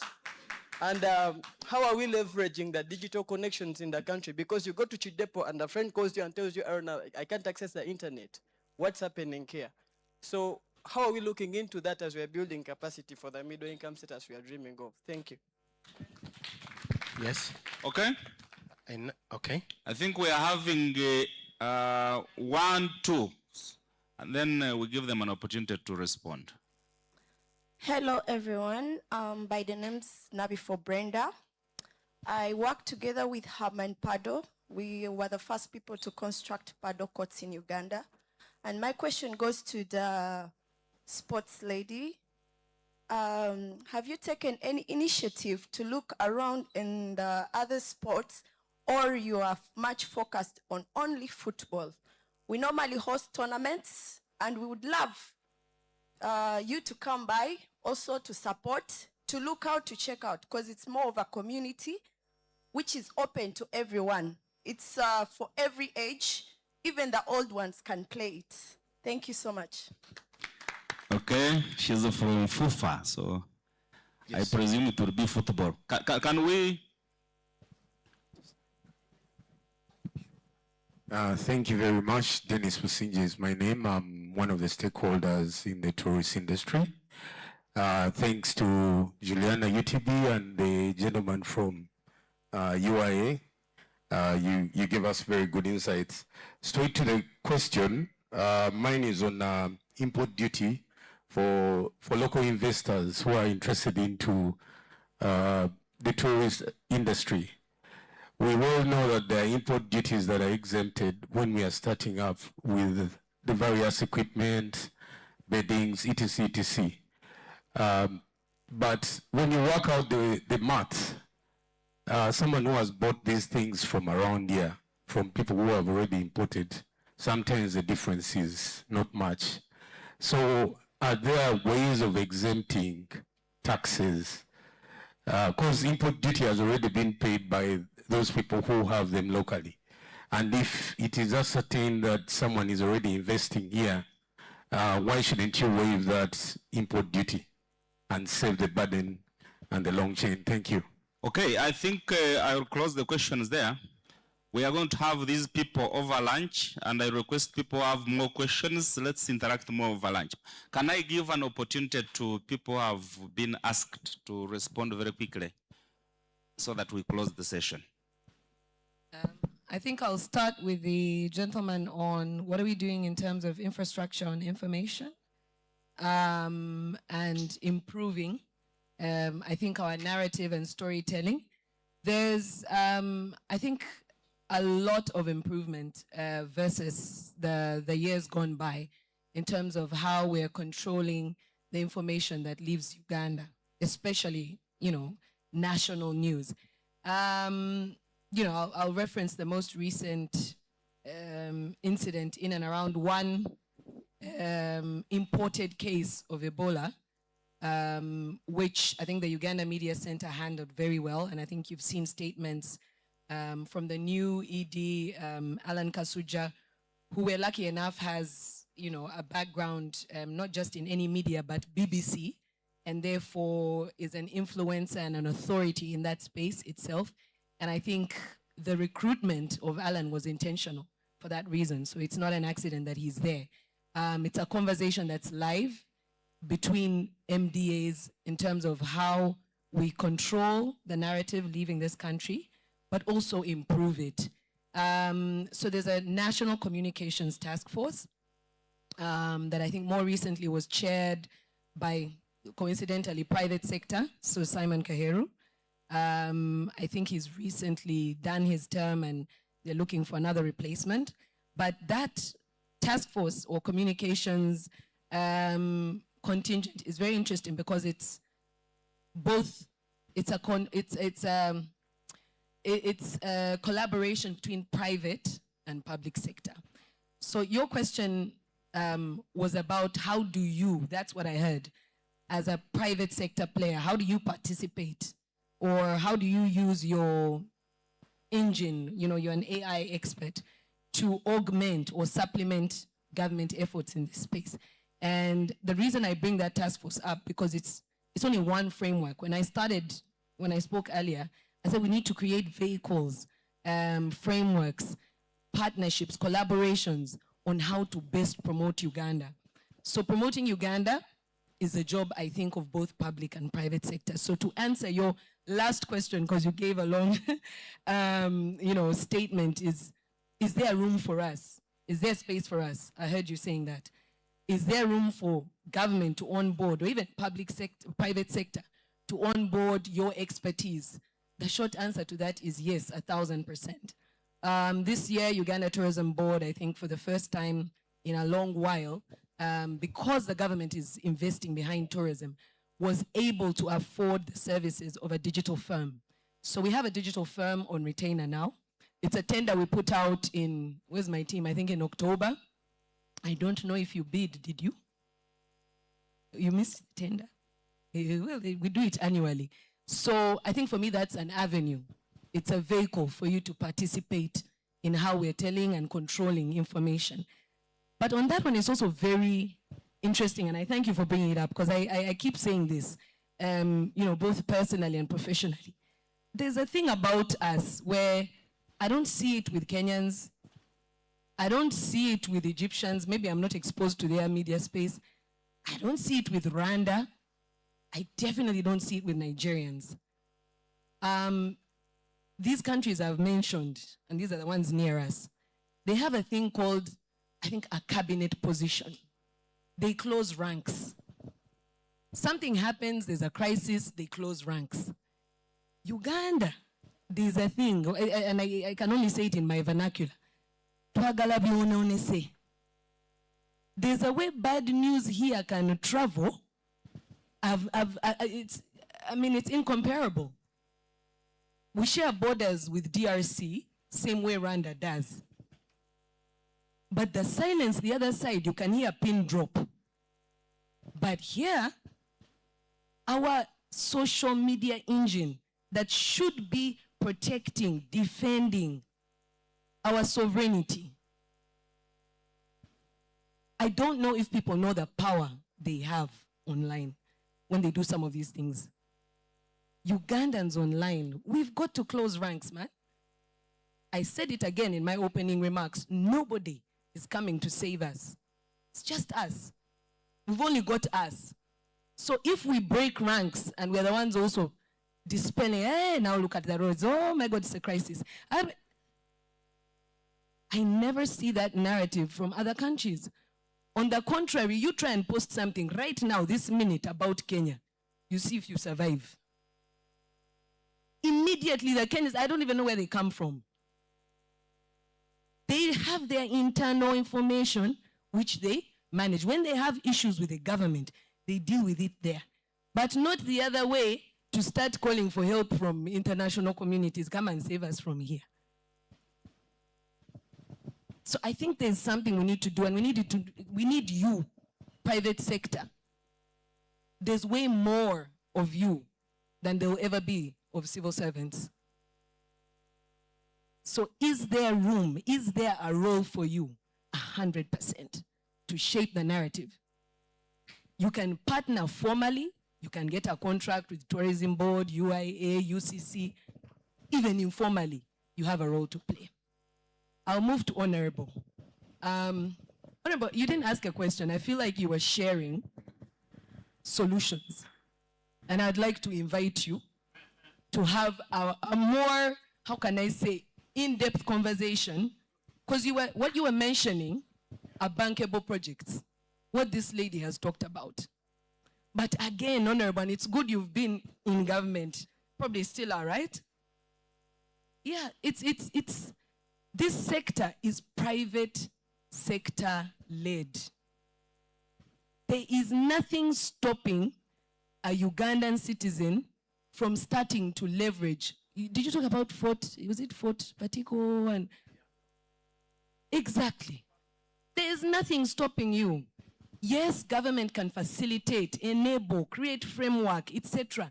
But ideas, innovation, productivity, that is all private sector. Because you're going to make money. You're going to make commercial profits from whatever product you develop. So I love that you have a long list and you came with a narrative. But let's have a conversation with our product development team about how we facilitate private sector to invest in those places. Let government do the work of, yes, roads, etc. But government will never buy a cable car, a hot air balloon to go over Ajay. That's where we need private sector to come in. So in Uganda Investment Authority, I think you have had. Free zones you've had. He has done the research. He has done all the research. We don't need to do anything more on that. It's about now, how do we create a bankable project out of all the opportunities you've listed for private sector to come and invest. You know that my door is open of all the people here because you've walked in and out of it. So I don't want you to pretend like we don't know each other. People are like, hey, that man has really come with, I know that man, I know Honorable very well. So the door is open, let's have the conversation. I'll leave it at that. Thank you. Thank you. Very good. Thank you. Thank you very much. Someone said, why are you only focusing on football? My space is football because I come from the Federation of Uganda Football Association. The opportunity for you is how then do you move this big platform? Create visibility on that game to move this platform to your game. I mean, that is some work you can do, but also with us, we can discuss on how to get the football fraternity to your space. Someone said, where are the funds amidst all these discussions that you are saying? How many people support football? Who supports a football team, local and internationally? Every single week, midweek, we are having challenges of Ugandans fighting against these football clubs that mainly are not even Ugandan clubs, but they are, into those foreign clubs, and every single day, every single challenge. What about you having challenges about the tourism sites of Uganda? What about you having challenges of the Ugandan football teams? That is just something for us. But for purposes of where the funds are, AFCON is 2027, specifically June. So what we are doing right now is to have strategies to activate excitement in the funds before AFCON, but also what will we do? Of course, the fun parks will be there. Both UTB and a local organizing committee through CAF, of course, will have fun parks all over the country. That's where fans will come in and watch the games, but then what other benefits? And those are the things I said earlier on. Beyond watching a game, what else will we have? Because a fan that comes to Uganda does not come on the match day. He comes before the match day. How do they spend their time before match day, and then after the game, where do they spend their extra time? Before they leave the country. The tournament is a month-long tournament, meaning that there is a possibility a fan will stay in Uganda for about a week or two, or even 3 weeks, depending on crisscrossing from Kampala, Nairobi, Tanzania, around there. So what we are doing right now is to have strategies to do fun activations, but also bringing ourselves and UTB together with other partners, private sector, are trying to work out a consortium that will then help into the activations, but also excitement, so that we move people from Karamoja, Gulu, wherever they are, to enjoy the game, because it's in our country and it's a big opportunity. It will take a long time for AFCON to come back to Uganda. I think CAF knows that, because this is something that's a lifetime opportunity for us, not only to enjoy the game, but also to reap the benefits that come with the tournament. Okay. Thank you very much, Dr. Azza. I know there could be some more or other interesting questions, but of course it is healthy that we have a lunch break. Excuse me, sorry. There's Yes. a question on import duty, sorry. Sorry. Yeah, Okay, so please. to the gentleman who asked about import duty, when you have, if you have developed, say, I don't know what area you are, but if you've developed, say, a recreational zone, all right, and it is gazetted, I mentioned earlier that you'd have import duty exemptions of your inputs when you import anything to do a value add for your production or for your service, but also you'd have zero rated value added tax when you source from Uganda, all right? So that's the zero rated VAT I spoke to. So when you source from Uganda, as I mentioned, you'd be treated as a territory outside Uganda. So I hope I answered your question. Okay. Thank you very much. I know there was also another question for investment, but I think, allow me to stop. We can continue from here, isn't it? Because it's not anything. So I take this opportunity to thank you for being a very fantastic audience. And of course, thank all the panelists. You have been great. Of course, we could not exhaust all the points of discussion, but in a similar vein, of course, I thank UTB. I think this is well done. So POATE is well done. And we expect more and more that we can always have this discussion. We have got quality, people who can always, help us in these discussions. I'm lucky that I'll be sitting in the Parliament, particularly on Tourism Committee, because I will insist that I sit on it. So when budget issues come on POATE, trust me, I'll support, so that we can really have more. So with that, I think let's close. Let's just give these people a big round of. All right. Oh, you have something to communicate. Okay, so lastly, here's something that is hot here. You can communicate it, and then we. No, I just received a very interesting message. Uganda to host Africa's largest hospitality meeting in February 2027. Wow, that's great. Okay, so many good things coming as far as Uganda is. One thing I must tell you Ugandans is that the future is what? Is bright. So let's keep the energy. And I know with the leadership of Juliana and so many other people coming on board, there is a lot that got. I was just very excited when I had so many international hotel brands coming in. And I think with opportunities of AFCON and others, Uganda is destined for the best. So thank you very much. Let's continue interacting and see you. All right, before the panelists leave, we are going to excuse the CEO. I think she has a meeting. Yeah, but we're going to have... we can pose for a photo as... No, not really. We're going to have a photo. Yeah, sure. We're going to have a photo moment. Then we're going to give you some announcements before you go, where we're going to get our lunch coupons. So please wait for the announcement.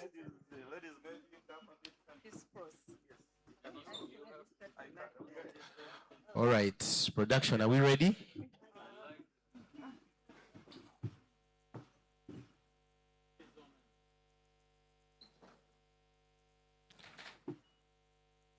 All right. I hope we got a lot of stuff to take home from this discussion on investment. It was so amazing.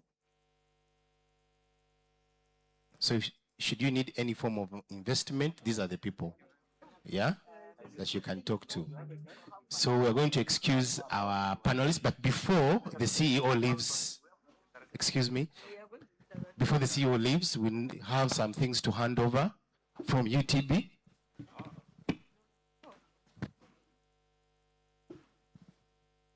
So please, let's take some photos once again for accountability purposes.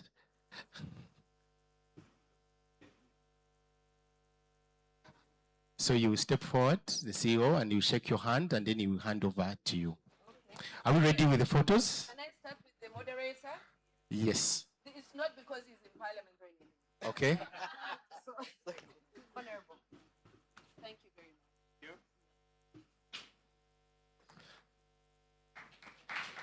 Yes. He will be representing us on the Committee of Tourism in the Parliament.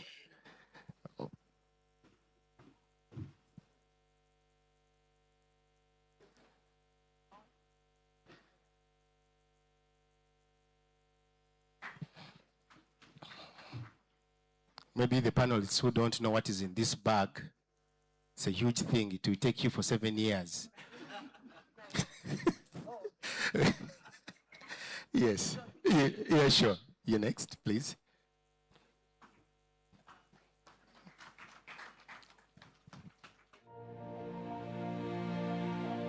Everyone has that one person in their lives that they can always rely on.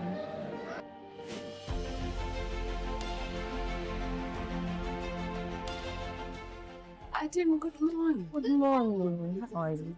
How are you? I'm fine. First, I'm gonna put it. I'm going to school fees.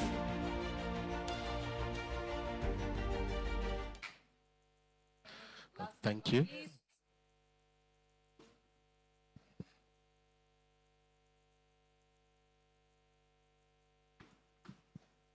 All right, so thank you so much. Maybe if we can take one last photo with our bags, because you're going to explore Uganda with these very bags, yeah?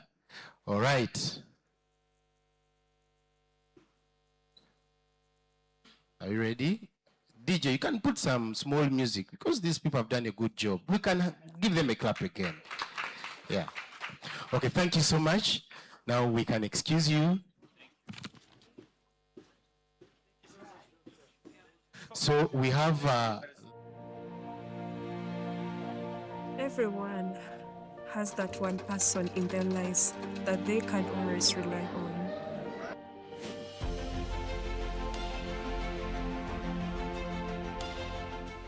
Adam, good morning. Good morning. How are you? How are you? I'm fine. First, I'm gonna put it. I'm going to school fees.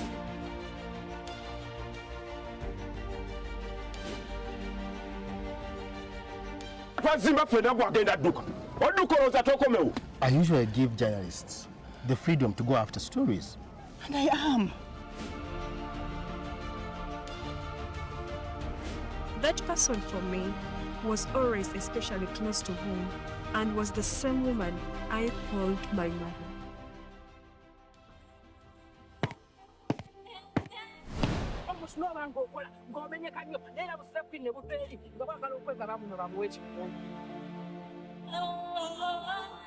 I have to take care of you.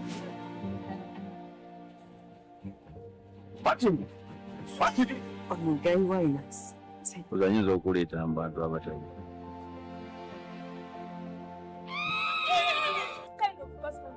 Someone who gets what he wants. Era ffenna tumanyi gwe bagenda okulonda. Simanyi na kyenkola wonna kubanga ensi yonna emumanyi. Wanoonya obwenkane n'oggwa takimanyi temwaku tasimba musimba.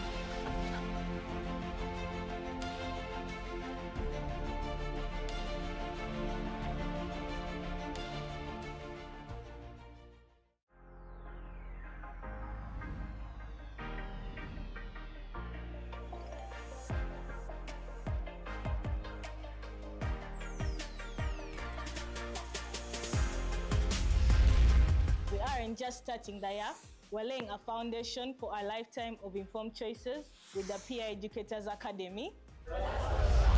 We are breaking taboos and rewriting the rules of engagement through art, dance, and play. Young people aren't just at the table, we are setting the agenda for our health and our future. From a handful of hands to a nation of leaders, the movement is unstoppable.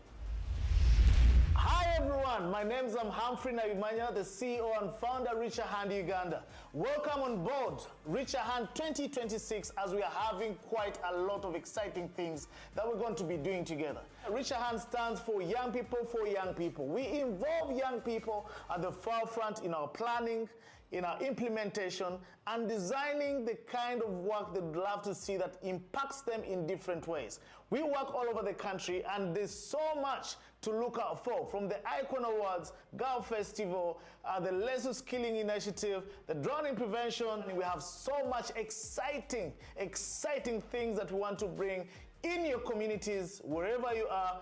Thank you so much to our supporters, our donors and partners that support our work. But also it's because of you we're doing the kind of work we're doing. It's because of you we wake up every day, every morning, the Richer Hand team, to make sure that it creates the impact in this country. We're in a new world, a new phase, a new generation where we cannot move alone, but move with you to see the impact and make this world a better place that all of us can live, enjoy, and be able to co-create for the next generation that is going to come.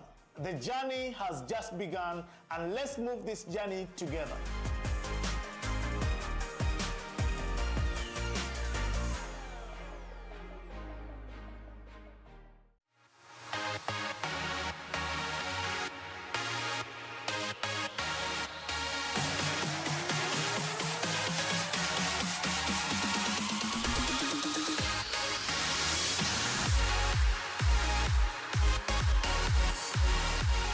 What does the Gen Tribe mean? The Gen Tribe means that it's a culture that we're creating of young people, culture that is going to have dreamers, innovators, disruptors. We have an opportunity to redefine what it means to be a young person in Uganda today. We can break down barriers, challenge stereotypes, and pave way for the future generation. Creating a tribe of musicians, actors, comedians, influencers who are brand ambassadors that are going to empower very many young people in different ways.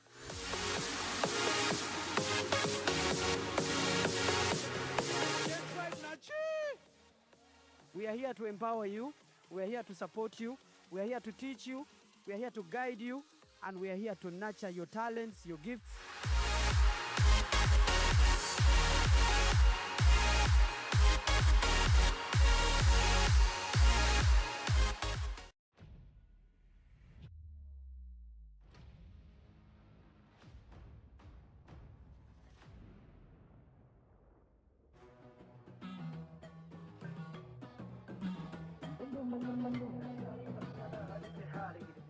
gentlemen, a very warm welcome. Thank you for being here with us. We are excited to be in Rwanda, Kigali, iKON Activate, the Uganda-Rwanda Connect.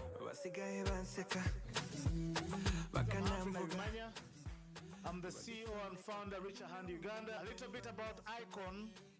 It's not just an awards program only. It's a platform that grooms, celebrates filmmakers in Uganda, and now we're happy to say celebrating filmmakers in Africa. And this is something that we'd love to promote. How can Ugandan filmmakers work with Rwandese filmmakers? We can only do that by collaborating. In the next 5 years, we believe that iKON Awards Initiative is going to be the most celebrated awards show on the continent. This evening, I would like to thank Mr. Humphrey and the other people behind the iKON Activate. Now, when I see Uganda-Rwanda Connect, this has dropped a bomb of hope in me. I'm happy to be here, so excited to see iKON Award in Rwanda. Thank you so much for being here in Rwanda. You are most welcome again. Thank you.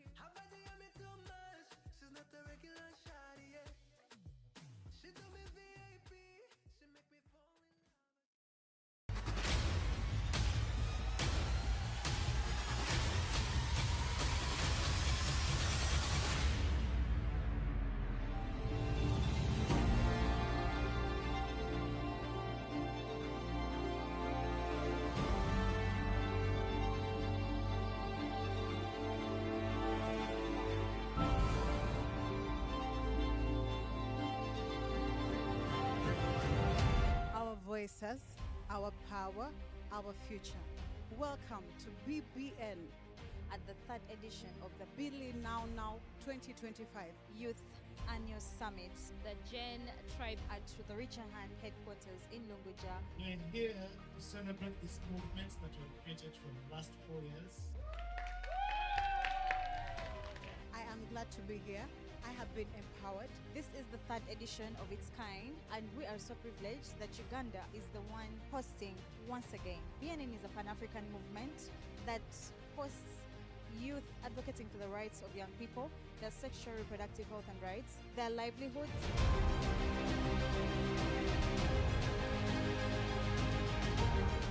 While I am looking at empowering the youth, I am reminded of my role in empowering other youth to access SRHR services, to access beautiful conferences, to access beautiful summits like this one. And we also try to promote our life skills. And today's theme, no one is coming to save us but us, during this summit. As a movement, we look at so many things, but we also look at things as financial independence, financial literacy. That's why we see a lot of rich young people. They are not working hard, they are working smart. How many of us keep ourselves resilient when it comes to finances? How many of us actually have bank accounts? This has been a good initiative, having young people and looking at young people together. The experience here is very interesting. So 8 years of working together, we have created significant campaigns. And for us, even this moment is to celebrate that partnership that we have had with Planned Parenthood Global. We have created campaigns like Silence is Deadly. We have created campaigns of Brave Girl festivals. We have created campaigns as Billy Now. And so that's a partnership that we celebrate. And today is the first day. We have been able to have a lot of activities going on. We are so much excited for day 2, and we are going to be having more young people coming in. And we are so grateful for all our partners that have made this happen.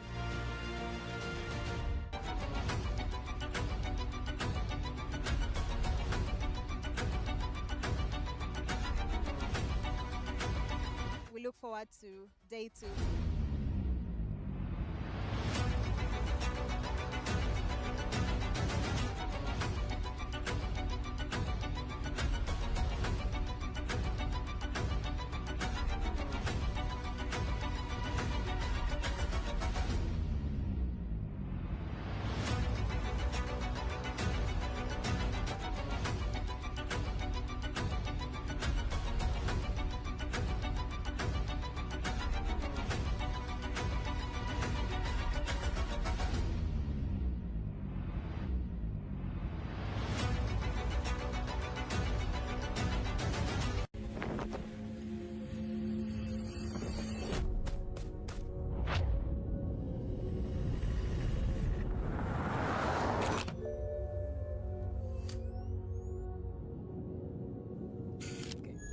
everyone.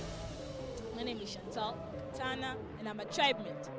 Well, how we do it here at the GN Tribe, we have school outreaches in different schools where we have peer learning sessions conducted by our peer educators where we teach people in schools, boys and girls, about how they can best handle themselves during menstrual time. And today we are here at the Handful of Catholic campaign.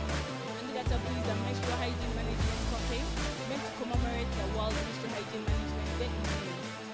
We have been having power talks and different discussions around how menstrual hygiene can be combated and how it can be improved as well. So in the campaign we've had 3 schools participate and they have won. If you do not know which schools have won, go check on our pages because Chikambwe, it is a serious cash prize which they use to promote menstrual hygiene innovation in their schools. So that money is meant to support them, that money is helped to bring the concepts to life that the students have brought. That money is meant to menstrual hygiene, it's a thing for you.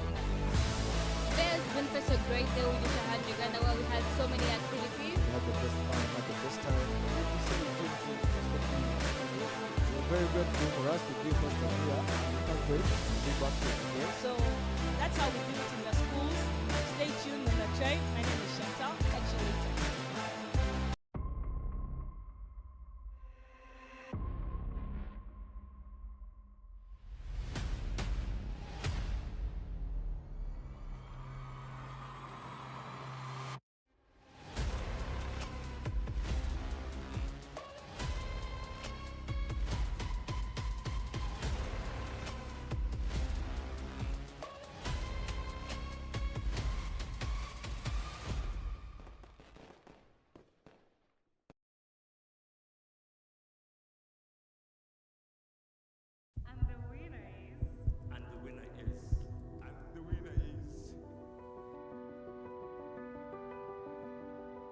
Today everyone is a winner. We stand here to celebrate culture, our heritage as a country, because we tell stories that promote this country, that promotes our culture, that promote the diversity of every individual that lives in this country. I would love also as well to thank our Nigerian friends that are here with us from Nollywood.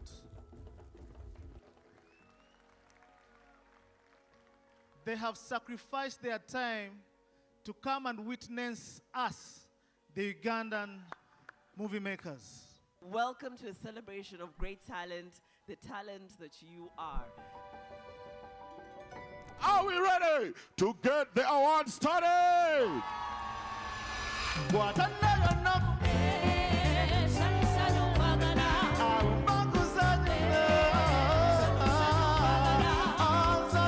Most of us have been working in isolation previously, but time comes when we think if we put our individual energies together, we can be able to walk far.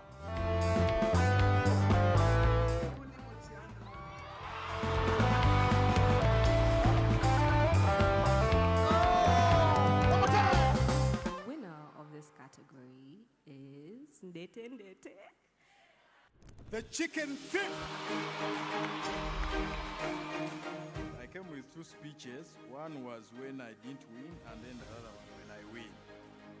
And I would like to personally dedicate this award to my computer that has suffered from all the crashes, the overheating. I think this has been a long time coming.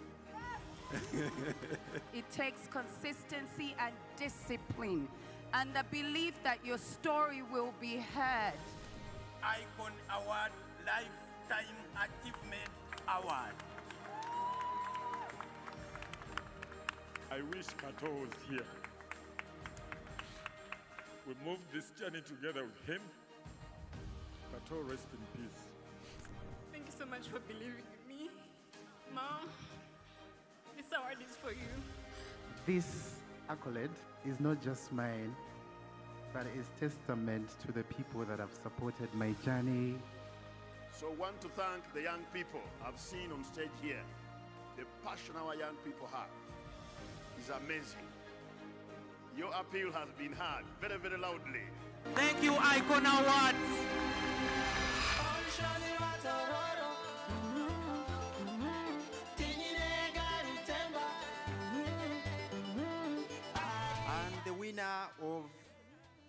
iKON Young Filmmakers program is Take My Hand. I'd like to thank the iKON Awards, the iKON Film Fellowship Program, that has given each and every one of us an opportunity to create our very first film. And the winner is Penny. I would like to thank the super ladies in this industry. I'm forever grateful to you for laying this ground for us. Thank you for making film a safe space for young girls like me. Tell your stories here in your language with the fashion you all appeared here tonight. Be proud as a Ugandan.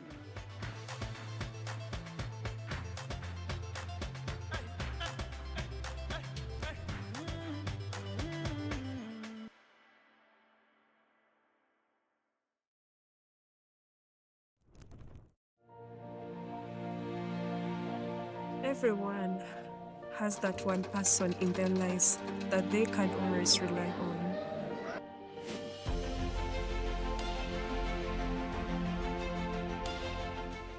Adam, good morning. Good morning. How are you? How are you? I'm fine. First, I'm gonna put it. I'm going to school fees.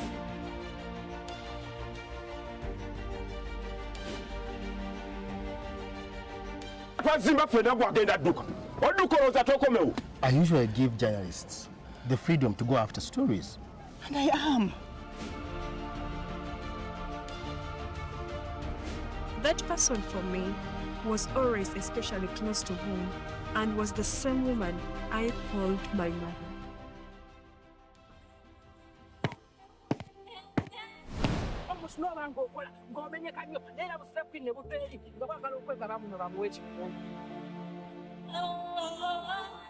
I have to take care of you.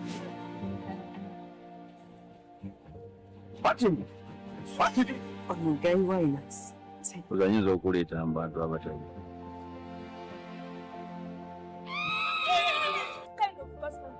Someone who gets what he wants. Era ffenna tumanyi gwe bagenda okulonda. Simanyi na kyenkola wonna kubanga ensi yonna emumanyi. Wanoonya obwenkanya nobwo atakimanyi temwaku kasimba musimba.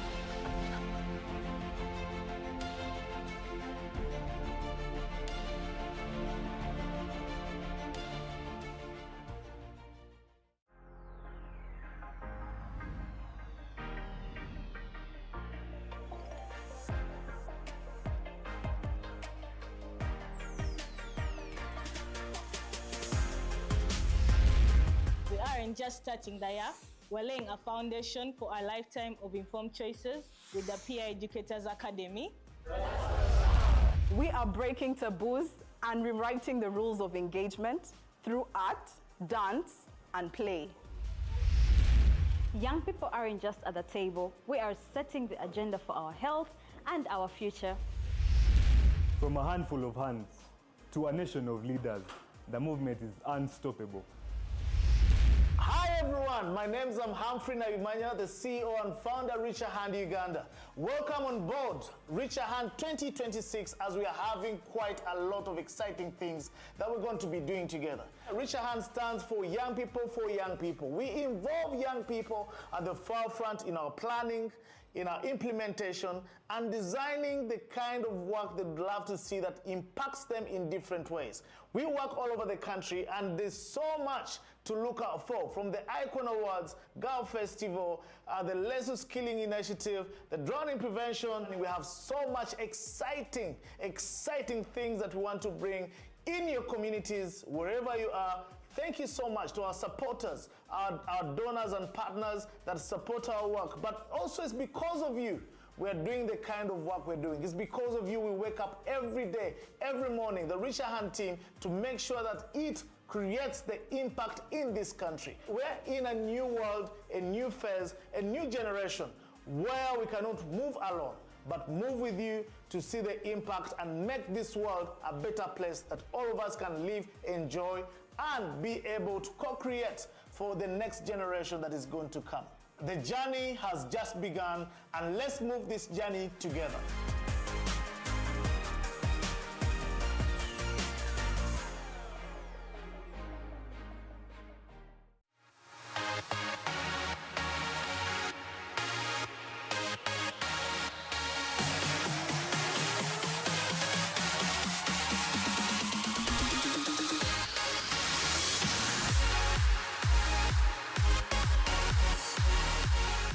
not just the Gen Tribe name. The Gen Tribe means that it's a culture that we're creating of young people, culture that is going to have dreamers, innovators, disruptors. We have an opportunity to redefine what it means to be a young person in Uganda today. We can break down barriers, challenge stereotypes, and pave way for the future generation. Creating a tribe of musicians, actors, comedians, influencers, who are brand ambassadors that are going to empower very many young people in different ways.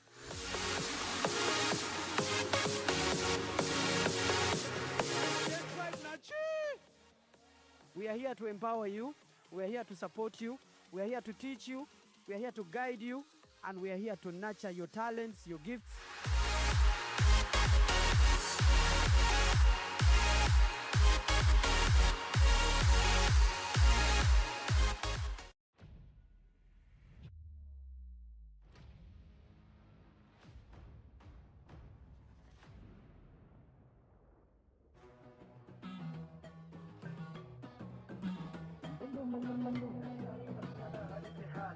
Ladies and gentlemen, a very warm welcome. Thank you for being here with us.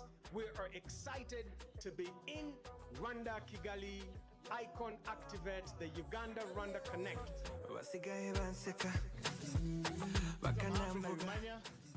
I'm the CEO and founder, Richer Hand Uganda. A little bit about iKON. It's not just an awards program only. It's a platform that grooms, celebrates filmmakers in Uganda, and now we're happy to say celebrating filmmakers in Africa. And this is something that we'd love to promote. How can Ugandan filmmakers work with Rwandese filmmakers? We can only do that by collaborating. In the next 5 years, we believe that iKON Awards initiative is going to be the most celebrated awards show on the continent. This evening, I would like to thank Mr. Humphrey and the other people behind the iKON Activate.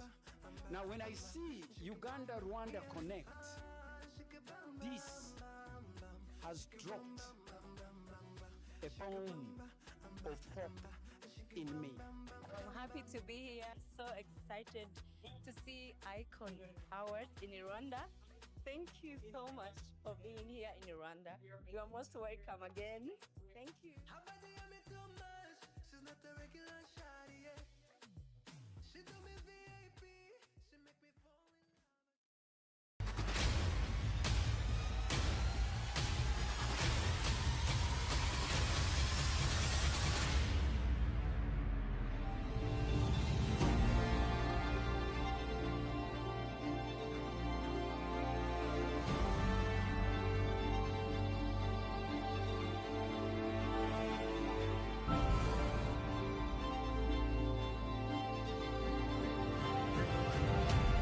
Voices, our power, our future.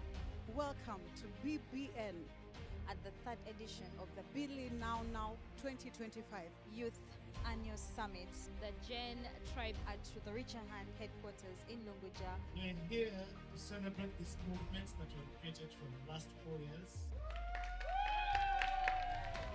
I am glad to be here.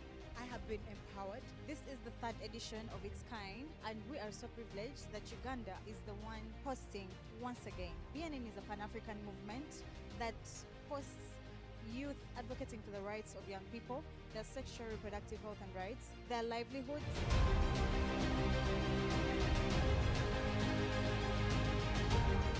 While I am looking at empowering the youth, I am reminded of my role in empowering other youth to access SRHR services, to access beautiful conferences, to access beautiful summits like this one. And we also try to promote our life skills. And today's theme, no one is coming to serve us but us. During this summit, as a movement, we look at so many things, but we also look at things as financial independence, financial literacy. That's why we see a lot of rich young people. They are not working hard, they are working smart. How many of us keep ourselves resilient when it comes to finances. How many of us actually have bank accounts? This has been a good initiative, having young people and looking at young people together. The experience here is very interesting. So 8 years of working together, we have created significant campaigns. And for us, even this moment is to celebrate that partnership that we have had with Planned Parenthood Global. We have created campaigns like Silence is Deadly. We have created campaigns of Brave Girl festivals. We have created campaigns as Billy Now. And so that's a partnership that we celebrate. And today is the first day. We have been able to have a lot of activities going on. We are so much excited for day 2, and we are going to be having more young people coming in, and we are so grateful for all our partners that have made this happen.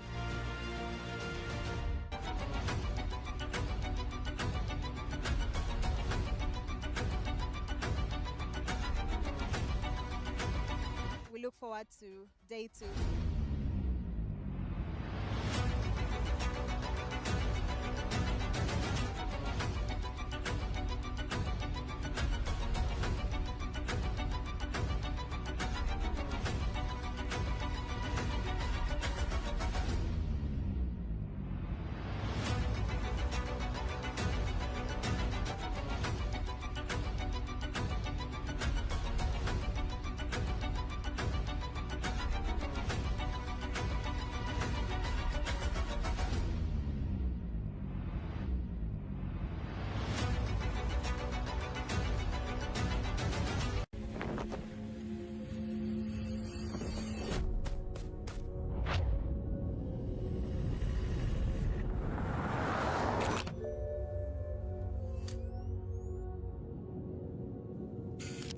Hi everyone, my name is Tana, and I'm a tribemate. Well, how we doing here at the GN Tribe? We have school outreaches in different schools where we have peer learning sessions conducted by our peer educators where we teach people in schools, boys and girls, about how they can best handle themselves during menstrual time. Today we are here at the Anti-Water campaign. Anti-Water is a menstrual hygiene management campaign meant to commemorate the World Menstrual Hygiene Management Day in May. We have been having power talks and different discussions around how menstrual hygiene can be combated and how it can be improved as well. So in the campaign we've had 3 schools participate and they have won. If you do not know which schools have won, go check on our pages because Chikambwe, it is a serious cash prize which they use to promote menstrual hygiene innovation in their schools. So that money is meant to support them, that money is helped to bring the concepts to life and the students have growth. That money is meant to menstrual hygiene, it's a thing for you. There's been such a great day with Uganda where we had so many activities. We had the best fun, we had the best time. We're very grateful for us to be first time here. We can't wait to be back to today. So that's how we do it in the schools. Stay tuned on the Tribe. My name is Chantal. Catch you later.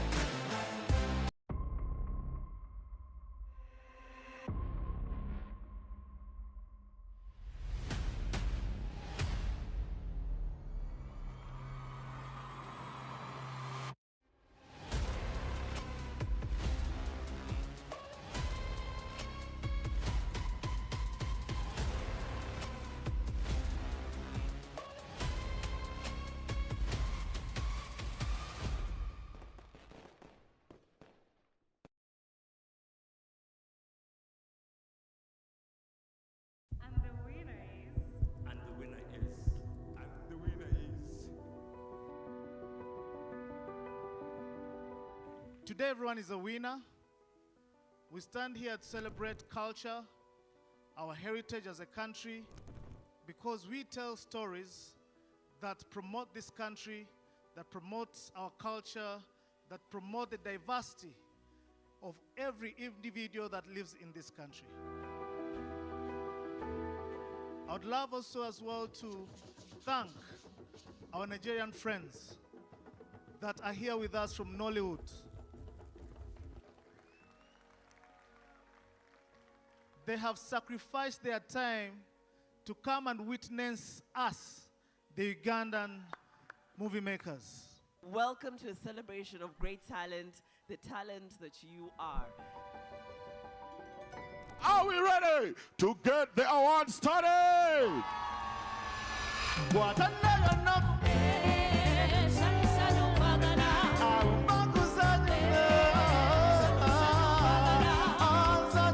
Most of us have been working in isolation previously, but time comes when we think if we put our individual energies together, we can be able to walk far.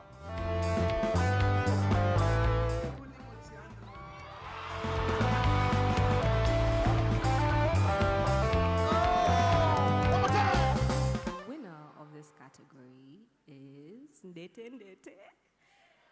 The chicken thief. I came with two speeches. One was when I didn't win, and then the other one when I win. And I would like to personally dedicate this award to my computer that has suffered from all the crashes, the overheating. I think this has been a long time coming. It takes consistency and discipline and the belief that your story will be heard. iKON Award, Lifetime Achievement Award. I wish Kato was here. We moved this journey together with him. Kato, rest in peace. Thank you so much for believing in me. Mom, this award is for you. This accolade is not just mine, but is testament to the people that have supported my journey. So I want to thank the young people I've seen on stage here. The passion our young people have is amazing. Your appeal has been heard very, very loudly. Thank you, iKON Awards.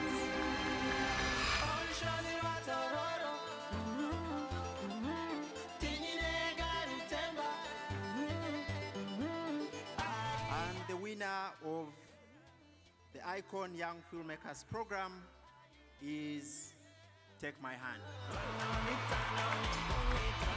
I'd like to thank the iKON Awards, the iKON Film Fellowship program that has given each and every one of us an opportunity to create our very first film. And the winner is Penny. I would like to thank the super ladies in this industry.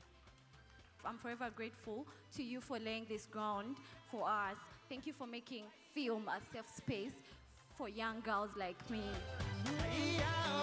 Tell your stories here in your language with the fashion you all appeared here tonight. Be proud as a Ugandan.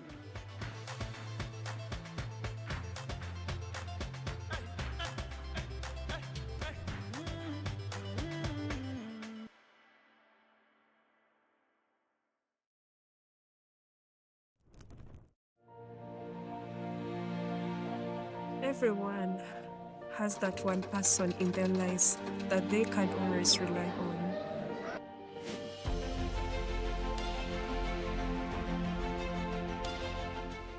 Adam, good morning. Good morning. How are you? How are you? I'm fine. First, I'm gonna call it. I'm going to school fees.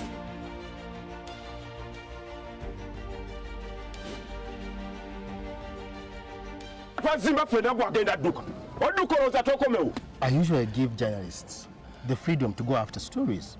And I am. That person for me was always especially close to home and was the same woman I called my mother.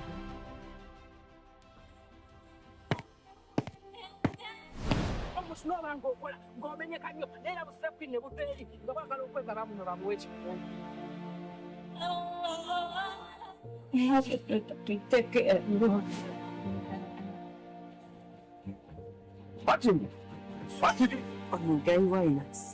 Uzanyiza okuleeta abantu abatabi.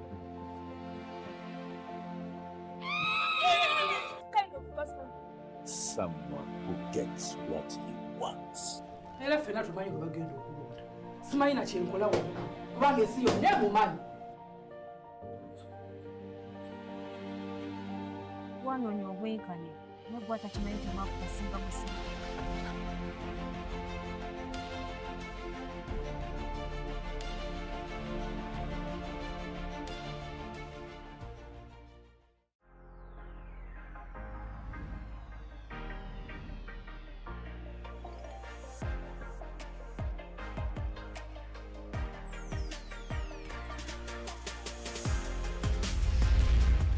aren't just starting the year, we're laying a foundation for a lifetime of informed choices with the Peer Educators Academy. We are breaking taboos and rewriting the rules of engagement through art, dance, and play. Young people aren't just at the table, we are setting the agenda for our health and our future. From a handful of hands to a nation of leaders, the movement is unstoppable. Hi everyone, my name is Humphrey Naimanya, the CEO and founder of Reach a Hand Uganda. Welcome on board Reach a Hand 2026 as we are having quite a lot of exciting things that we're going to be doing together. Reach a Hand stands for young people for young people. We involve young people at the forefront in our planning, in our implementation, and designing the kind of work that we'd love to see that impacts them in different ways. We work all over the country, and there's so much to look out for, from the iKON Awards, Girl Festival, the Lesu Skilling Initiative, the drowning prevention. We have so much exciting things that we want to bring in your communities, wherever you are. Thank you so much to our supporters, our donors and partners that support our work. But also it's because of you we're doing the kind of work we're doing. It's because of you we wake up every day, every morning, the Reach a Hand team, to make sure that it creates the impact in this country. We're in a new world, a new phase, a new generation where we cannot move alone, but move with you to see the impact and make this world a better place that all of us can live, enjoy, and be able to co-create for the next generation that is going to come. The journey has just begun, and let's move this journey together.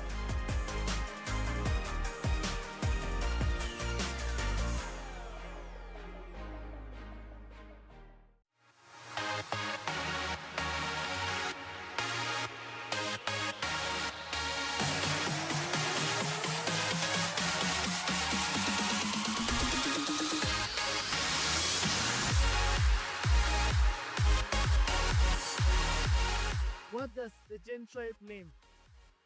The Gen Tribe means that it's a culture that we're creating of young people, culture that is going to have dreamers, innovators, disruptors. We have an opportunity to redefine what it means to be a young person in Uganda today. We can break down barriers, challenge stereotypes, and pave way for the future generation. Creating a tribe of musicians, actors, comedians, influencers who are brand ambassadors that are going to empower very many young people in different ways.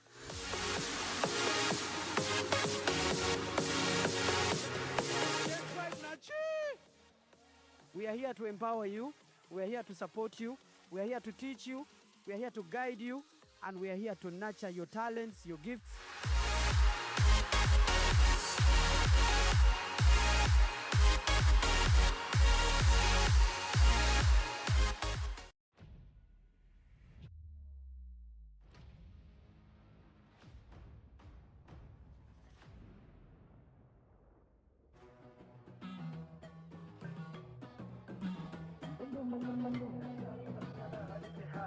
Ladies and gentlemen, a very warm welcome. Thank you for being here with us. We are excited to be in Rwanda, Kigali, iKON Activate, the Uganda-Rwanda Connect.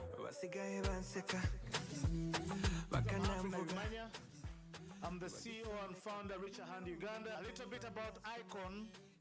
It's not just an awards program only. It's a platform that grooms, celebrates filmmakers in Uganda, and now we're happy to say celebrating filmmakers in Africa. And this is something that we'd love to promote. How can Ugandan filmmakers work with Rwandese filmmakers? We can only do that by collaborating. In the next 5 years, we believe that iKON Awards initiative is going to be the most celebrated awards show on the continent. This evening, I would like to thank Mr. Humphrey and the other people behind the iKON Activate. Now, when I see Uganda-Rwanda Connect, this has dropped a bomb of hope in me. I'm happy to to be here. So excited to see iKON Award in Rwanda. Thank you so much for being here in Rwanda. You are most welcome again. Thank you.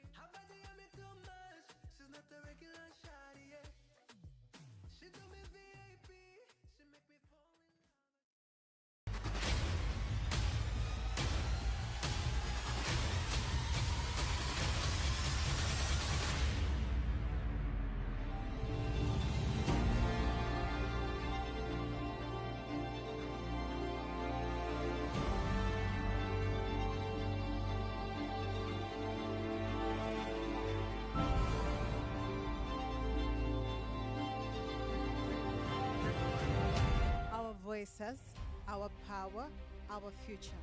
Welcome to BBN at the third edition of the Billy Now 2025 Youth Annual Summit, the Gen Tribe at the Richer Hand headquarters in Lunguja. We're here to celebrate this movement that we have created for the last 4 years. I am glad to be here. I have been empowered. This is the third edition of its kind, and we are so privileged that Uganda is the one hosting once again. BNN is a Pan-African movement that hosts youth advocating for the rights of young people, their sexual reproductive health and rights, their livelihoods.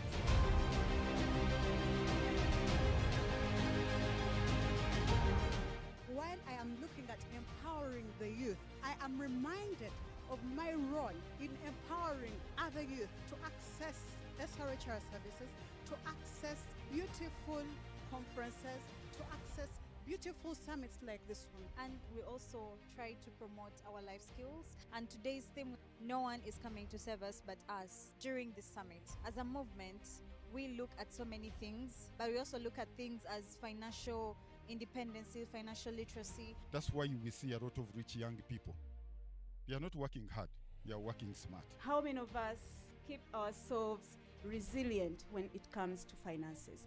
How many of us actually have bank accounts? This has been a good initiative, having young people and looking at young people together. The experience here is very interesting. So 8 years of working together, we have created significant campaigns. And for us, even this moment is to celebrate that partnership that we have had with Planned Parenthood Global. We have created campaigns like Silence is Deadly. We have created campaigns of Brave Girl festivals. We have created campaigns as Billy Now. And so that's a partnership that we celebrate. And today is the first day. We have been able to have a lot of activities going on. We are so much excited for day 2, and we are going to be having more young people coming in, and we are so grateful for all our partners that have made this happen.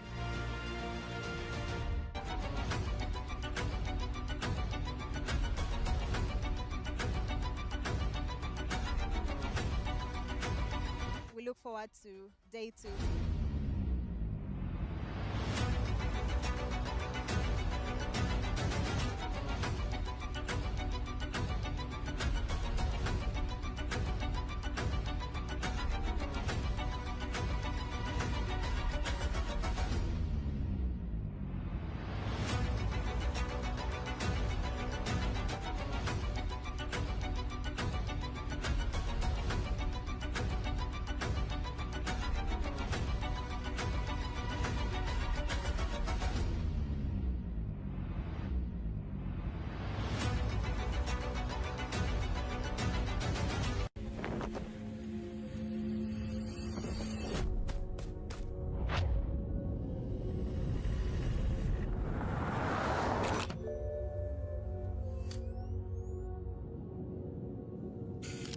Hi everyone, my name is Chantal Tana and I'm a tribe mate.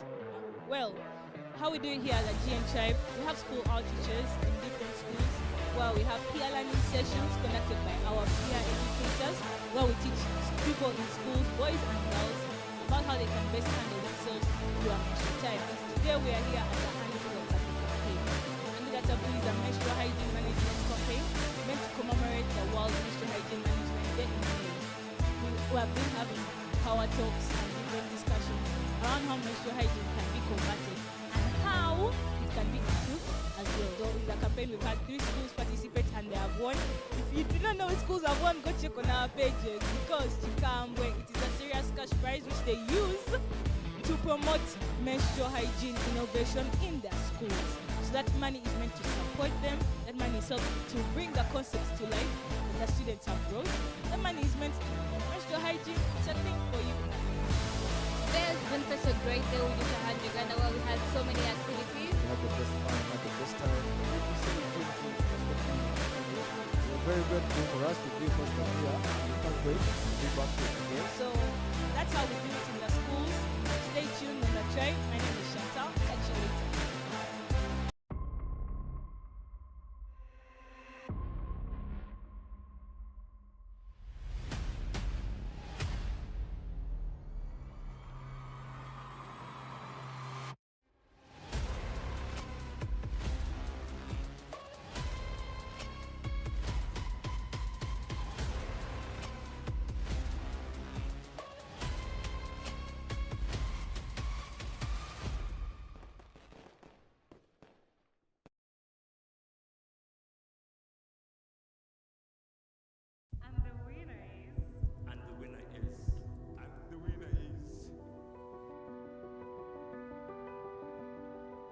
Today, everyone is a winner. We stand here to celebrate culture, our heritage as a country, because we tell stories that promote this country, that promotes our culture, that promote the diversity of every individual that lives in this country. I would love also as well to thank our Nigerian friends that are here with us from Nollywood.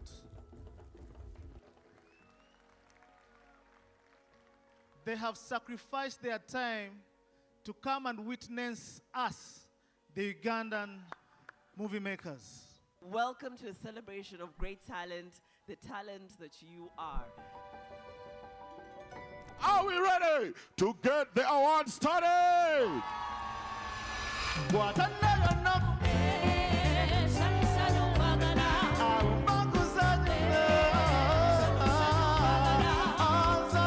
Most of us have been working in isolation previously, but time comes when we think if we put our individual energies together, we can be able to walk far.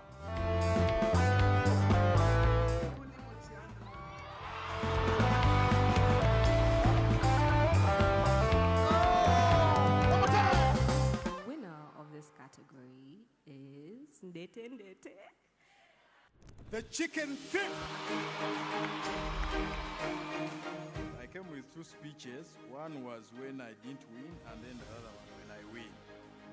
And I would like to personally dedicate this award to my computer that has suffered from all the crashes, the overheating. I think this has been a long time coming.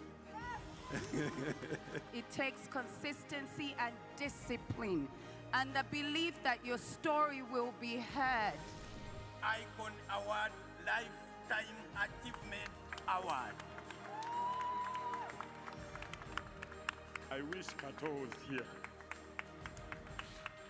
We moved this journey together with him. Kato, rest in peace. Thank you so much for believing in me. Mom, this award is for you. This accolade is not just mine, but is testament to the people that have supported my journey. So I want to thank the young people I've seen on stage here.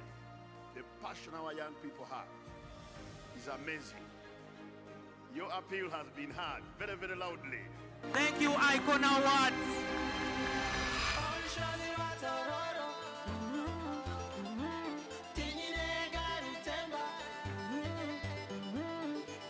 And the winner of the iKON Young Filmmakers program is Take My Hand. I'd like to thank the iKON Awards, the iKON Film Fellowship program that has given each and every one of us an opportunity to create our very first film.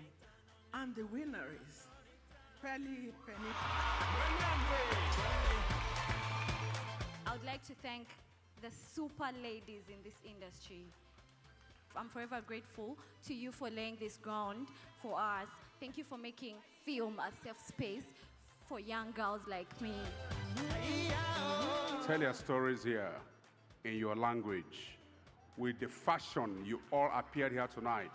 Be proud as a Ugandan.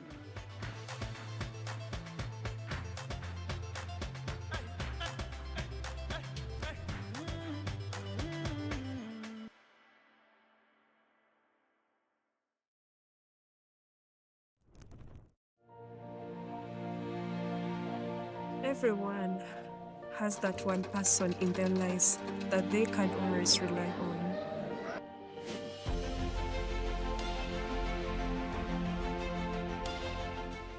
Adam, good morning. Good morning. How are you?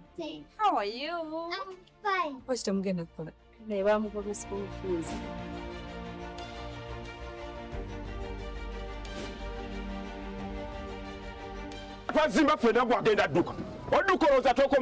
I usually give journalists the freedom to go after stories. And I am.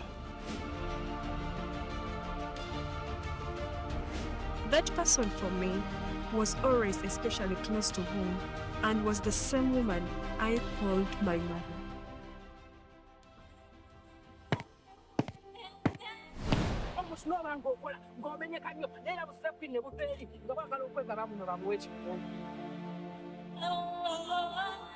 I have to take care of you.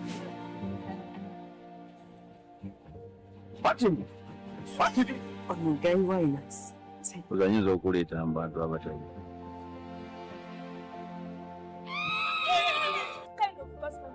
Someone who gets what he wants.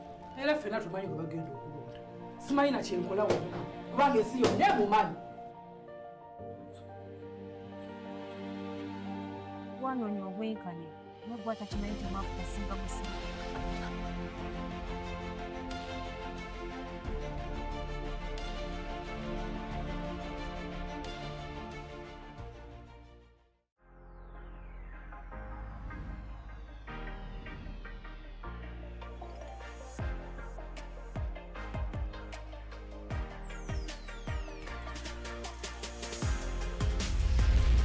We aren't just starting the year, we're laying a foundation for a lifetime of informed choices with the PI Educators Academy.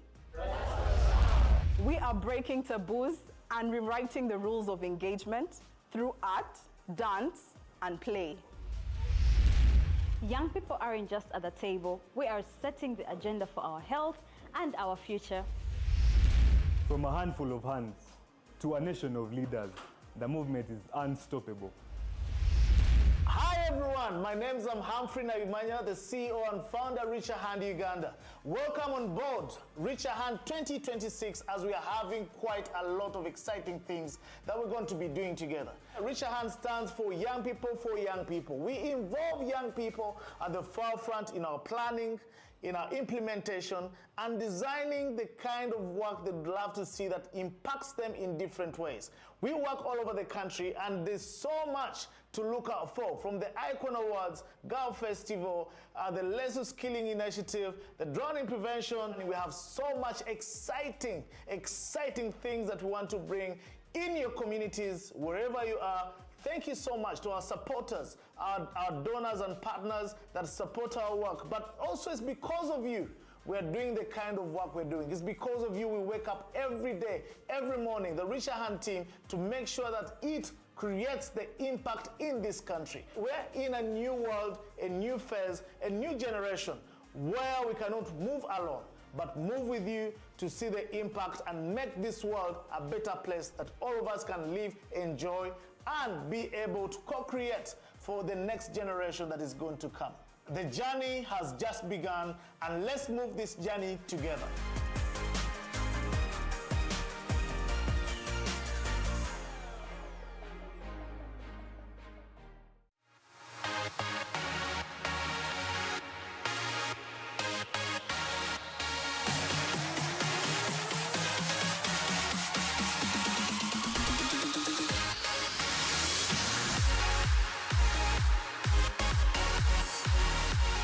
What does the Gen Tribe mean?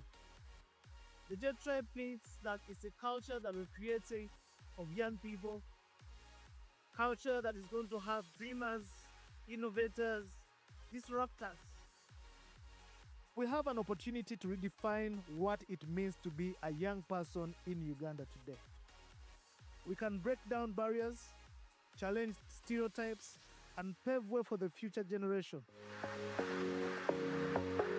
Creating a tribe of musicians, actors, comedians, influencers, who are brand ambassadors that are going to empower very many young people in different ways.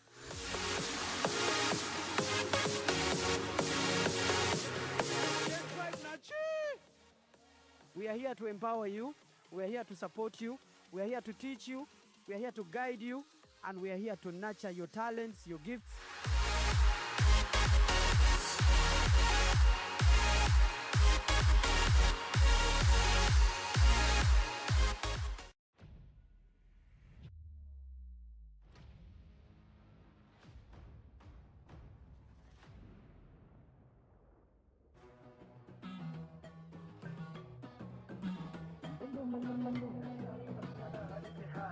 Ladies and gentlemen, a very warm welcome. Thank you for being here with us.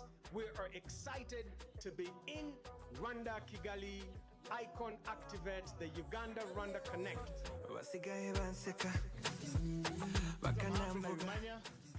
I'm the CEO and founder, Richer Hand Uganda. A little bit about iKON. It's not just an awards program only. It's a platform that grooms, celebrates filmmakers in Uganda, and now we're happy to say celebrating filmmakers in Africa. And this is something that we'd love to promote. How can Ugandan filmmakers work with Rwandese filmmakers? We can only do that by collaborating.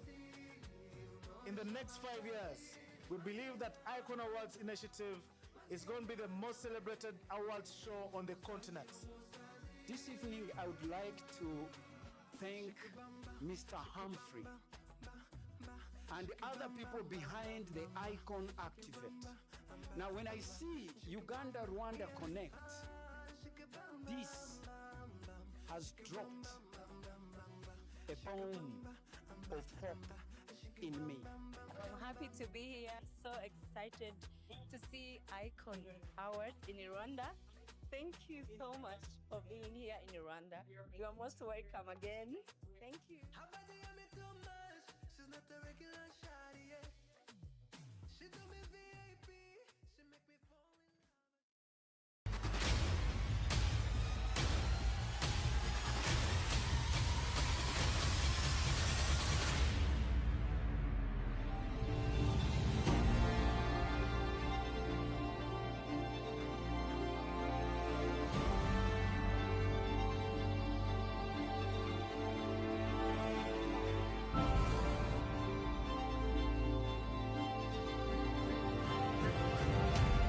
Voices, our power, our future.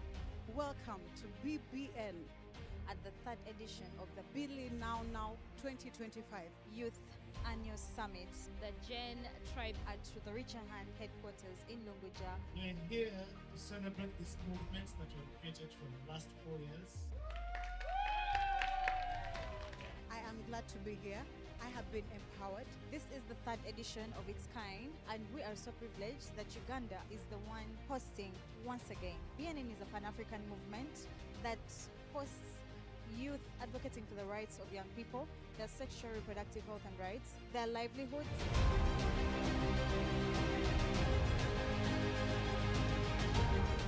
While I am looking at empowering the youth, I am reminded of my role in empowering other youth to access SRHR services, to access beautiful conferences, to access beautiful summits like this one. And we also try to promote our life skills. And today's theme, no one is coming to serve us but us. During this summit, as a movement, we look at so many things, but we also look at things as financial independence, financial literacy. That's why we see a lot of rich young people.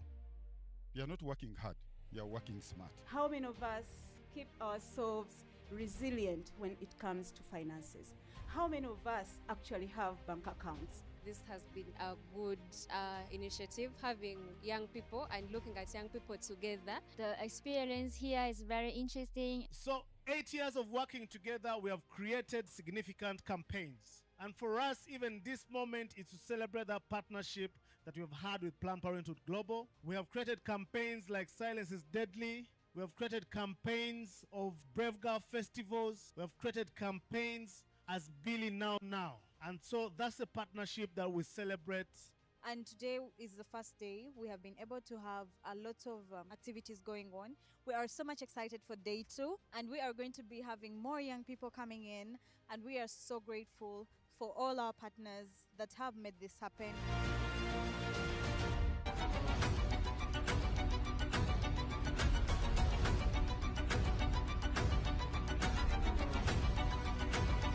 We look forward to day 2.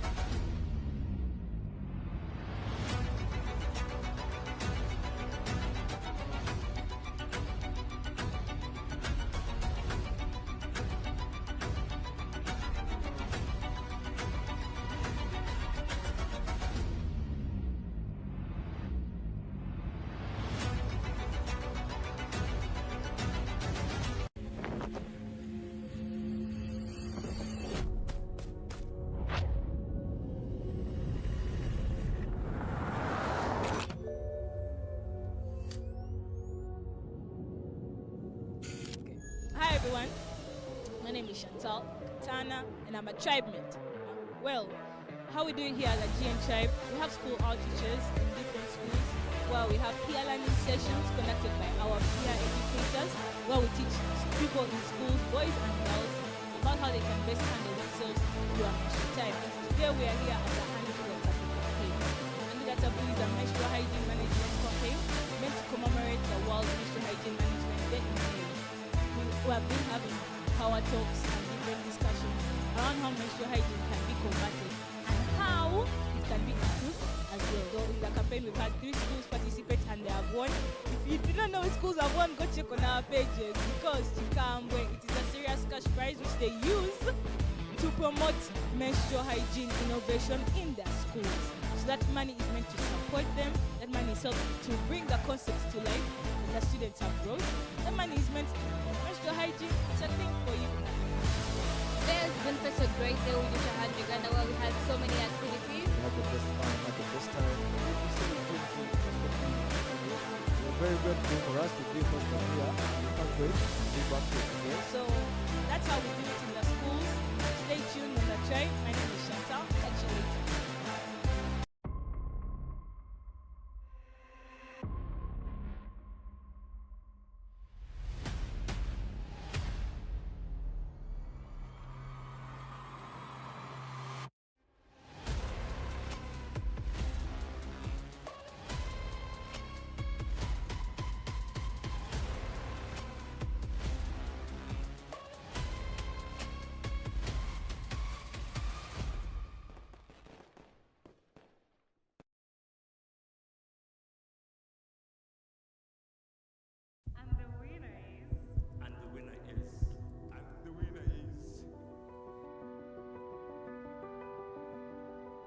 Today everyone is a winner. We stand here to celebrate culture, our heritage as a country, because we tell stories that promote this country, that promotes our culture, that promote the diversity of every individual that lives in this country. I would love also as well to thank our Nigerian friends that are here with us from Nollywood.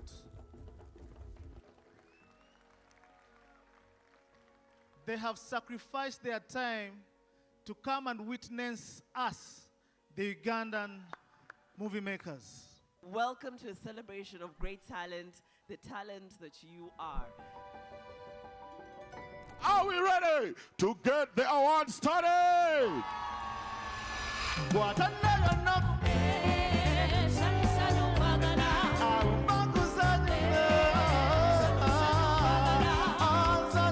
Most of us have been working in isolation previously, but time comes when we think if we put our individual energies together, we can be able to walk far.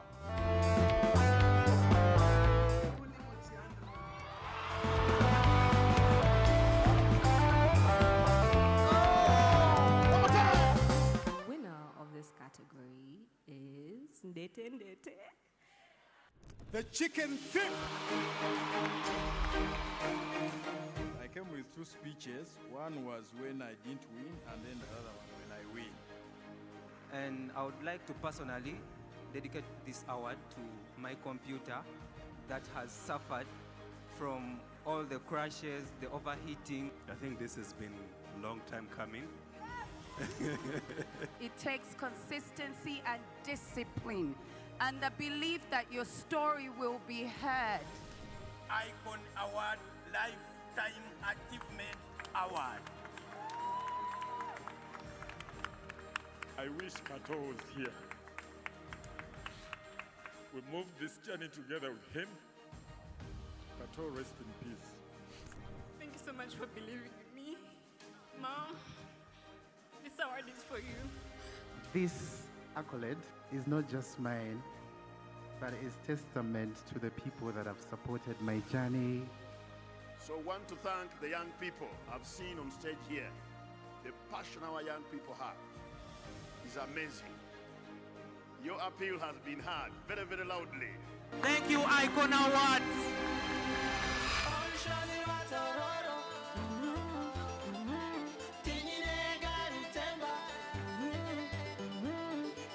And the winner of the iKON Young Filmmakers program is Take My Hand. I'd like to thank the iKON Awards, the iKON Film Fellowship program that has given each and every one of us an opportunity to create our very first film. And the winner is Penny. I would like to thank the super ladies in this industry. I'm forever grateful to you for laying this ground for us. Thank you for making film a safe space for young girls like me. Tell your stories here in your language with the fashion you all appeared here tonight. Be proud as a Ugandan.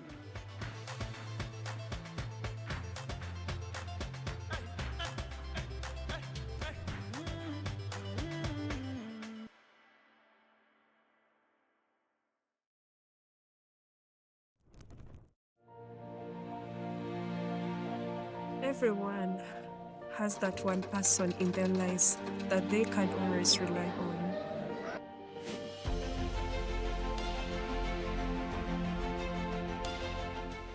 Adam, good morning. Good morning. How are you?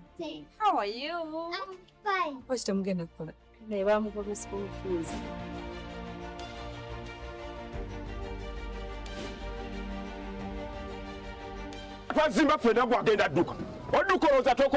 I usually give journalists the freedom to go after stories. And I am. That person for me was always especially close to home and was the same woman I called my mother.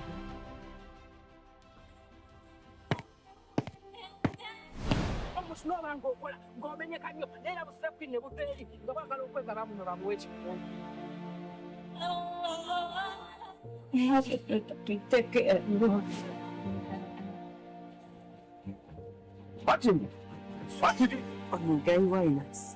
Uzanyiza okuleeta abantu abatayi.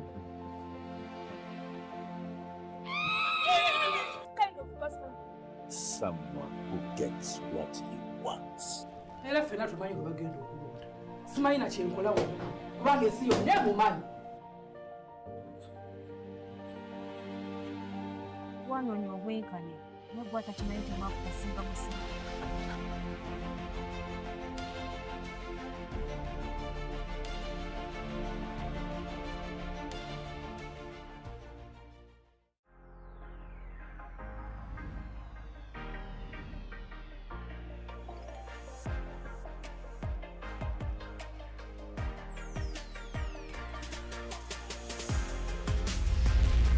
We aren't just starting the year, We're laying a foundation for a lifetime of informed choices with the Peer Educators Academy.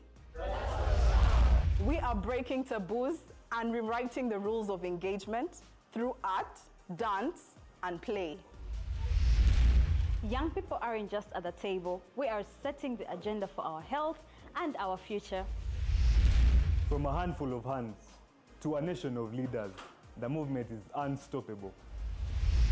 Hi everyone, my name is Humphrey Naimanya, the CEO and founder of Reach a Hand Uganda. Welcome on board Reach a Hand 2026 as we are having quite a lot of exciting things that we're going to be doing together.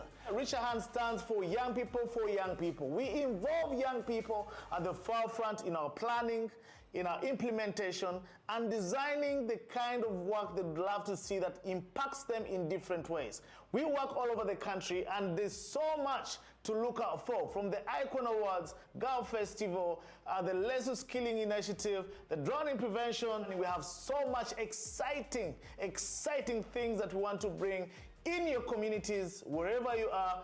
Thank you so much to our supporters, our donors and partners that support our work. But also it's because of you we're doing the kind of work we're doing. It's because of you we wake up every day, every morning, the Reach a Hand team, to make sure that it creates the impact in this country. We're in a new world, a new phase, a new generation where we cannot move alone, but move with you to see the impact and make this world a better place that all of us can live, enjoy, and be able to co-create for the next generation that is going to come. The journey has just begun, and let's move this journey together.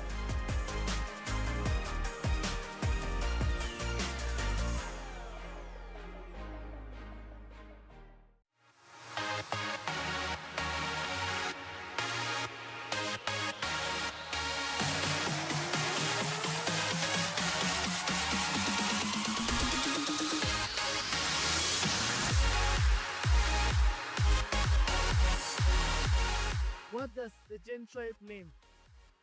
The Gen Tribe means that it's a culture that we're creating of young people, culture that is going to have dreamers, innovators, disruptors. We have an opportunity to redefine what it means to be a young person in Uganda today. We can break down barriers, challenge stereotypes, and pave way for the future generation.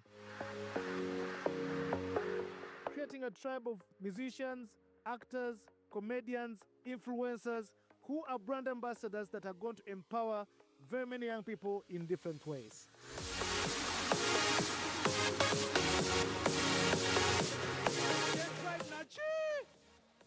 We are here to empower you, we are here to support you, we are here to teach you, we are here to guide you, and we are here to nurture your talents, your gifts.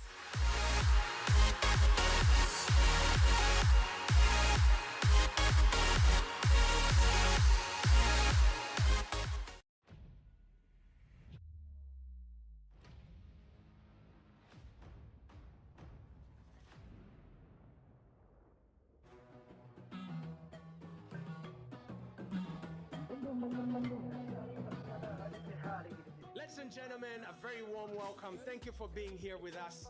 We are excited to be in Rwanda, Kigali, iKON Activate, the Uganda-Rwanda Connect.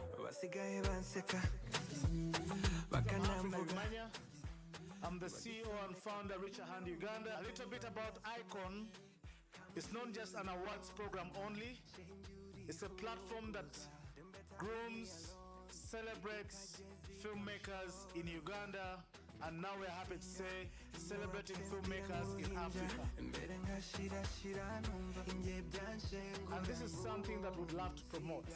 How can Ugandan filmmakers work with Rwandese filmmakers? We can only do that by collaborating.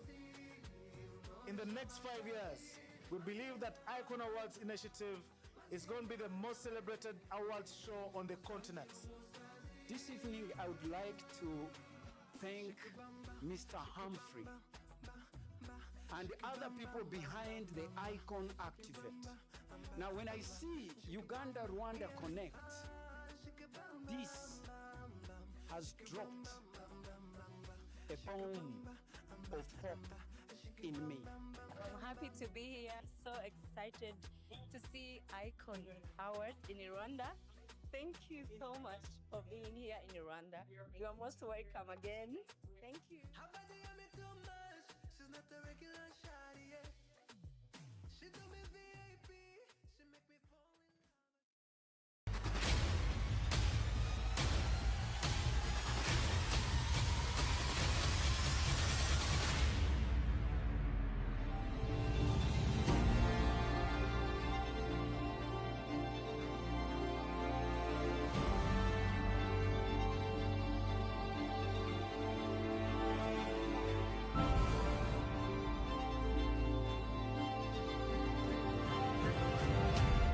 Voices, our power, our future.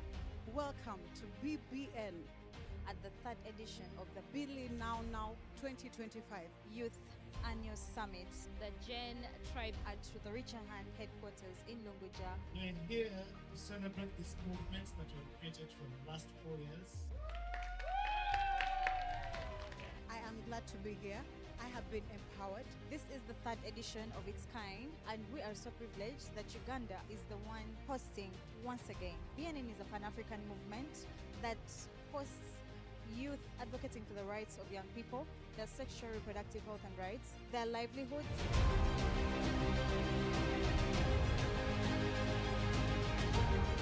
While I am looking at empowering the youth, I am reminded of my role in empowering other youth to access SRHR services, to access beautiful conferences, to access beautiful summits like this one. And we also try to promote our life skills. And today's theme, no one is coming to save us but us, during this summit. As a movement, we look at so many things, but we also look at things as financial independence, financial literacy. That's why we see a lot of rich young people. They are not working hard, they are working smart. How many of us keep ourselves resilient when it comes to finances? How many of us actually have bank accounts? This has been a good initiative, having young people and looking at young people together. The experience here is very interesting. So 8 years of working together, we have created significant campaigns. And for us, even this moment is to celebrate that partnership that we have had with Planned Parenthood Global. We have created campaigns like Silence is Deadly. We have created campaigns of Brave Girl festivals. We have created campaigns as Billy Now.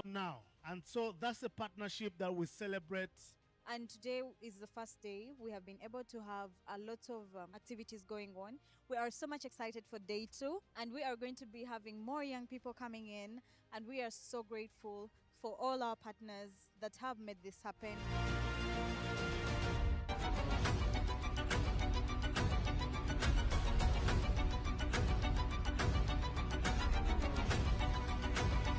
We look forward to day 2.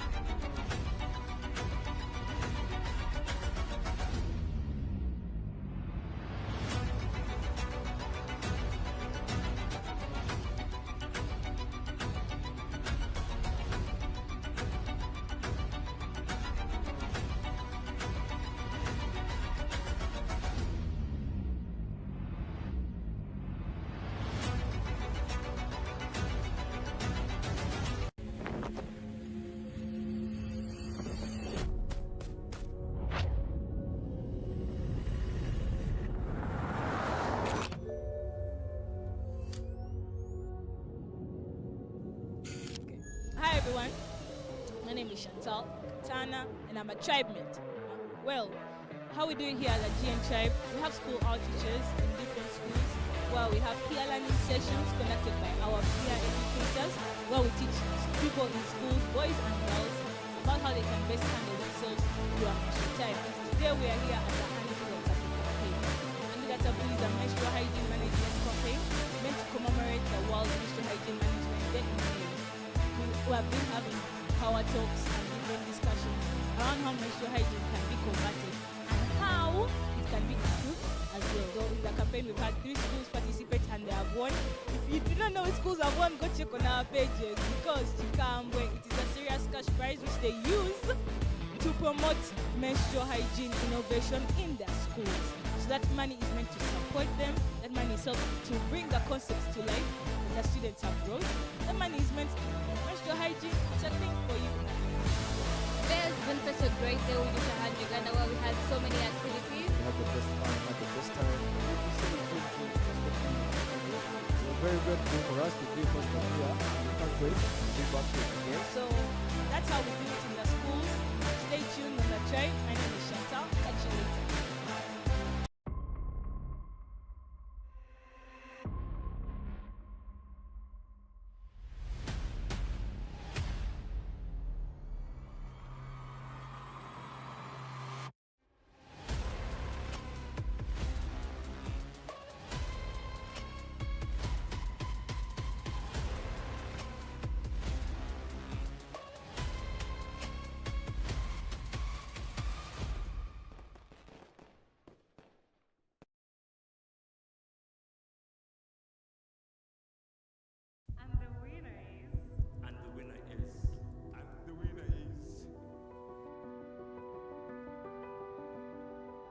Today, everyone is a winner. We stand here to celebrate culture, our heritage as a country, because we tell stories that promote this country, that promotes our culture, that promote the diversity of every individual that lives in this country. I would love also as well to thank our Nigerian friends that are here with us from Nollywood.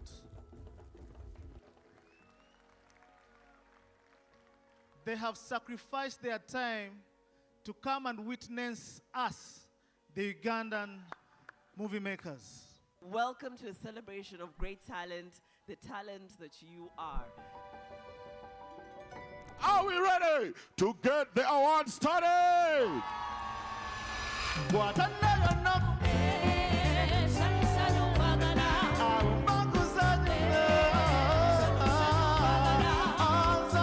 Most of us have been working in isolation previously, but time comes when we think if we put our individual energies together, we can be able to walk far.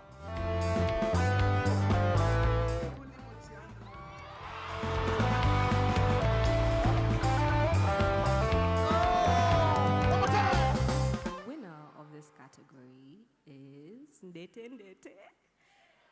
The chicken thief. I came with two speeches. One was when I didn't win, and then the other one when I win. And I would like to personally dedicate this award to my computer that has suffered from all the crashes, the overheating. I think this has been a long time coming. It takes consistency and discipline and the belief that your story will be heard. iKON Award Lifetime Achievement Award. I wish Kato was here. We moved this journey together with him. Kato, rest in peace. Thank you so much for believing in me. Mom, this award is for you. This accolade is not just mine, but is testament to the people that have supported my journey. So I want to thank the young people I've seen on stage here. The passion our young people have is amazing. Your appeal has been heard very, very loudly. Thank you, iKON Awards.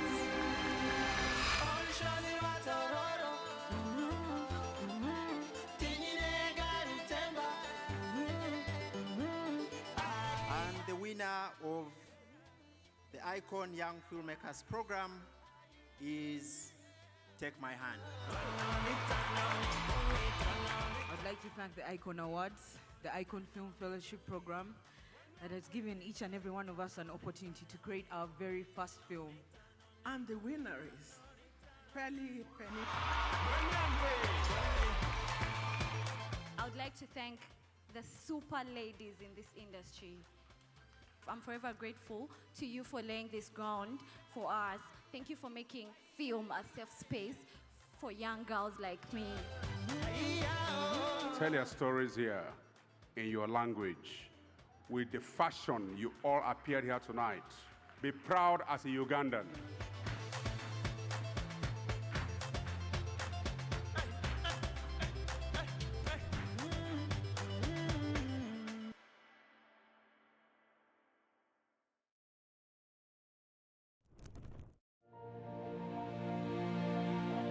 Everyone has that one person in their lives that they can always rely on.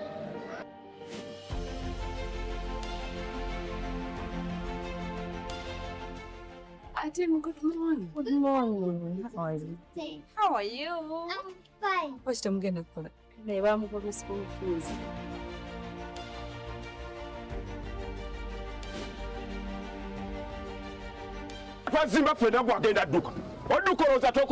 I usually give journalists the freedom to go after stories, and I am. That person for me was always especially close to home and was the same woman I called my mother.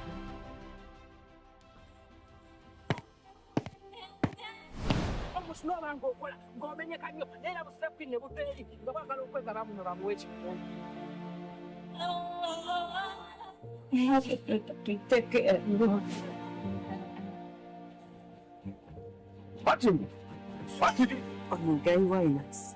Uzanyiza okuleeta abantu abatayi.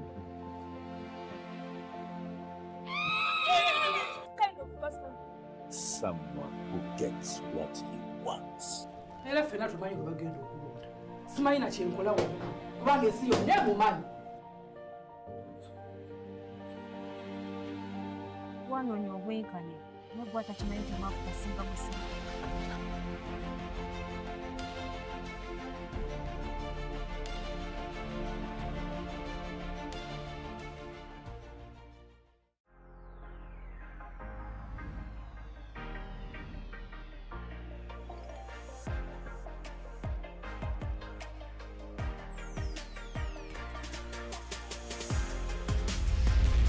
We aren't just starting the year, we're laying a foundation for a lifetime of informed choices with the Peer Educators Academy. We are breaking taboos and rewriting the rules of engagement through art, dance, and play. Young people aren't just at the table, we are setting the agenda for our health and our future. From a handful of hands to a nation of leaders, the movement is unstoppable.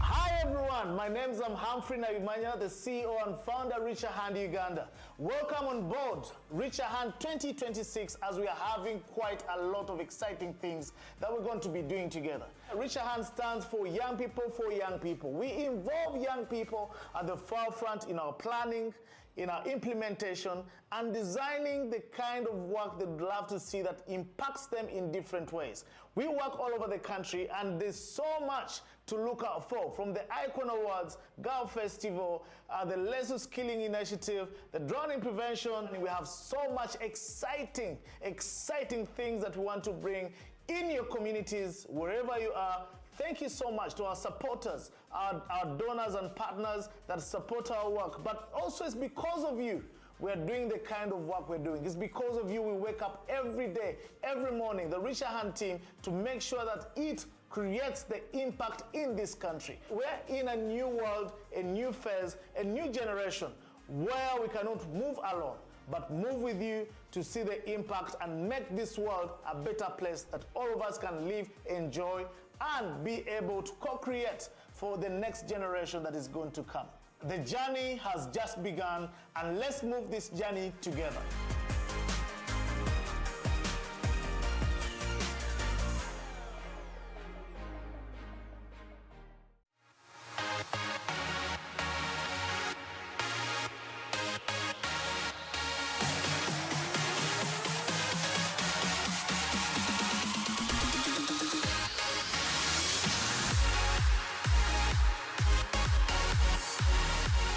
What does the Gen Tribe mean? The Gen Tribe means that it's a culture that we're creating of young people, culture that is going to have dreamers, innovators, disruptors. We have an opportunity to redefine what it means to be a young person in Uganda today. We can break down barriers, challenge stereotypes, and pave way for the future generation. Creating a tribe of musicians, actors, comedians, influencers, who are brand ambassadors that are going to empower very many young people in different ways.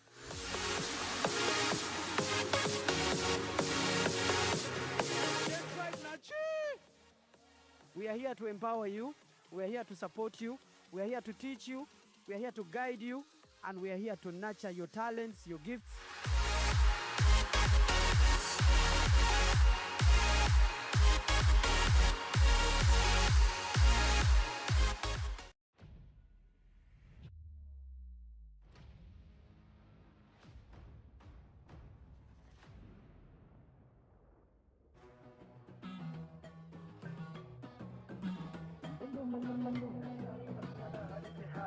Ladies and gentlemen, a very warm welcome. Thank you for being here with us. We are excited to be in Rwanda, Kigali, iKON Activate, the Uganda-Rwanda Connect.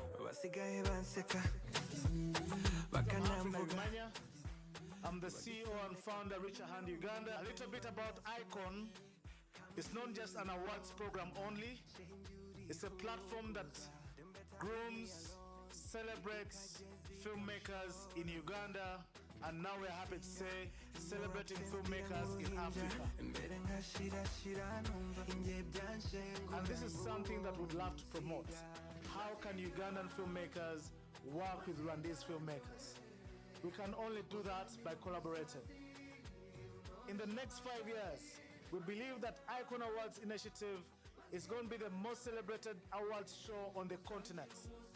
This evening, I would like to thank Mr. Humphrey and the other people behind the iKON Activate. Now, when I see Uganda-Rwanda Connect, this has dropped a bomb of hope in me. I'm happy to be here, so excited to see iKON Award in Rwanda. Thank you so much for being here in Rwanda. You are most welcome again. Thank you.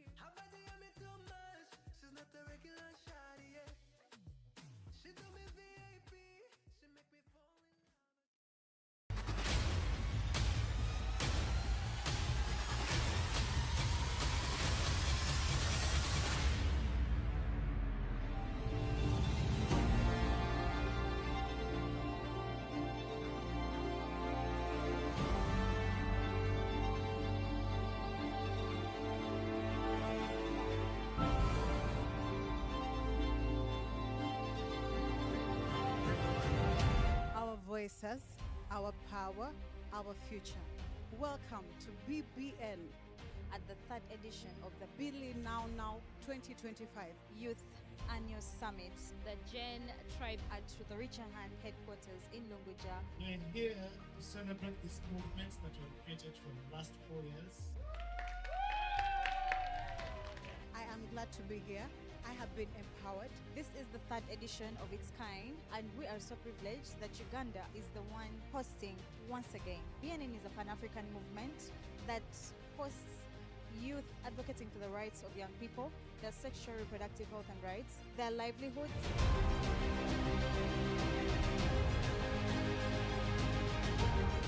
While I am looking at empowering the youth, I am reminded of my role in empowering other youth to access SRHR services, to access beautiful conferences, to access beautiful summits like this one. And we also try to promote our life skills.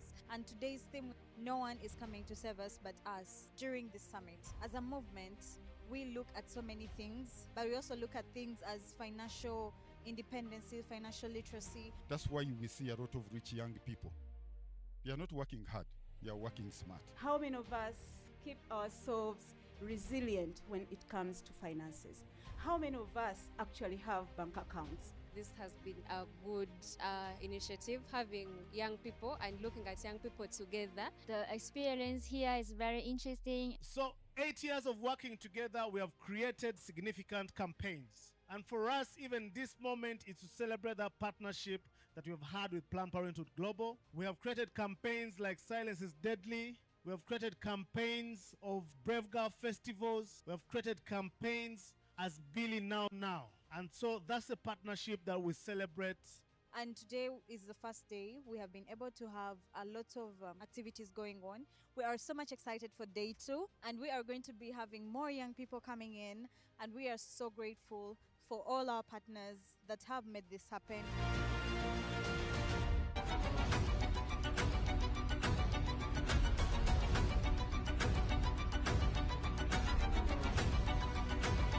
We look forward to day 2.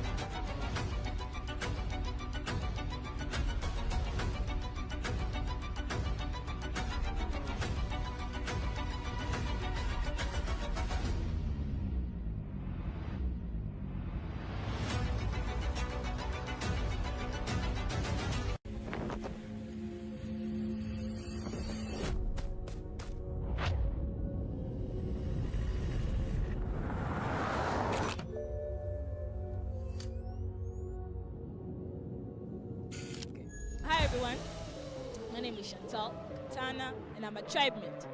Well, how we doing here at the GN Tribe? We have school outreaches in different schools, where we have peer learning sessions conducted by our peer educators, where we teach people in schools, boys and girls, about how they can best handle themselves through a menstrual time. Today we are here at the Handful of Happy campaign. Handle is a menstrual hygiene management campaign meant to commemorate the World Menstrual Hygiene Management Day in May. We have been having power talks and different discussions around how menstrual hygiene can be combated and how it can be improved as well. So in the campaign we've had 3 schools participate and they have won. If you do not know which schools have won, go check on our pages, because Chikambwe, it is a serious cash prize which they use to promote menstrual hygiene innovation in their schools. So that money is meant to support them, that money is helping to bring the concepts to life, and the students have growth. That money is meant to menstrual hygiene, it's a thing for you. Today has been such a great day with Richard Uganda, where we had so many activities. We had the best fun, we had the best time. We're very grateful for us to be first time here. We can't wait to be back here today. So that's how we do it in the schools. Stay tuned on the Tribe. My name is Chantal. Catch you later.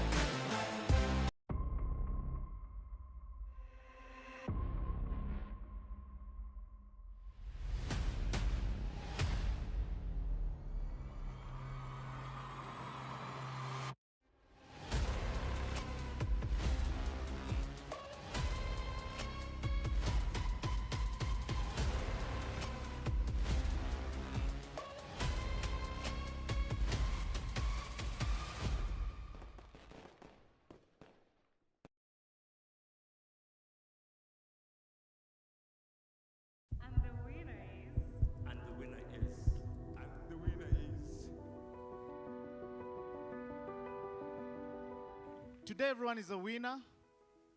We stand here to celebrate culture, our heritage as a country, because we tell stories that promote this country, that promotes our culture, that promote the diversity of every individual that lives in this country.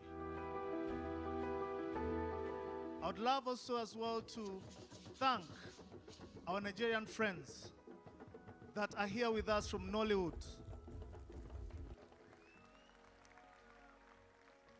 They have sacrificed their time to come and witness us, the Ugandan movie makers. Welcome to a celebration of great talent, the talent that you are. Are we ready to get the award started?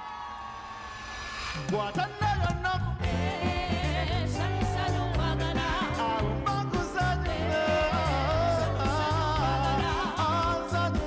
Most of us have been working in isolation previously, but time comes when we think if we put our individual energies together, we can be able to walk far.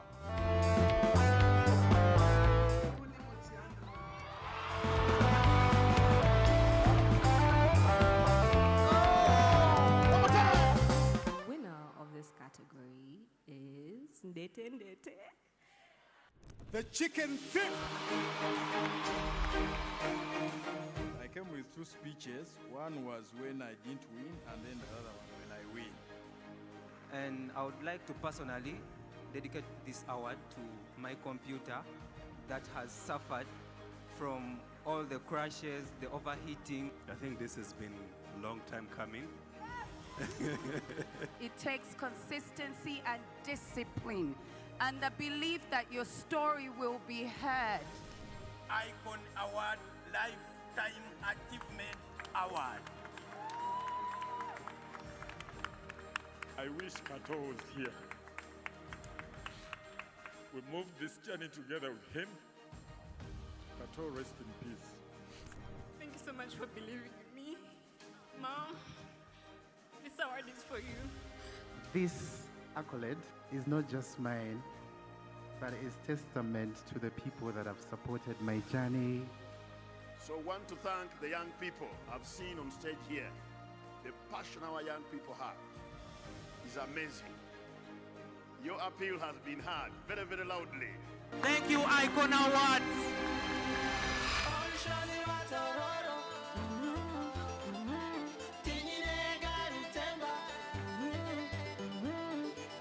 And the winner of the iKON Young Filmmakers program is Take My Hand.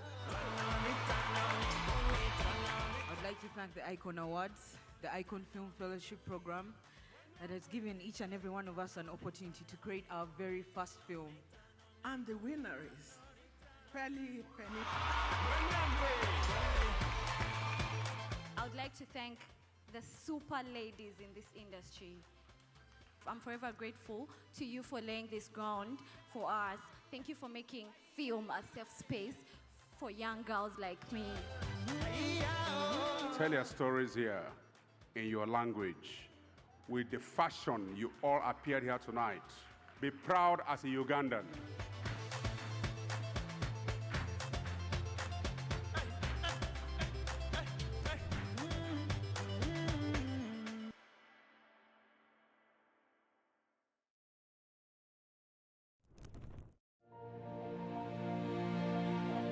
Everyone has that one person in their lives that they can always rely on.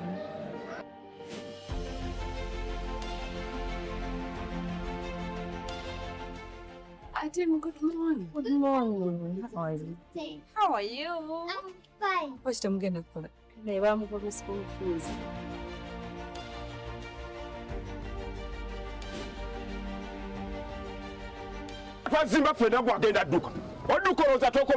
I usually give journalists the freedom to go after stories. And I am. That person for me was always especially close to home and was the same woman I called my mother.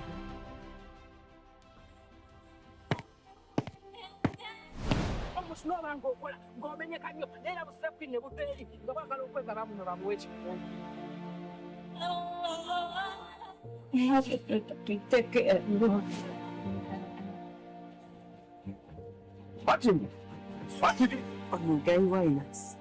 Uzanyiza okuleeta abantu abatayi.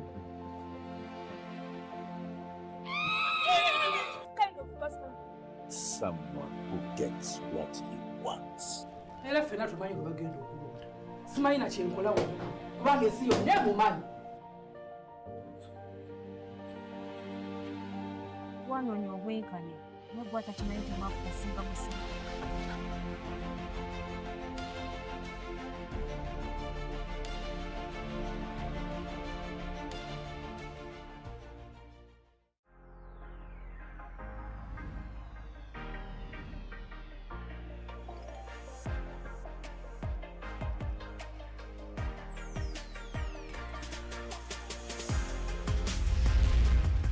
than just starting the year, we're laying a foundation for a lifetime of informed choices with the Peer Educators Academy. We are breaking taboos and rewriting the rules of engagement through art, dance, and play. Young people aren't just at the table. We are setting the agenda for our health and our future. From a handful of hands to a nation of leaders, the movement is unstoppable.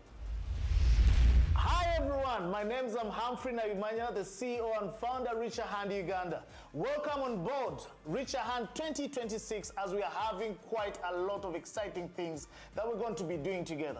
Richer Hand stands for young people for young people. We involve young people at the forefront in our planning, in our implementation, and designing the kind of work that we'd love to see that impacts them in different ways. We work all over the country, and there's so much to look out for, from the iKON Awards, Girl Festival, the Lesu Skilling Initiative, the drowning prevention. We have so much exciting things that we want to bring in your communities, wherever you are.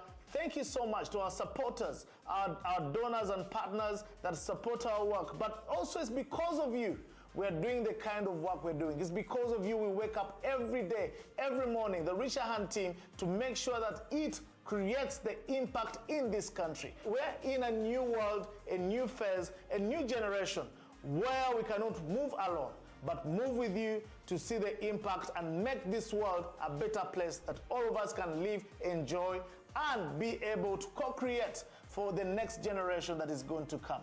The journey has just begun, and let's move this journey together.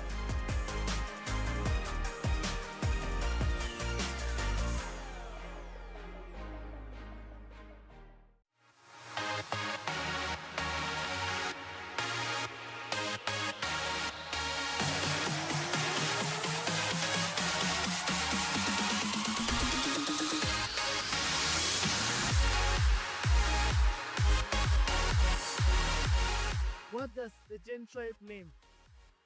The Gen Tribe means that it's a culture that we're creating of young people, culture that is going to have dreamers, innovators, disruptors. We have an opportunity to redefine what it means to be a young person in Uganda today. We can break down barriers, challenge stereotypes, and pave way for the future generation. Creating a tribe of musicians, actors, comedians, influencers who are brand ambassadors that are going to empower very many young people in different ways.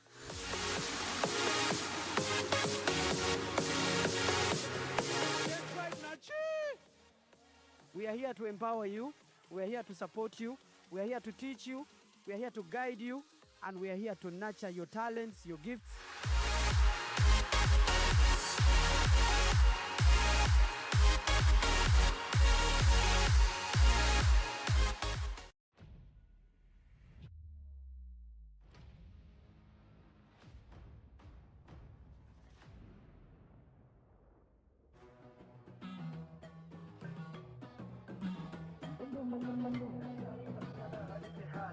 Ladies and gentlemen, a very warm welcome. Thank you for being here with us. We are excited to be in Rwanda, Kigali, iKON Activate, the Uganda-Rwanda Connect.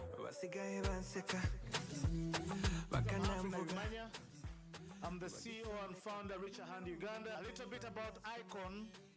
It's not just an awards program only. It's a platform that grooms, celebrates filmmakers in Uganda, and now we're happy to say celebrating filmmakers in Africa. And this is something that we'd love to promote. How can Ugandan filmmakers work with Rwandese filmmakers? We can only do that by collaborating. In the next 5 years, we believe that iKON Awards initiative is going to be the most celebrated awards show on the continent. This evening, I would like to thank Mr. Humphrey and the other people behind the iKON Activate. Now, when I see Uganda-Rwanda Connect, this has dropped a bomb of hope in me. I'm happy to be here. So excited to see iKON Award in Rwanda. Thank you so much for being here in Rwanda. You are most welcome again. Thank you.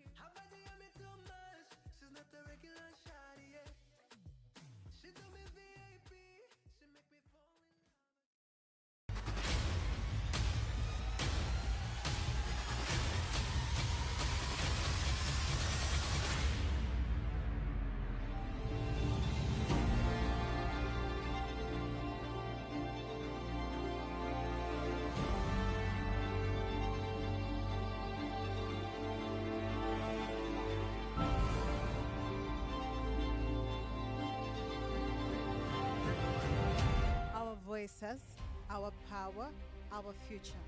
Welcome to BBN at the third edition of the Billy Now 2025 Youth Annual Summit, the Gen Tribe at the Richard Hand headquarters in Lunguja. We're here to celebrate this movement that we've created for the last 4 years. I am glad to be here. I have been empowered. This is the third edition of its kind, and we are so privileged that Uganda is the one hosting once again. BNN is a Pan-African movement that hosts youth advocating for the rights of young people, their sexual reproductive health and rights, their livelihoods.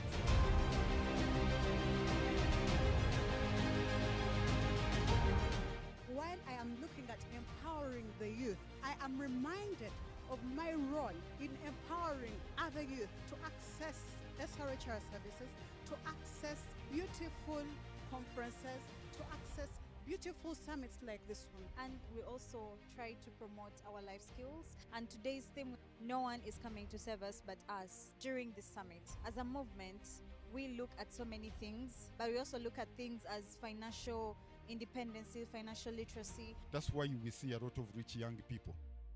They are not working hard, they are working smart. How many of us keep ourselves resilient when it comes to finances? How many of us actually have bank accounts? This has been a good initiative, having young people and looking at young people together. The experience here is very interesting. So 8 years of working together, we have created significant campaigns. And for us, even this moment is to celebrate that partnership that we have had with Planned Parenthood Global. We have created campaigns like Silence is Deadly. We have created campaigns of Brave Girl festivals. We have created campaigns as Billy Now. And so that's a partnership that we celebrate. And today is the first day. We have been able to have a lot of activities going on. We are so much excited for day 2, and we are going to be having more young people coming in. And we are so grateful for all our partners that have made this happen.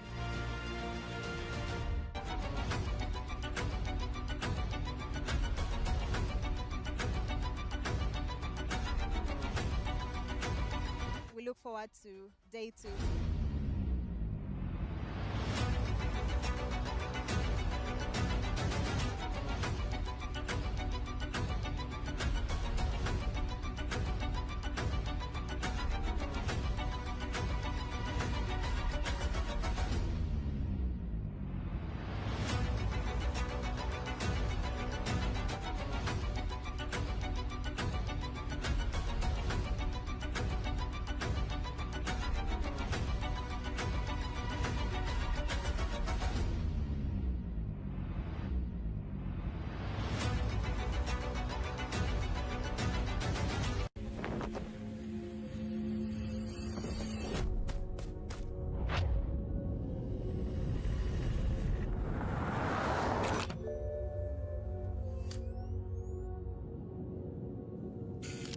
Hi everyone, my name is Chantal Tana and I'm a tribe mate. Well, how we do it here at the GN Tribe, we have school outreaches in different schools where we have peer learning sessions conducted by our peer educators where we teach people in schools, boys and girls, about how they can best handle themselves during menstrual time. Today we are here at the Handful of Plastic campaign. Handicapable is a menstrual hygiene management campaign meant to commemorate the World Menstrual Hygiene Management Day in May. We have been having power talks and different discussions around how menstrual hygiene can be combated and how it can be improved as well. Though in the campaign we've had 3 schools participate and they have won. If you do not know which schools have won, go check on our pages because Chikambwe, it is a serious cash prize which they use to promote menstrual hygiene innovation in their schools. So that money is meant to support them. That money is helped to bring the concepts to life when the students have growth. That money is meant to menstrual hygiene. It's a thing for you. There's been such a great day with Richard Hand Uganda where we had so many activities. We had the best fun, had the best time. We're very grateful for us to be first time here. We can't wait to be back to today. So that's how we do it in the schools. Stay tuned on the train. My name is Chantal. Catch you later.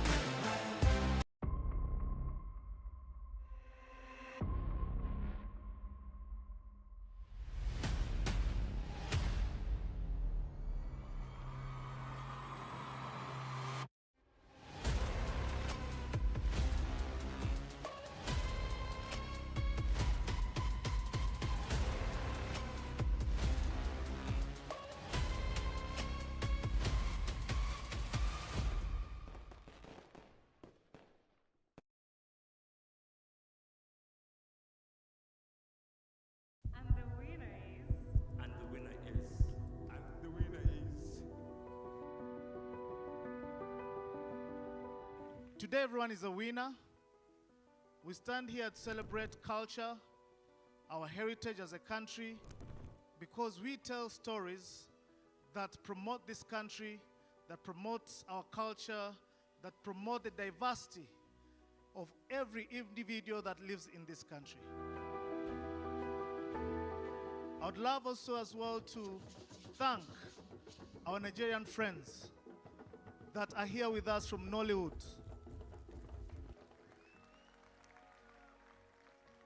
They have sacrificed their time to come and witness us, the Ugandan movie makers.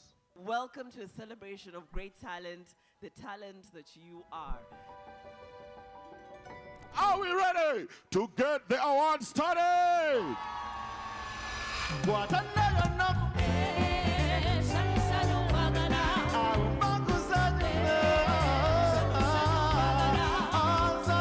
Most of us have been working in isolation previously, but time comes when we think if we put our individual energies together, we can be able to walk far.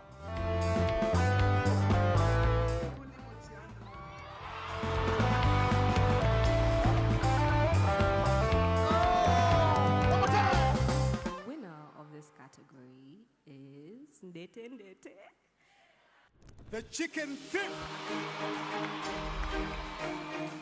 I came with 2 speeches. One was when I didn't win, and then the other one when I win. And I would like to personally dedicate this award to my computer that has suffered from all the crashes, the overheating. I think this has been a long time coming. It takes consistency and discipline and the belief that your story will be heard. iKON Award Lifetime Achievement Award. I wish Kato was here. We moved this journey together with him. Kato, rest in peace. Thank you so much for believing in me. Mom, this award is for you. This accolade is not just mine, but is testament to the people that have supported my journey. So I want to thank the young people I've seen on stage here. The passion our young people have is amazing. Your appeal has been heard very, very loudly. Thank you, iKON Awards.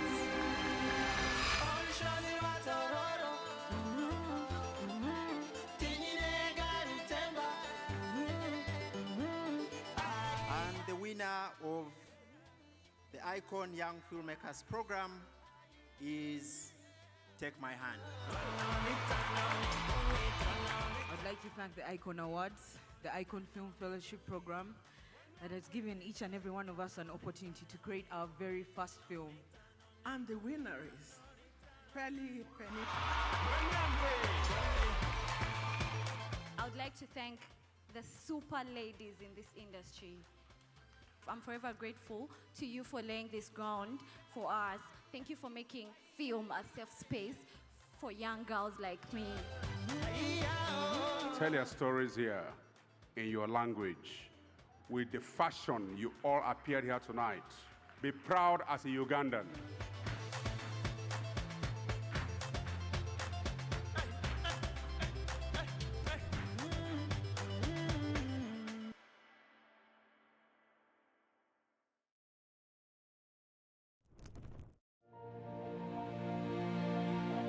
Everyone has that one person in their lives that they can always rely on.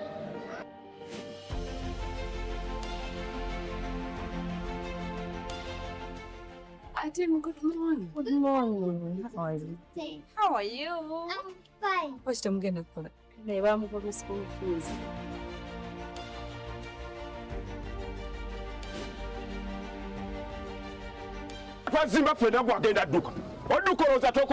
I usually give journalists the freedom to go after stories, and I am.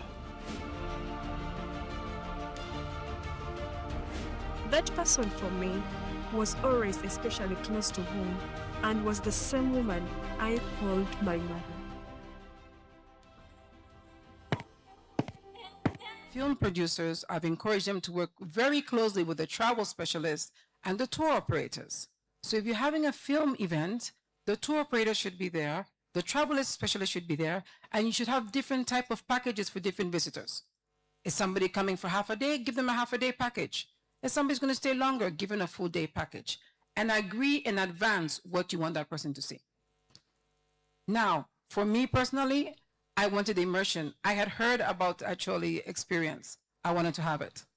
Guess what? And here I have to say, women do organize themselves better. Sorry, because I asked 3 different people, and there was a lady called Gloria from Loremi Tours. She came up with a 4-hour package. She took me to the gate of no return, which I didn't even know existed. So, ladies and gentlemen, I found someone there from Ugandan museums. The guy is by himself. He doesn't even have a souvenir store. He doesn't have anything. So that is a historical location. How many products can you do from those rocks? And you stand there and you look and they tell you, if you keep going straight, it's Sudan and Ethiopia. Oh my God. So that is another product. I go there, I should be able to come back with something. Even the walking sticks that they give you to walk around, give us some that I can take back home from my experience. From there, I went to the LRA, and the LRA Memorial for me was very, very emotional, because as having worked in the UN, having worked with victims, seeing the memorial was really something else. And there's an old man trying to do his best to keep those things together. So again, if we're looking at it as a job, that space needs support so that the community can help the old man to keep the memorial alive. And we should be able to sell samples and booklets and brochures that you can take from the memorial. So I was at the LRA Memorial. What do I have? I have nothing. The third part of our tour, which was really well done, was my naming experience. So they told us, you're going to take you to a village, you're going to have to come in dancing, and oh my God, God bless their Chole dance. I could not keep up. It was an experience, and I went with my son. So they explained the steps to us. So we went through the steps, and then you have to talk, and then they give you the name, and my name was given, was Achiro, and my son got his name. And then I asked them, I said, can I have a certificate for my name? And God bless them. In 24 hours, they sent me a certificate. Wow. With the name Achiro and explaining the whole process. So well done at Destination Acholi. Yeah. Can we give a clap to the Acholis? So you see how I'm telling you that's an example of a product. I immediately sent it to my friends in the US, and in Spain, they're like, oh my God, we have to come and book it. Because the experience, you come into the village, you tell them who you are, you participate in the dance, they explain to you the dance. They have about 35 huts. Out of the 35 huts, 3 are reserved for guests. So if you actually have time, you can actually stay and do the whole experience with them. When you leave, what do you take with you? So I was telling them, you should have calabashes for sale and drums for sale. Everything that you experience, you should be able to take a version with you back home.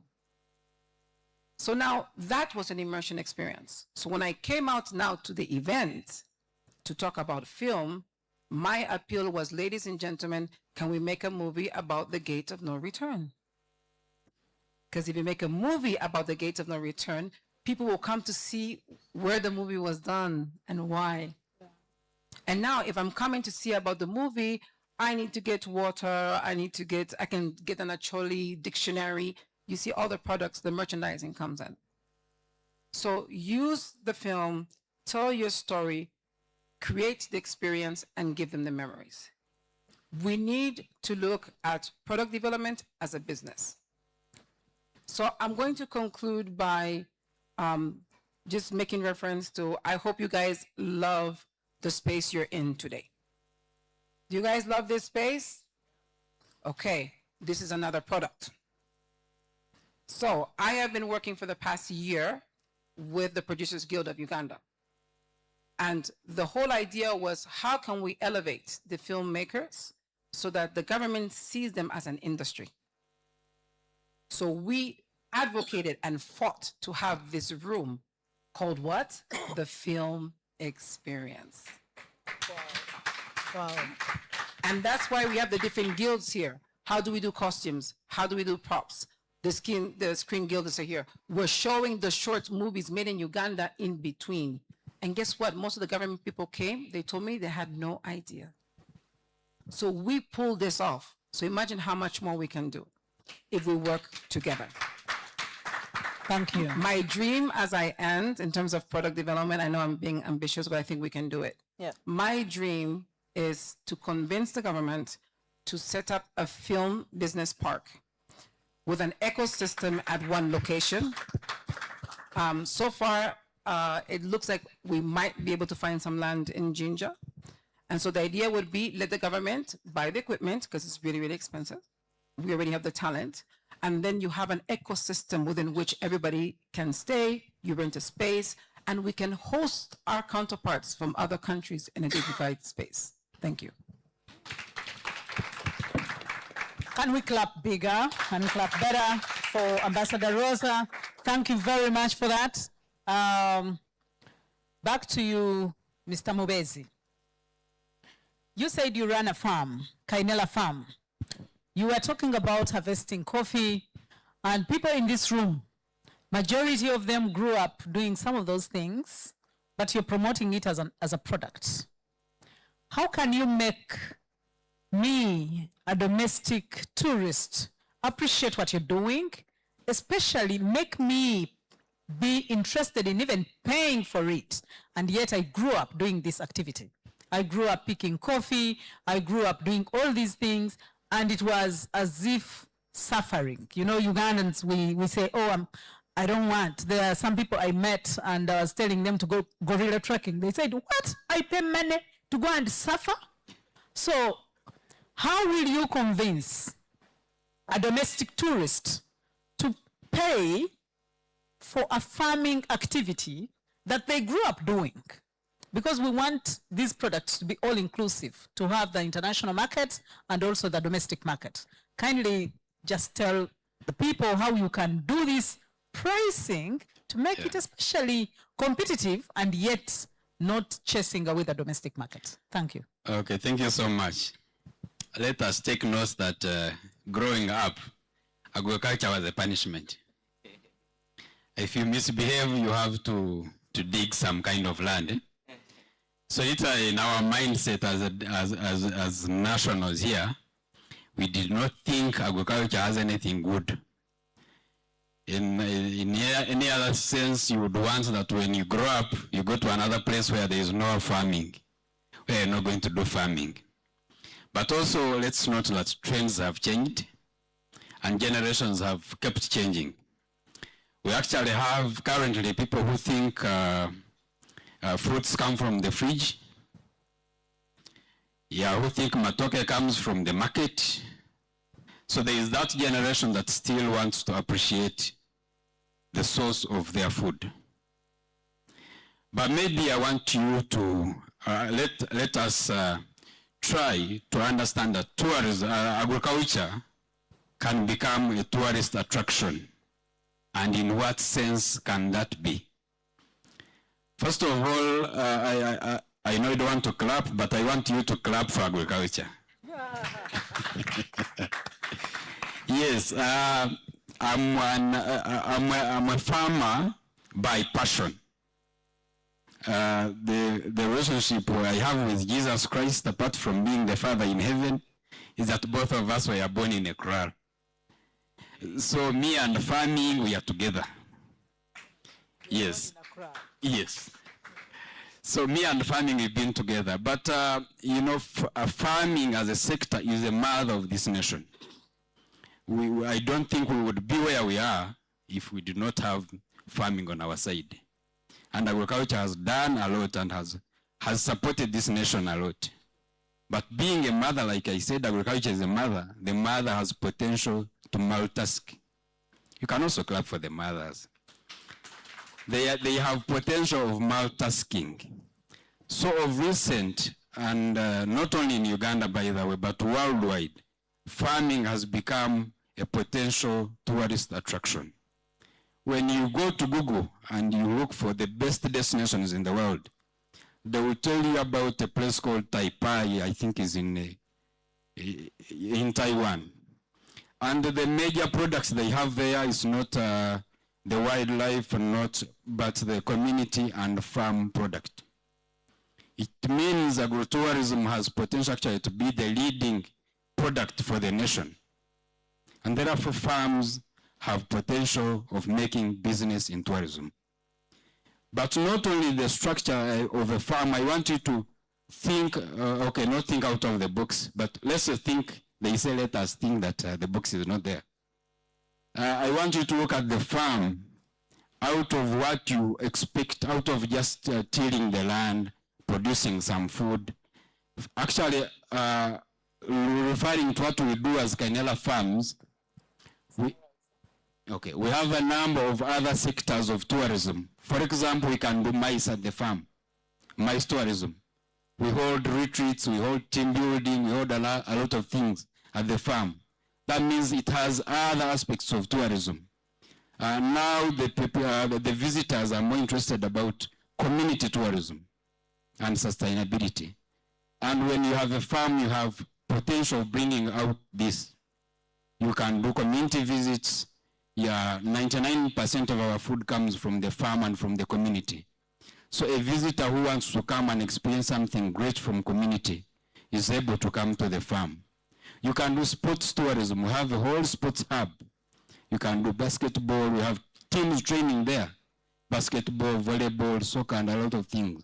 Clubs, national clubs, training from the farm. It is not only farming and tilling of the land. There are very many other aspects of tourism you can involve at the farm.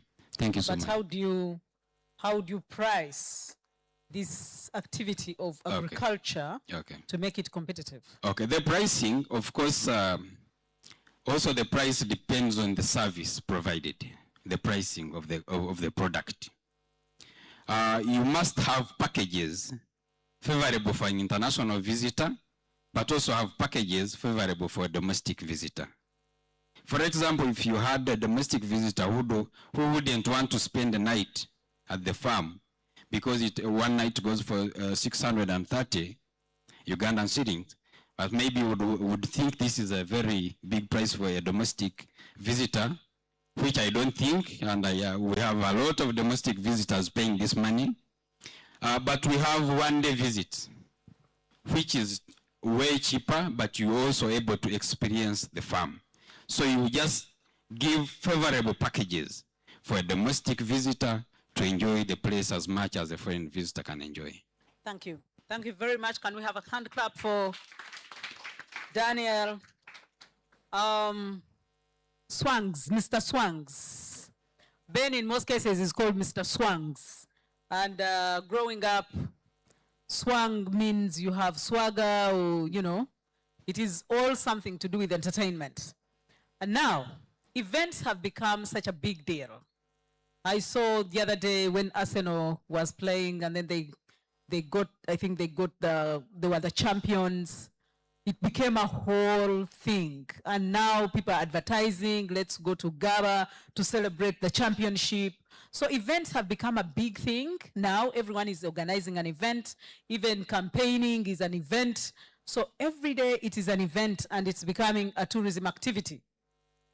How can Uganda better package entertainment and events as a tourism product that will put us at that place that you are saying we are not being intentional? How can we now package events, entertainment to be a tourism product that will attract so many people? I know there's nyege nyege, there's all these things. How can we package ourselves as an entertainment destination, as an events destination, and then compete globally? Thank you. And I'm assuming by asking us, it's us, the events organizers, or as a country? As a country. As a country. But led by the event organizers. Okay. Yeah, first of all, Swangs comes from Muswangari, where we started from. It has nothing to do with swangs, with swag. Yeah. Our very first studio was right on Salama Road, a place called Muswangari. But because, you know, we didn't want to tell people, hey, Jangwa on Muswangari zone, what's that? So we're like, you know, we're at Swangs Avenue. Come Swangs Avenue. So even when we moved to our... so you see, you put some swagger in Swangs Avenue. Hey, so when we moved to Muyenga and legitimized the business, somehow the name stuck. You know, it moved from just being Muswangari to... Yeah, so back to your question. I think we as events organizers, we need to collaborate more with different stakeholders, especially in the tourism industry. Say, for example, we can organize something, an entertainment event at the farm, whereby we are not just offering music and people singing and dancing, but I believe someone would want to book a ticket to come to Uganda, not just to watch somebody singing, but if there's that add-on, I'll be able to eat a fresh pineapple. You know, Uganda, they say we have the sweetest pineapple in the world, and that's no lie. I used to hear people say, we have the sweetest pineapple. Man, when you travel and they give you a pineapple, those guys are eating chigaji, and they call it a pineapple. It's true story, by the way. So imagine packaging an event whereby, you'll be entertained, but at the same time, you'll get to watch the process of harvesting coffee. Because people nowadays, as we grow old, you don't just want the night event, watch the musician, great production, and that's it. What can they do during the day? They can go to the farm and try to milk a cow. You know, some people have never experience, like I said, they will think milk comes from the supermarket or the fridge. There are certain things that are now big, like wine tasting in Cape Town. People go for wine tasting. You know, that's something that can make somebody travel to, you know, to just experience that. So it's these experiences. Can we collaborate with airlines? So if I have, say, nyege nyege, I think 2 years ago we were traveling for the Cannes Lions. It's an event for creatives, and I happened to be one of the speakers. That was 2024, and I used Brussels Airlines. And around that same time, I don't know if you guys have heard of Tomorrowland. This is one of the biggest events in in what's that, Belgium? Yes. And all the planes were branded Tomorrowland.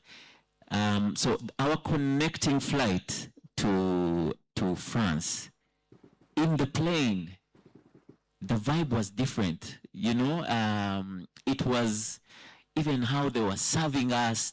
Because Tomorrowland is, you know, it's party, it's vibe. So I was all the time thinking about Nyege Nyege. I'm like, hey man, imagine if it's Nyege Nyege season and Uganda Airlines has branded all their planes. I know we have like 4, 5, yeah, but you know, yes. And it had, have you been to the Tomorrowland? And there's a way you feel like, next year let me plan and be here. Imagine the people, the traffic that they get going in all these different cities, they get to know about. So we need those collaborations, and not just amongst us in the private sectors, but we need that support from the government. We need to lobby. I don't want to sound like that whining guy, but let me tell you something. We've tried to do 3 events in Jinja because, like I said, we don't want to only just put up a stage, great production, sound, and book musicians. But we want to have that add-on. Oh, our event is at the source of the Nile. Imagine, you know, this beautiful place, you've done your setup, and the backdrop is Jinja. But the Jinja Municipal Council frustrated us. And that's one of the reasons why Nyege Nyege moved from Jinja, you know. Yeah, you might not know. Actually, let me use this opportunity in case there's somebody out there that can, you know, let me bring this to your attention. It's very frustrating. And the margins we make off these events are really, really small. And it's devastating when you try to bring an event to a big city like Jinja, where you know that, okay, the hotels in Jinja are going to benefit. That guy that makes chapati is going to get crazy traffic. Basically, but the people that make these calls, they don't appreciate what's coming to them. They, you know, all they want is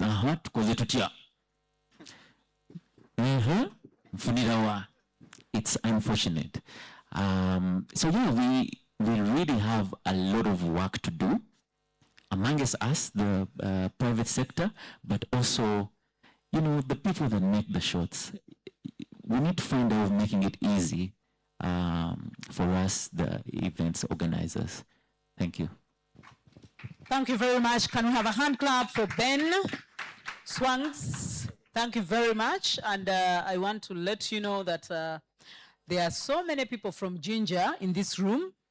I am sure they are going to escalate this, including him. And please tell Chawazinga that we are getting really frustrated. We want to develop Jinja, but the frustration from those people who say, Ida tukove. It is also not encouraging us to do events and entertainment. Laura, you have been a service provider, like you rightly said, for travel and for accommodation. Today's traveler values convenience. They want to find you a one-stop center. How can you be, what does it take to become that one-stop center that will provide convenience to our tourists and give them value for their money? Thank you. You know, convenience is no longer a desire. Convenience is now the baseline. It's no longer a luxury. Every tourist expects convenience now. From the time they are picked up, you know, they expect a seamless experience. You know, from the time they say, dear Travoneza, greetings. We would like to go to Maxon Falls for 2 nights. Just from that one, those 2 lines, they expect a completely seamless experience. From the no, not even the driver, from the time, from the way you send them, their quotation, it should flow into how they make their payment, the visa payments, everything should be seamless. In this day and age, if there's a break anywhere, you've lost that customer. Completely. If you even take a day, even just an hour, to maybe share with them how they can make their payment and everything, you've lost them. So what we've been doing and what has to happen in this day and age is just from that, dear Travoneza, we would like to go to Maxon Falls. It should just be a response that says, dear Arthur, thank you very much for reaching out to us. These are the options that we would recommend in Maxon Falls.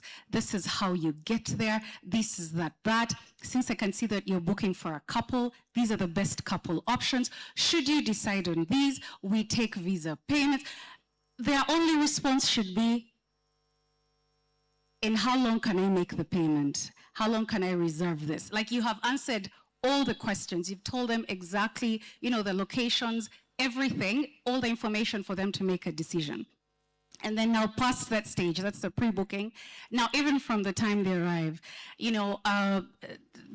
from the way they are picked up to, the driver, where they go, it should be completely seamless. There shouldn't be any break anywhere. That's on the travel side.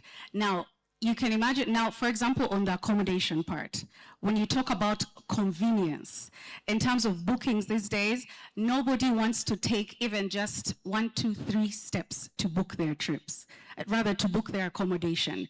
It should be, because that's where booking.com is now the most preferred, because it's very seamless in that way. But if you look, a lot of hotels now have very seamless booking, booking systems all the way to the very end. And even before when that part of the payment, they've asked you, would you like, transport? And with transport, would you like it? Some of them even ask, would you prefer a female to a male? It's completely thought through all the way. And even the time when they reach the lodge, by the time you book a client as a hotel, you've already, at some point, because of payments, either asked for their documentation and things like that. So there's a pre-book, and these places, I don't know, the last time, like, for example, now, when I go to a hotel and I'm given a whole form to fill, you knew I was coming. At some point, you've seen my ID, you know my names. You're asking me my telephone number, how have you been communicating with me? All of these things. So these days, pre-check-in is expected. First of all, by the time a guest comes to you, they've left their home, so they're already out of their usual routine. So they expect that kind of convenience. That's why I go back to saying it's no longer a luxury. It is the baseline. It is completely expected. And so the way you design all your itineraries, everything has to be completely seamless, as in no break. These days, one break like that, as in I'll even just, get off, maybe you'll have lost me somewhere, then next thing I've seen an advert for something else, you lose a client literally within 5 seconds. Yeah, so it's mandatory. It's not a luxury, it is compulsory. Those who haven't visited Acacia Lodge in Queen Elizabeth, please come, because you know that you're not going to be given that long form to fill. You'll just be pre-booked and pre-checked in, and you'll just come and just sleep. So I am looking forward to my next visit, and I'll give you feedback on how it has been convenient. But for the young tour operators, I think that was very key, that a tourist now, if you really want to tap into tourism now, one of the things you must do is you must provide convenience to a traveler. People don't want to suffer because they are coming to Uganda. And like the president said yesterday, we sleep a lot. So let's respond to people's queries as soon as possible and give them the right information. Dr. Jim, I know you have traveled in all these landscapes in Uganda. Western Uganda, where you come from, is uniquely endowed with beautiful landscapes. For example, if you take an example of the Western Uganda Rift Valley, it is unique, and yet it does not compete globally. It would be making for us a lot of money, more than wildlife. How can we move away from wildlife and start selling the landscapes that are uniquely ours, like the ones in Western Uganda? The Western Rift Valley should be selling much more than Queen Elizabeth National Park, than wildlife. How can we position these landscapes globally to get value, much value than we are getting right now? Thank you. Okay, thank you very much. I'll talk about the landscapes and generally on tourism product diversification. How can we be able to move a step further to interest more clients to come and experience a number of resources that we have? You talk about the landscapes. Number of my colleagues, we have worked with the Uganda Petroleum Authority. Somebody will be wondering, Petroleum Authority, because they were very much interested in how does the petroleum mining and exploration link to tourism. So we had a discussion, and we ended up actually identifying that one of the products that we can sell is what is called geotourism. You are selling your geographical, and that's where the landscapes fall into the tourism. But that one means that you would have eventually to invest in research. And I think this is the point I'm making, even to all my colleagues and the tourism sector, that if we invest in research to understand deeper, then we shall be able to develop more products. Because, for example, Ambassador was talking about high experience in Gulu, but it's not captured in any research. It has not been captured to help and improve the product. So you cannot improve your product and develop new ones unless you invest more in them and unless you train more in them. We have been in training. Like in geotourism, it means if you are to develop geotourism, and geotourism takes up the oil mining, like now people apply to go and visit the oil fields and the rest. So, but it also takes in the hot springs, you are taking in the Rift Valley formations and the rest. But that one means now we have to invest and even have geotourist guides. You know, one of the things we think is that a guide can always do anything. But now we have realized that we need specialization of guides. That if you have a farm, then you need somebody who is specialized in farm guiding. If you have somebody with birds, then you're somebody who is specialized in birding. So it would mean that those landscapes, one, you need to document them very well and therefore be able to position them as products. But two, you would need to train people. I would be very glad to find people who are geotourist guides. They would give you all the experience and the rest. And geotourism is actually very wide because it also involves the culture. So there's what is called the geocultural. So it means when you see a hot spring or when you see a Rift Valley, it's not about the Rift Valley alone, but it has a lot of cultural attachments. You can be able to explain how the people relate with it and how the people are able to understand the landscape around them.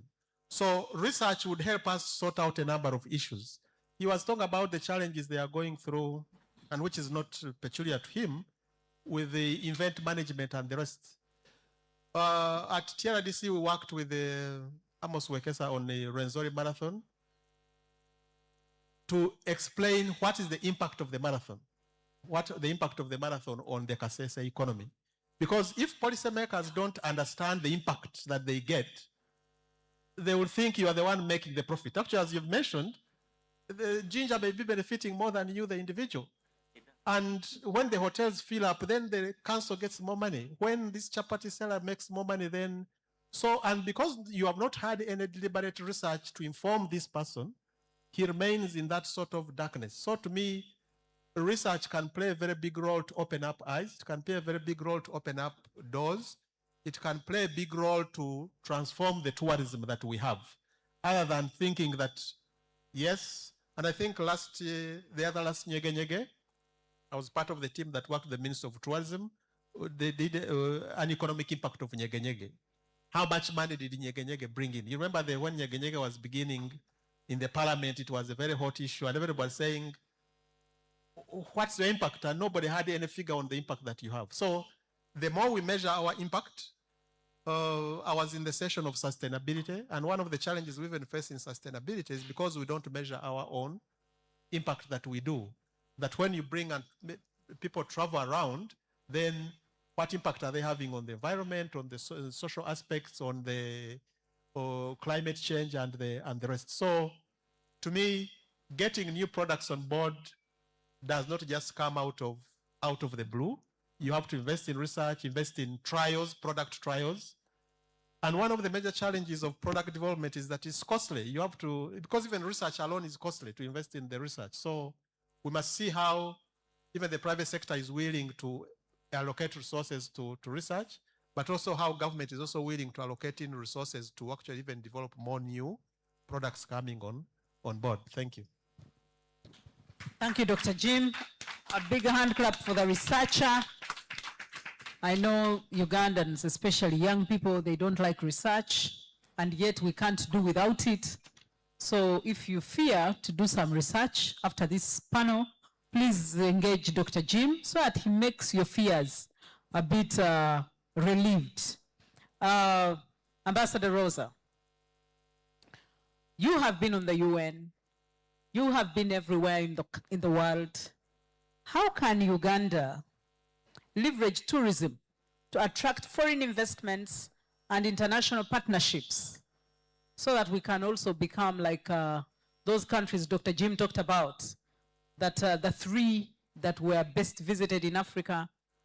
We need maybe investments, we need partnerships, but how can we use tourism to attract these investments or investors and partnerships to support us? Thank you. Thank you very much. It's actually work that I'm speaking after the researcher because I kept nodding. One of the main things that I've been talking about is the fact that we have a gap in knowledge products. We live in a world of the knowledge economies. If we do not generate our knowledge, we cannot innovate and we cannot be sustainable. You can't use somebody else's knowledge framework and think that's going to work for you. We have to be completely and absolutely clear about that. Now, what are some of the examples of things that have an impact in terms of tourism that create investment? I'm going to give an example. One of the critical areas that Uganda is promoting is commercial agriculture, correct? So we have a lot of investors who come and who want to see a farm. They want to see our factories. They want to see an industrial park. Now, one of the assignments that was given to me earlier this year was to organize a bunch of investors that was coming from the UK going to Kapeka Industrial Park, which has been in existence for a long time. Guess what? There was no handbook. There was no investment profile. I had to get it done. So with my team, we got it done in a week. So when the investors came, they already had a profile that explained the national vision, gave information about the district, gave the information about the factories, and talked about the surrounding communities. That way, when they engage with us, they engage already with a baseline, which they have something to take back home. So now I have an agreement with Uganda Investment Authority. I'm going to sit down with them and do an investment profile for each of our industrial parks because they don't exist. So that's number one. So whenever we engage, people come, they should be able to see what is being produced in which industrial park. Phase 2 from that is going to be mapping out which factories are surrounding each of the industrial parks. Because now you get into the value chains and the outgrowers. So it's Canela Farms next to one of our industrial parks. Is the Warfare next to an industrial park. So now you're going to capture the ecosystem around the industrial park. So that's going to be phase 2. And then phase 3 is Uganda has signed on to the African Continental Free Trade Area, all these trade agreements. But if I go and speak to the woman who's doing shea butter in Lira, she has no clue. She doesn't know what applies to her. She doesn't know what is her incentive. She doesn't know what she's supposed to say to the person who's coming all the way from Central African Republic to buy her stuff. So again, my office has created the first handbook on African Continental Free Trade for SMEs. We need to educate our people. I'm trying to work with National Planning Authority so we can translate into local languages. and make sure that people can understand. Without the knowledge, you cannot engage. So that's number one. Number two is collaboration. Yesterday, I was sitting in the airlines panel, and we were discussing about how can we collaborate with other airlines first in the region. So personally, I was saying, I agree, we should have each of our destinations on the tail of each of our planes, and then we change it every 3 months. So today it says Mount Rwenzori and Mount Elgon and Source of the Nile, and when it lands somewhere, people see it because they see the flag. Each of our planes should have a different destination every 4 months. And we have people like Emirates, Qatar Airways, Kenya Airways, who are willing to carry our message, but we don't have the knowledge products. So again, if we leverage those partnerships, just in Africa alone, Kenya Airways flies everywhere, Emirates flies everywhere. How can we place the Ugandan products there? Because when you see the product, you come for tourism, you may want to invest. 2 last points before I close. I believe that how we sell is how we link tourism to investment.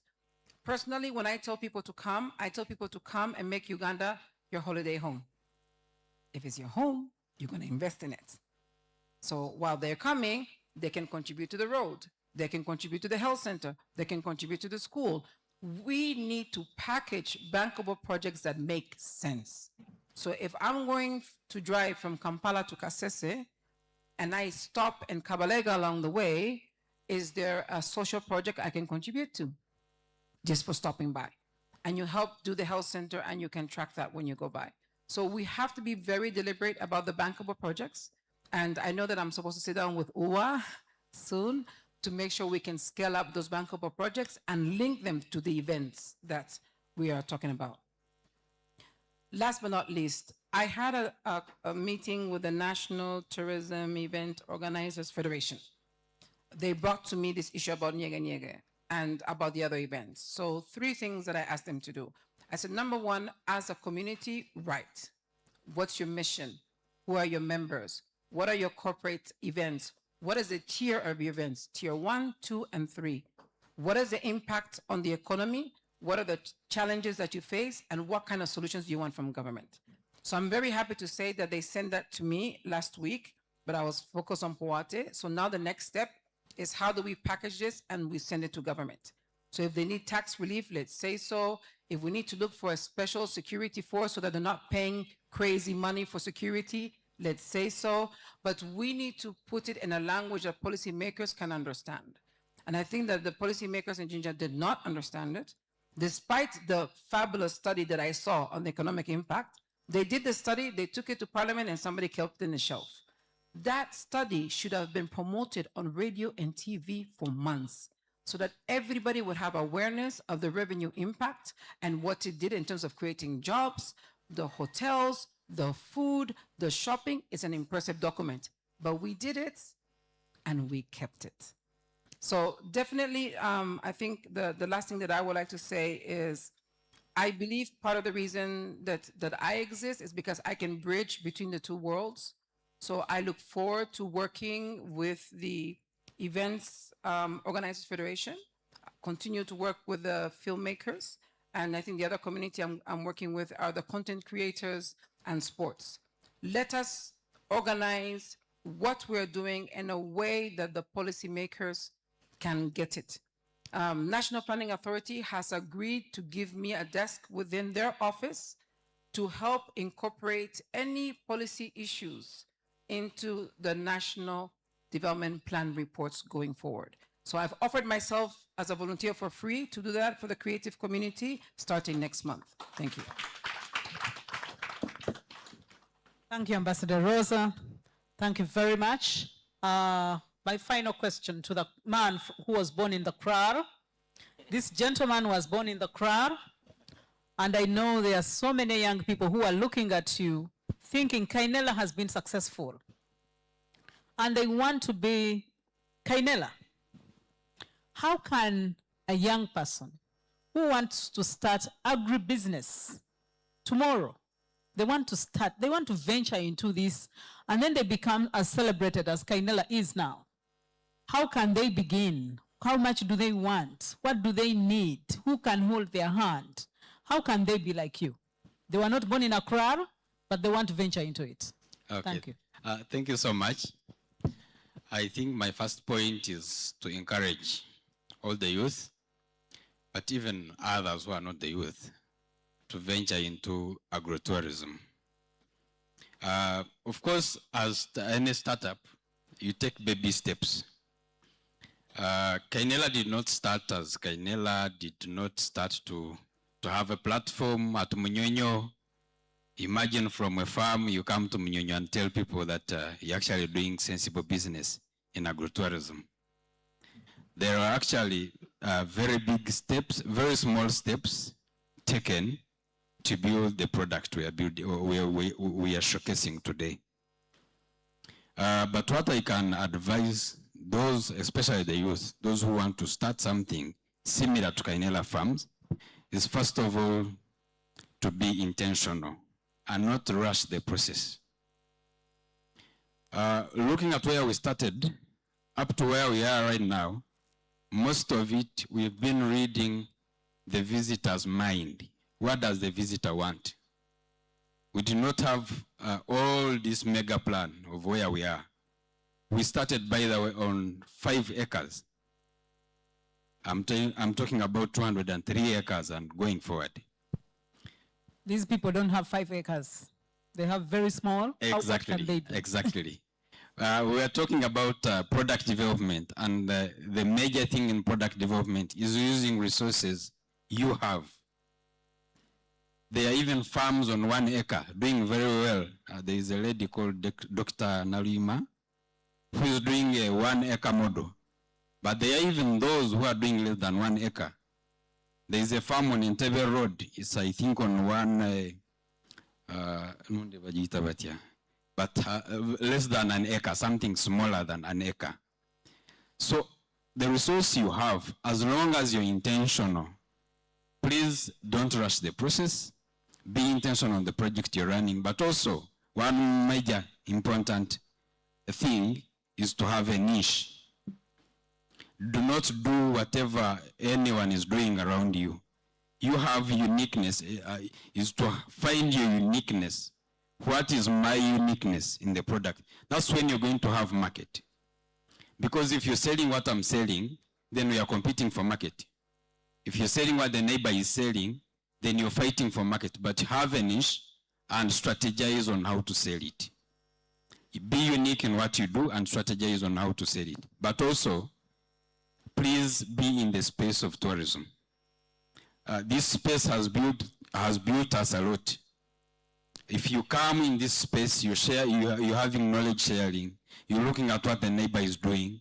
Probably you're not going to do what exactly this person is doing, but you know the nitty-gritties of doing business, especially if you want to do something in tourism. You must be related to UWA somehow. Kainela Farms is a partner of UWA. UWA is dealing in wildlife, but as a farm, you're partners.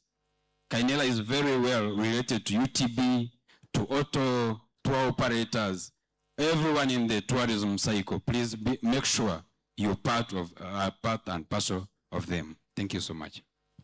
Thank you, thank you. People will come to you after this session and you'll give them more tips on how to be a Kainela, and yet you don't have even land, but you can rent. So please come to Daniel for some tips. And then Ben, Mr. Swangs. Everyone wants to be like you. You have built a brand. You are Swangs. Everywhere you pass, they see your brand. And people know you have organized events and you have made money, they think. But people want to organize such events that you do, and you're the expert. How can one organize an event that will become very attractive and people will come for it, and so that someone can make some little money? What are those attributes that make an event very attractive, so that these people don't mess it up? They make an event as attractive as possible to get people come for it. Thank you. I think one of the things, especially when we creating, say, a new event, or when we were one of our biggest calendar event is Roast and Rhyme that happens 3 times a year. You kind of like have to put yourself in the shoes of somebody who is going to attend this event. And we are very big on experience, because that's bigger than even the lineup, who is going to perform. But when these people go back to their homes, how are they going to feel? What's the experience? What's that thing that they are going to talk about that, you know, that they won't get anywhere else? So for anyone out there that's planning to, you know, to do an event that will attract people, and the greatest thing is, how are you going to make the people feel? What's the takeout? What's the experience? Is it something that we'll always want them to come together? And I think as Ugandans, we are big.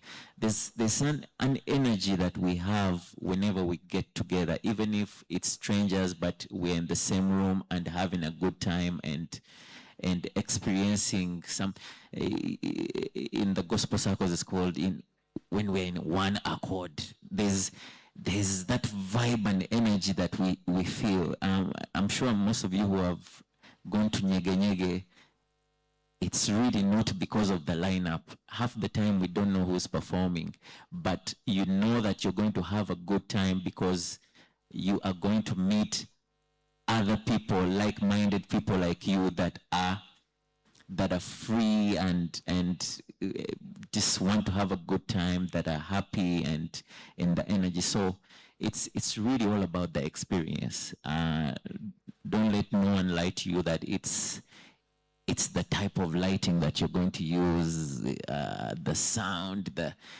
it's all about the experience. How am I going to feel? How, you know, I attended, there's a festival me and my friends went to in Dubai called The Untold. We didn't know anyone on the lineup, but these guys are very big on how you will feel, you know, the experience right from the gate. They make sure that the guy who is checking your ticket is smiling, is even dancing, like, almost like these guys are trained to be ministers of happiness and enjoyment, so that by the time you're walking in, you also get into that vibe, and you know, it's infectious. Yeah, that should be the #1 priority. How are you going to make the people feel? Thank you very much. Can we have a hand clap for Mr. Swangs? Laura, if you had 1 minute to convince an international traveler, an international visitor to come to Uganda, I know you have done this, but if you had 1 minute and you met Obama, we've been trying to get him around, we have failed to get him. But then you're walking on Washington streets, and here is Obama, Hussein Obama, and you have to convince him to come to Uganda. What unique experience would you sell to him, and why? Wow. Yo, Dorcas, you don't like me. Or you believe in me too much. One of the two. But I wouldn't sell Uganda to them. I wouldn't sell. I would describe a feeling. And I would, you know, the way I would say it, I'm going to hope that many He's of giving you only 1 minute. Okay. The president has said 1 minute. Yes. Tell me anything you want to tell me. Okay. Now, you know, in Uganda, it's really, we've got really unique experiences. I will draw from my own personal ones. There's that moment when you are engulfed in the Murchison Falls area, and it's splashing on you, and it is thundering, and it is, if someone called you in that second and asked you, what you were thinking, what you wouldn't even have the words to describe it. It is just the feeling. But I also want to talk about one more thing, and for me that's my best experience. When you are cruising down, I'll use the word cruising to make it sound fancier, sailing down the Kazinga Channel, and you reach that fishing village. You know, there's that special fishing village where I don't think even a poet has the words to describe. There's fishermen fishing, you know, with their nets, and they're very rustic looking boats. And then there's hippos, there's a crocodile chilling there, there's elephants, there's buffaloes, and there's villages just behind them. All of them coexisting in perfect harmony. That moment there always leaves me extremely speechless. For me, Uganda has so many moments that turn you into a storyteller or just leave you completely speechless. Somewhere in there. That's it. Thank you. Thank you, Laura. Thanks for allowing me to forge. We'll send you to one of those, and we'll make sure you bring those people that we've been dying to have here. The young people want to see Ronaldo on Ugandan soil. I want to see Obama. That's my, you see the age bracket. So we will send you. We'll send you, we'll pass a basket, and UTB will give you a ticket, and then the rest of the people will give you some money for accommodation, but we'll make sure you bring those people around. Doctor, Mount Elgon has enormous tourism potential. You talked about geotourism. What experiences remain undeveloped there? How come we have the least numbers of visitors in Mount Elgon, and yet it has enormous tourism potential? Kindly tell us, what can we do to untap those experiences, to bring them out, or to develop them? Thank you. Okay, thank you very much. You make it sound like an interview of UA. I'm looking for a job in UA, but it's thank you for that. Before I go to that, I just wanted to make a comment. I know maybe I'm breaking protocol. I just wanted to talk what about Laura has said and what he said. And I think that's product development. Yes. We have been stuck that product development are gorillas, is an elephant, is a waterfall. And actually tourism is not about that, but the experience, what you feel. And I liked her answer. If you allowed me to mark her, I would give her a first class in there. That what you feel is what you sell. But we are stuck in thinking that the physical lion you see is what you're selling, but actually not realizing the feeling. So anyway, that's I think perfect, and perfect for the students who are here of tourism. I always say I'm a student of tourism because from morning to evening I keep learning about tourism, and I learn every day. So it is quite engaging. Talking about the Elgon area, it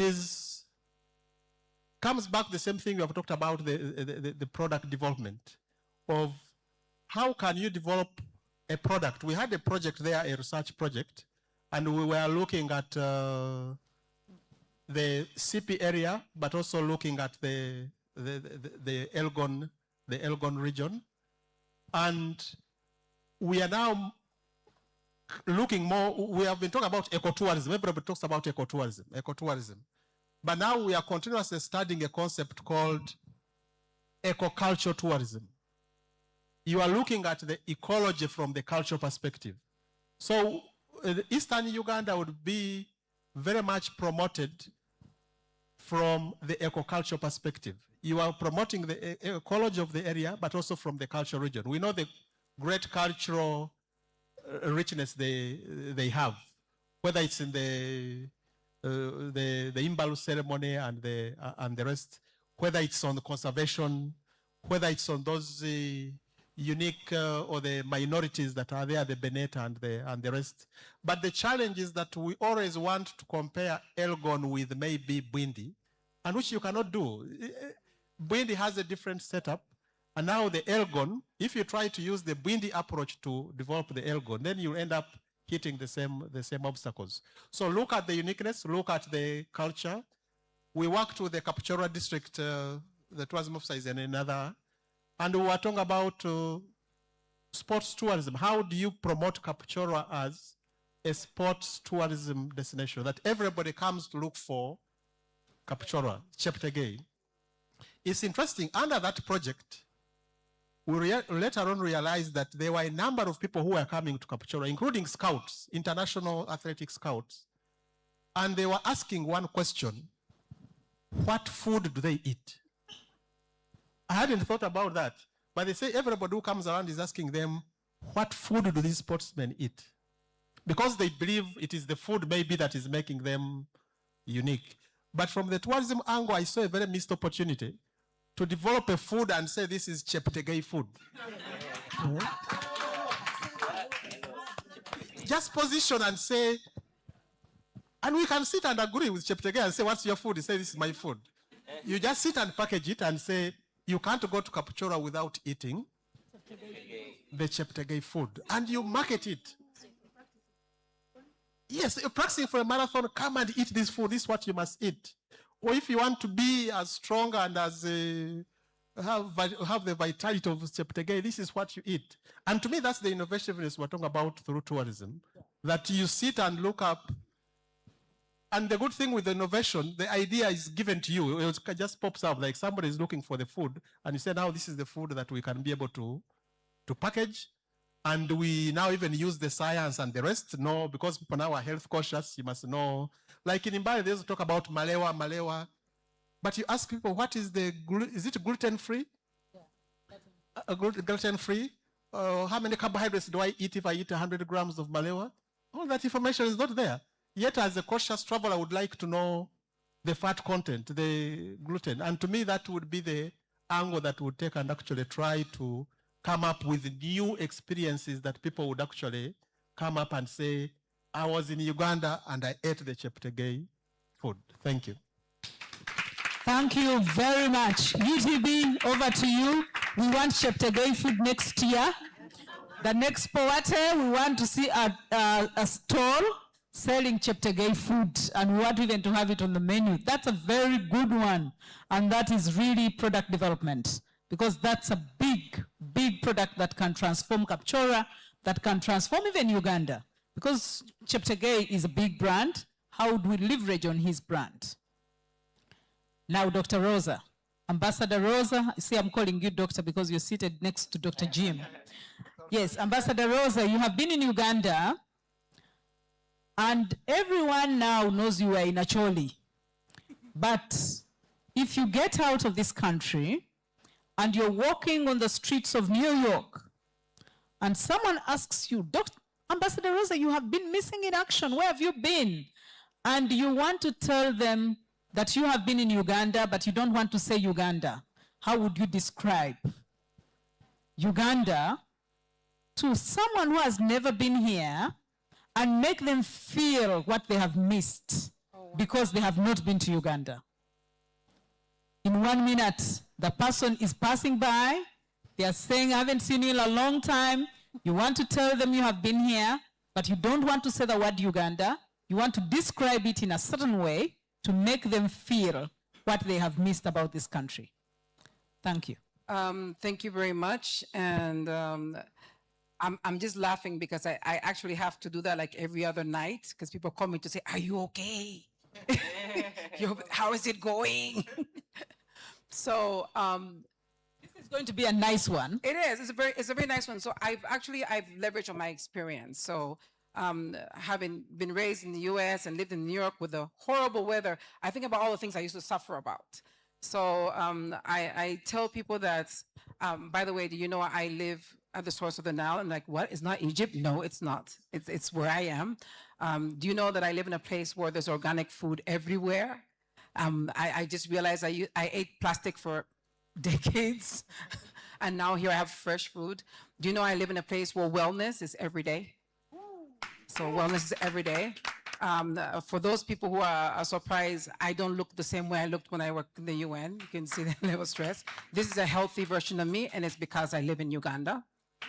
You know, I live in a place where respect and dignity greets you every morning. You know, so everywhere we go, you feel safe, you get respected, you feel dignity. And I just realized I live in a place that's the cradle of civilization.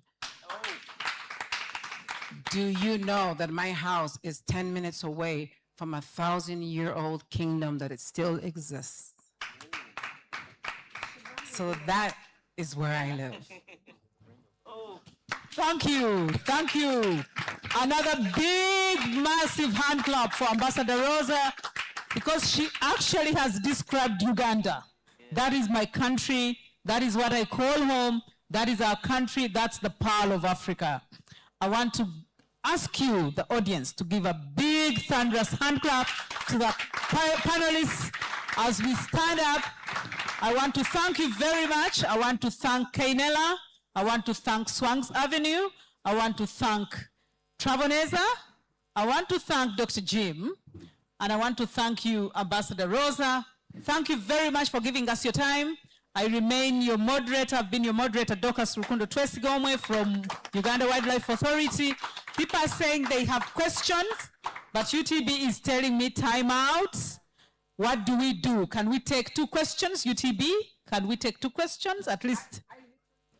They're waiting for me to close another session. Somebody at the door there. They've been waiting for 20 minutes. So can we ask the questions as people get out? Because can we let her go? If you had any question to Ambassador Rosa, please ask her. She will be around. But for the rest, can you give us 5 minutes to take at least 2 questions? Sophie, is that okay? Okay, let's take our seats. And then I'm going to ask, I have only 5 minutes. So I'm going to ask the first 2 questions. The first 2. And one is from Owedinda. Owedinda is on the other side, towards the door. Tell us your name. Give us the question. I see so many hands up, and I don't know what to do. But I'm giving each one of you 1 minute to ask the question. Just tell us one of your names, and then ask the question. After you, I'll have one of the ladies. I think yes, this one. And then we'll have a gentleman and another gentleman there. Thank you very much. I'm called Ali Mutakaviansi. I'm a filmmaker and the president of Film Club Uganda. But mine is actually an observation. I have observed that what we've been talking about is international tourism. We have said so little to encourage the domestic tourism, yet I think we have such a big population that we can tap from. I don't know why we are not encouraging locals to visit these places, because recently I was in Chivale National Park with some friends of ours, and it's so expensive going for that trek. How can we make it affordable for the locals to have these experiences that are ours? Okay. Then another thing is, I think it's important that government encourages festivals to appear in every city, because that alone is a way of promoting domestic tourism. I'm for domestic tourism, not for the international tourists. Okay, Thank you. Yeah. Time is up. I'll answer the question of why we are making it expensive for domestic tourists, especially because you talked about Kibale National Park, and that's the chimpanzees employ me. We have been promoting open park days where we invite all Ugandans to enter the national parks for free. And let me tell you, Ugandans, when you tell them, come and enter for free, they'll ask, what am I going to eat? Are you providing food? Are you giving me transport?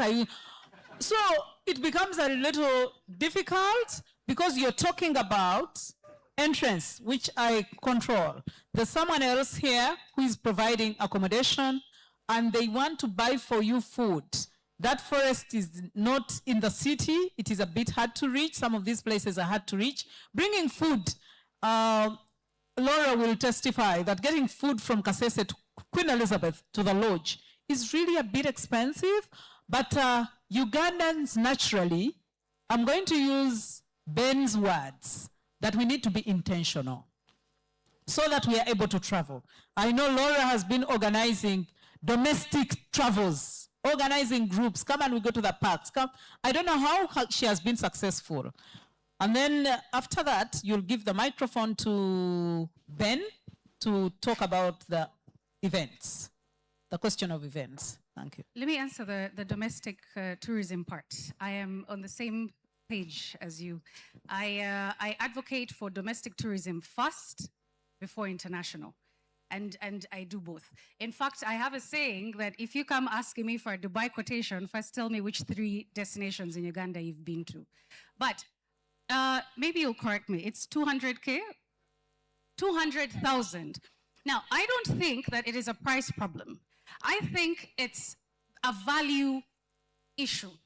It's that we have not shown that experience properly. A lot of it has not been documented properly for the domestic. I'll give you an example. Do you call it trekking? He hiked Mount Elgon recently, and I watched it. I watched his whole experience, through his documentary. Anyway, it made me want to go. It's people who want to go chim trekking. 200,000 is not a lot. It's not a lot. That is $60. The average Ugandan pays that for a lot of things. The bar at Acacia. But we have a visibility, content creation issue, and those are the things we've been talking about. So, for example, he was telling me he wants to go hiking Mount Renzori next, and I said, you definitely have to involve UTB. Please take us along, because there's very little footage, video content on Mount Renzori, very little, and that tourism needs desire. So it's not a price issue. We just have not evoked enough desire in the Ugandan to want to go see those chimpanzees. That's what it is. But for domestic tourism, for example, at Travel Neza, I have a Uganda calendar marked as in January to December. People pay in monthly installments for as low as 100K. We have moved Ugandans throughout Uganda for a long time.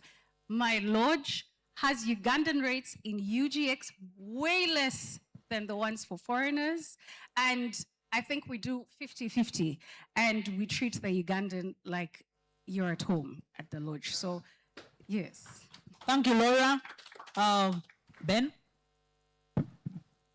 Yes, I agree with you, Ali. I share the same sentiments. I think it's our responsibility, everyone here, if you've been to a game park, try and sell it to your workmates at work, at home, or if you can afford to take somebody, take them with you, let them experience it. It's life-changing.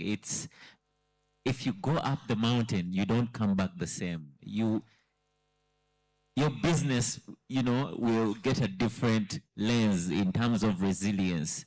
But I think, yes, UTB, you have a lot of work to do, and not to only target foreign tourists.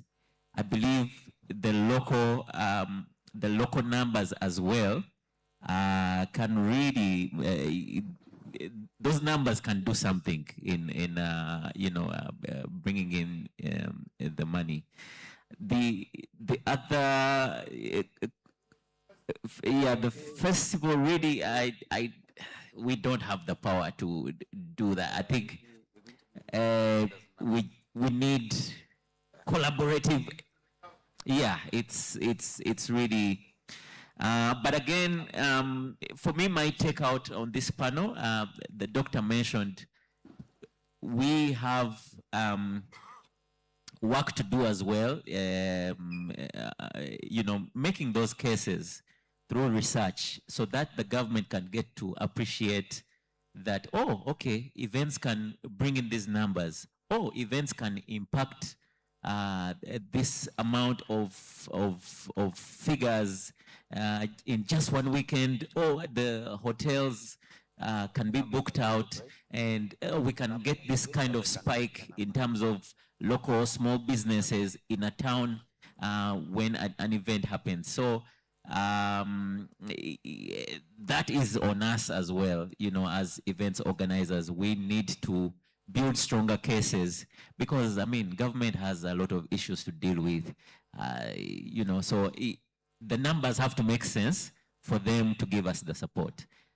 So yeah, we'll hopefully take that challenge on and make sure we take these things across the country. Thank you. Thank you very much. I don't know who is moving the microphone. 1 minute. Good afternoon. My name is Denise Noahereza, a third-year student at Makerere doing software engineering. And I have two questions. The first one is, Mr. Ben and Dr. Jim talked about how we are still in the traditional way of marketing the tourism. Is there a way we could tap into the current trends of marketing so that we could show Uganda? Because there are countries that you see on TikTok, on internet, and you're like, oh, I'd like to visit this country, but because you're seeing how it has been marketed. So I was wondering, is it possible as tourism people to do that so that we give a new face to Uganda that would make people desire to come to it, or that would make Ugandans themselves want to travel their country? And then my other... That's over to you, question, Dr. Jim. My other question is, pardon me.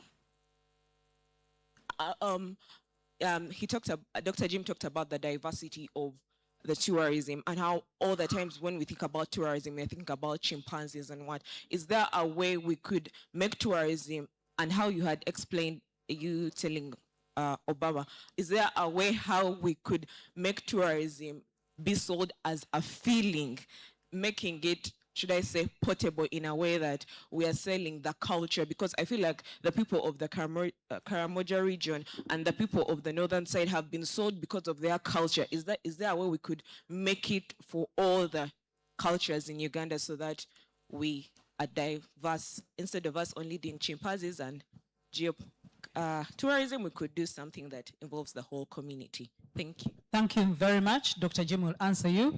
Let's take another question. There was two gentlemen here.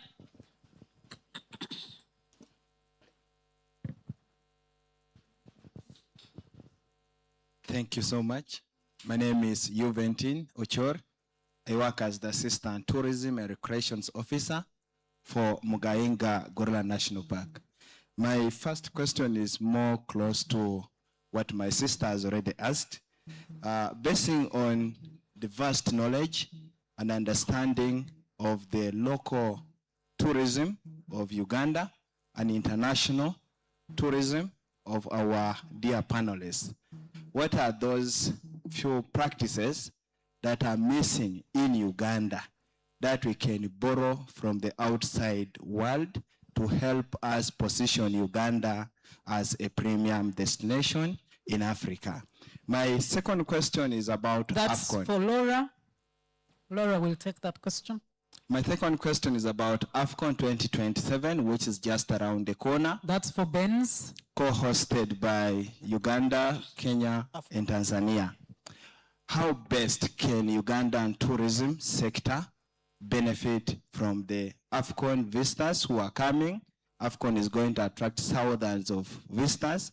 How best can we make sure that all these people have a taste, have a feel of Uganda's tourism products? I thank you. Thank you very much. Ben will answer that. The last question. Thank you. Semju Isma, aka Soundman Omumpi. I'm a filmmaker and work with Malika Studios, but I'm mainly here on behalf of the Sound Engineers Guild. Mine is mainly to Doctor, and is how can we go about mindset change in the community?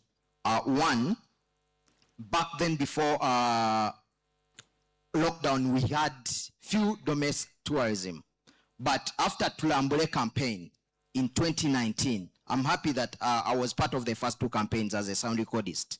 It changed the mindset. Nyege Nyege is always seen in a different angle. Or other events and tourism. Parents don't encourage people. We want to change the industry, but parents are not even encouraging people to study such jobs, to be tour guides, to be in the others related things. How can we go about changing the mindset of the nationals? Because if we want to get there, everyone is attached, because the tourist is not going to associate with just the tour guides, but the entire community. My second is on, we are targeting the international tourism, but where are we as Uganda at these different international stages? Do we have representatives at different events? Let's say festivals. I enjoy watching different music festivals and theatrical festivals. I see the Kenyan flag being waved up in so many different events. It's just one time that I saw a Ugandan flag being raised at a festival in Germany. Where are we? Are we able to be part of these film festivals, these events, and sell the nation? Can we change the image and not just support? Like the international image really matters. Do we care when they say Ebola has broken out? Like the president was protecting us, because those numbers affect when the international community, BBC and those other media houses are just showcasing how poor Uganda is, how chaotic it is. Do we mind about the image that the international community knows about us? Because the foreigners that come here sometimes and do content, what are they selling? The kids in the ghettos, the poor communities. Do we mind about controlling that? What image is being portrayed at international communities? Thank you. Thank you very much. I don't know who to pass on this one to. I think, Dr. Jim, you have done enough research, and Ben also knows about events. Where can we position our flag on these international events? But Dr. Jim, you'll also talk through about these filmmakers who come and film the ghettos. When they are talking about the culture, they are talking about jiggers. They show some jiggers to the international community. How does this resonate with who we are? And yet we are really trying to position our country as these people. We are selling people as a product. And yet someone is selling us as if we are so backward. I think those are the only questions we are able to take this afternoon. I'm going to ask the panelists, starting with Dr. Dr. Jim, to take us through those questions, and then coming this way. Okay, thank you very much, and thank you, moderator, for allowing a few questions, because it would have been unfair for maybe people for us to get this feedback. So in the interest of time, I'll be brief. Denise has talked about how do we leverage on technology to promote tourism. And actually, to me, it's good you're asking these questions as a young person, because now this is your ball. If you're talking about social media and the rest, you guys are the ones. I even failed to get time to read my WhatsApps alone. So I wonder if I read TikTok, I go on Instagram, I wouldn't. So it means you, the young people, and I'm very glad that you stayed together. I see a number of other students who study tourism. It's you to come together. Come together as young people and see how do you create meaningful content. I think for me, we have had even challenges of the level of content. What do we put out? What do we think can actually be able to sell the country? So, and this may not just come, we need training. Maybe tomorrow there will be an award for the sustainability, for the awards for the tourism sector. And I happen to be part among the people on the jury. And we have already made some recommendations that we need training, because people, for example, there's a category of influencer. An influencer. Now young people like content creation, influencer. But sometimes you look at somebody's content and don't think this is actually sending out the right message. So I think also training yourself, interesting yourself, and gaining more skills on how do you present the country. What content do you put out? They were talking about feelings. How do you create a content that portrays feelings? Not only just a picture of a mountain gorilla looking at you. Then how do you create that feeling that if somebody looks at this video, he will actually feel they want to be part of that part of that experience. So it is a skill, it is, you can engage more, but to me, the young people, this is your area. You are the ones who are going to take tourism to the next level using social media and the rest. Then I think this links up to, I didn't get the name, but Mulika Studio, he talked about mindset change. To me, mindset change is a big buzzword. I'm not very keen on buzzwords. People are now talking about mindset change and the rest. If you ask them, how do we do it? Then that's the challenge. To me, to change somebody's mindset, make them benefit. That's the beginning point. It doesn't make sense for you to come and tell me, change your mind, change your mind. I will automatically change my mind if I begin benefiting. If I see the benefits of conserving this forest, if I see the benefit of promoting this destination. So to me, mindset change shouldn't just be a theoretical rhetoric thing. It should be embedded that the people can be able to actually realize what they are getting out, to be able to realize the positive aspects. And people will automatically, people are adaptive, they will automatically change their mindset, actually, without you having to tell them that you change your mindset. And of course, on the image, you're saying, how can we improve on portraying the image? And I'm very glad Ambassador has left, but the guild, the film guild, the event organizers, you have a very big role to play in portraying Uganda. All these other countries, the US has more problems than us, actually. How many murders takes place on the US street? Every day, nearly, I was looking at statistics, every month, nearly 200 people die out of gun violence. But nobody talks about that. But when one person dies, then Uganda. So it means the role the press is able to play, the role, the positive attitude, the positive images we're able to post will actually eventually drown these others. There is no country, there is no city that does not have any social problems, any crime problems, any disease outbreak. Everybody now is talking about Ebola and the rest. But it's how we handle it. And to me, the film industry, the creatives industry is a very big thing that can lead in product development. Because when you're shooting a film about Uganda, you're an ambassador, you're selling Uganda. And that's why you see, when you talk about America, everybody, the first impression you get is from the movie you watched. And what do they show you? The sleek cars, the good streets, and but you go there, you'll be surprised that California, Hollywood has the highest number of street people, homeless people. But you don't see that in their movies. So I think there's something we can do together, get to understand and work closely with UTB, how we can be able to sell that aspect. You talked about flying the Ugandan flag. I'll leave that to Ben. I think you can explain better on the Ugandan flag and how we can promote the national pride and the rest. Thank you. Laura, you had a question? Mine was from the gentleman who works in Muhabura? Gahinga. Yes. And I think it was also very similar to the ladies over there. How can we promote these unique experiences, these unique activities? Is that what it was? How can we bring those out? I think even to what you said, these feelings that I talked about, how do we bring this out? I think the answer is literally in this room. It's film. It is through that, through the government or UTB, all of them have to heavily invest in film and content creation. That is it.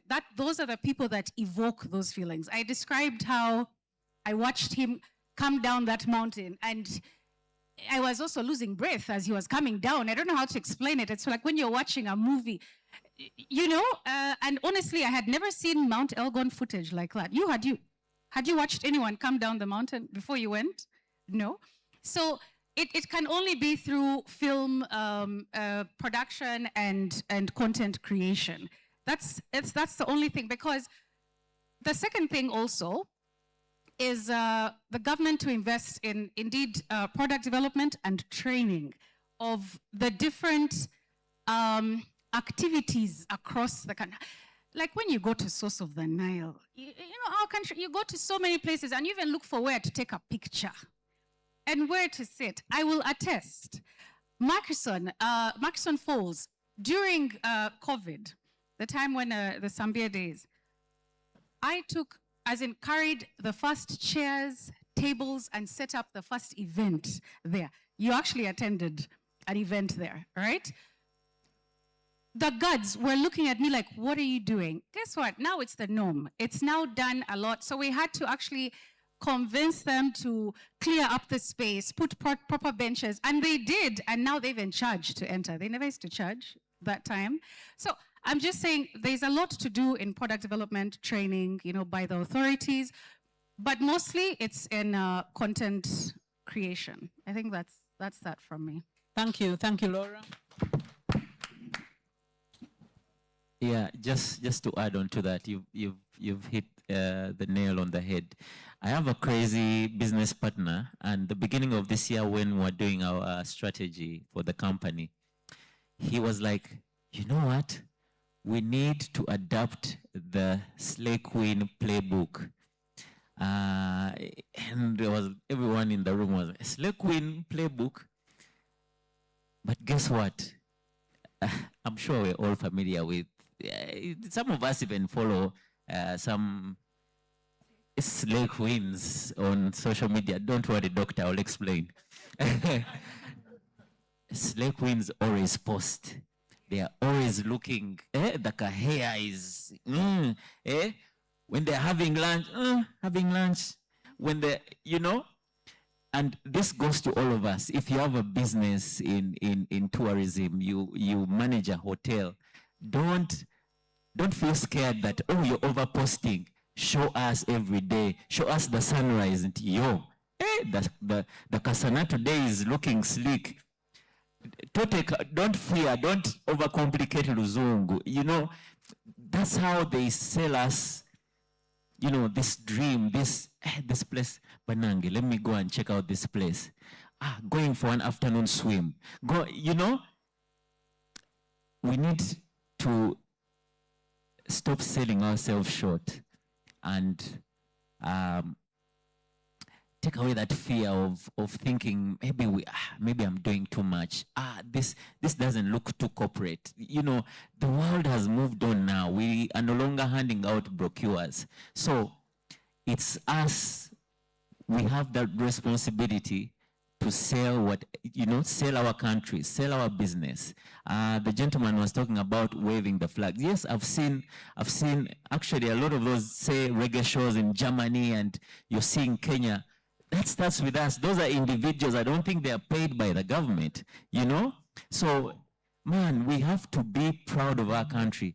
I made a conscious decision from, I think, 2016. When I started getting some money, I was like, oh, every December, I have to go somewhere. Go to the US, go to Dubai.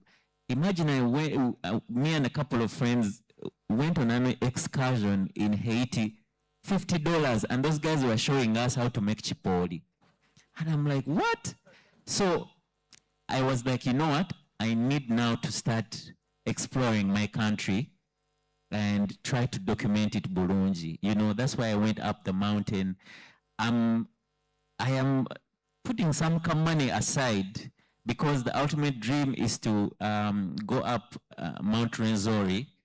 And actually, the lady who asked about how can we sell that feeling, I've invested a lot of money in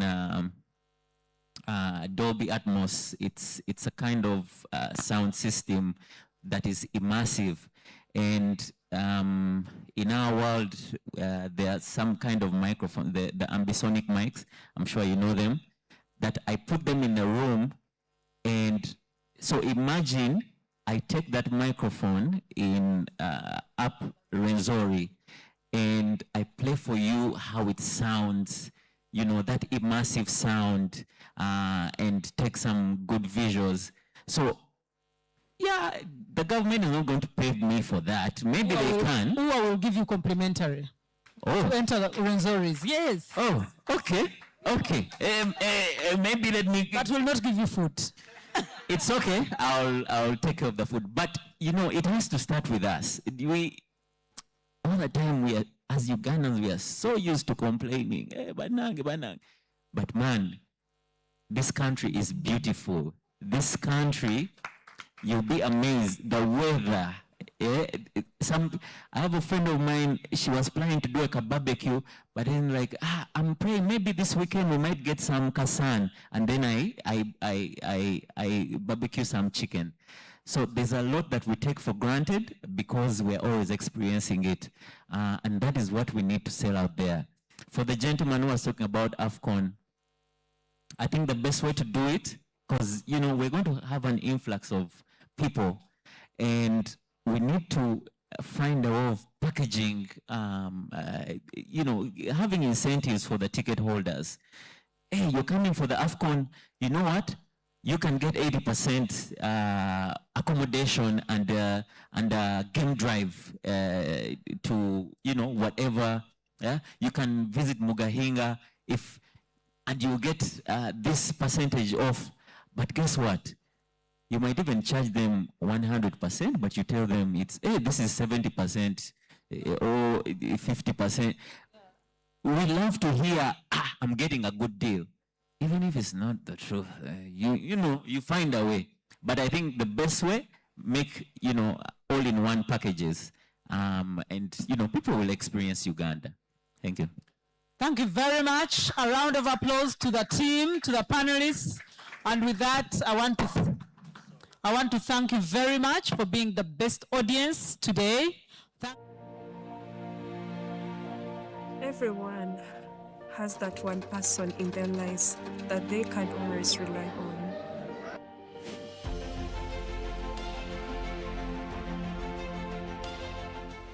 Adam, good morning. Good morning. How are you? How are you? I'm fine. What's I'm gonna put? I'm going to school fees.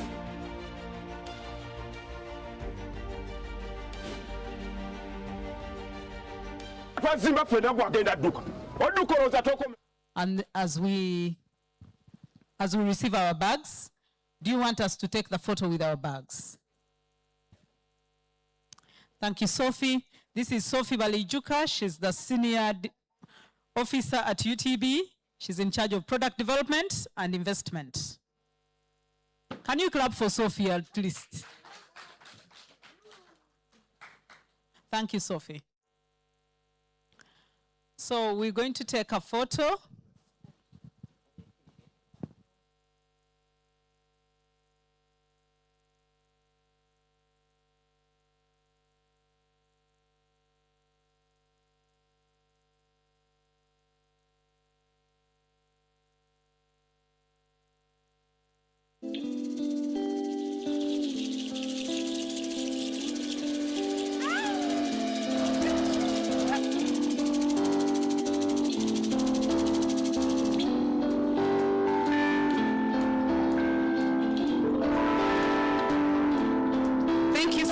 Dorcas. Thank you so much, our panelists.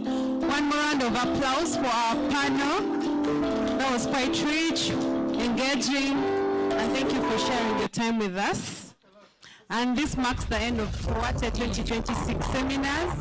We're happy you joined in. We had a total of 8, which have all happened. This room will still stay open for film. I think even tomorrow. Feel free to come in and audition. Feel free to come and have an interaction with the producers guild, the writers guild, the person number who are in here to see how you could take your content creation a step further in writing, in storytelling. Everyone has that one person in their lives that they can always rely on.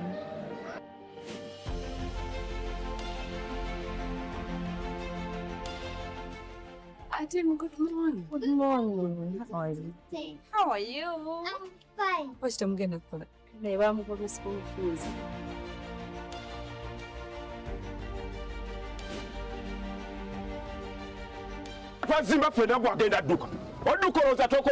I usually give journalists the freedom to go after stories. And I am. That person for me was always especially close to home and was the same woman I called my mother.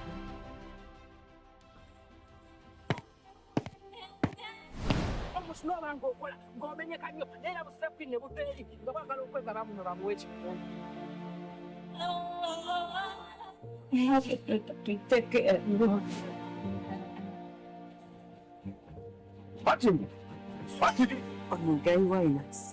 Uzanyiza okuleeta abantu abatayi.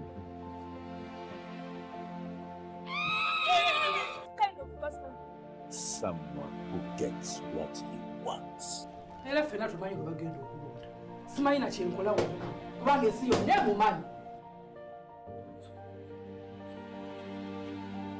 Wanoonya obwenkanya nobwo atakimanyi temwafu kasimba musimba.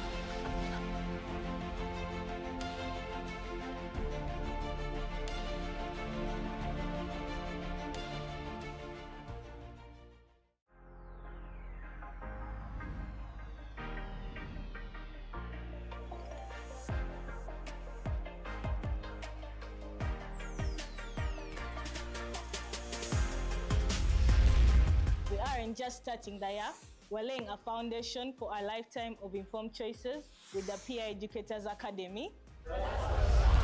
We are breaking taboos and rewriting the rules of engagement through art, dance, and play. Young people aren't just at the table, we are setting the agenda for our health and our future. From a handful of hands to a nation of leaders, the movement is unstoppable. Hi everyone, my name is Humphrey Nabimanya, the CEO and founder of Reach a Hand Uganda. Welcome on board Reach a Hand 2026 as we are having quite a lot of exciting things that we're going to be doing together. Reach a Hand stands for young people for young people. We involve young people at the forefront in our planning, in our implementation, and designing the kind of work they'd love to see that impacts them in different ways. We work all over the country, and there's so much to look out for, from the iKON Awards, Girl Festival, the Lesu Skilling Initiative, the drowning prevention. We have so much exciting things that we want to bring in your communities, wherever you are. Thank you so much to our supporters, our donors and partners that support our work. But also it's because of you we're doing the kind of work we're doing. It's because of you we wake up every day, every morning, the Reach a Hand team, to make sure that it creates the impact in this country. We're in a new world, a new phase, a new generation where we cannot move alone, but move with you to see the impact and make this world a better place that all of us can live, enjoy, and be able to co-create for the next generation that is going to come. The journey has just begun, and let's move this journey together.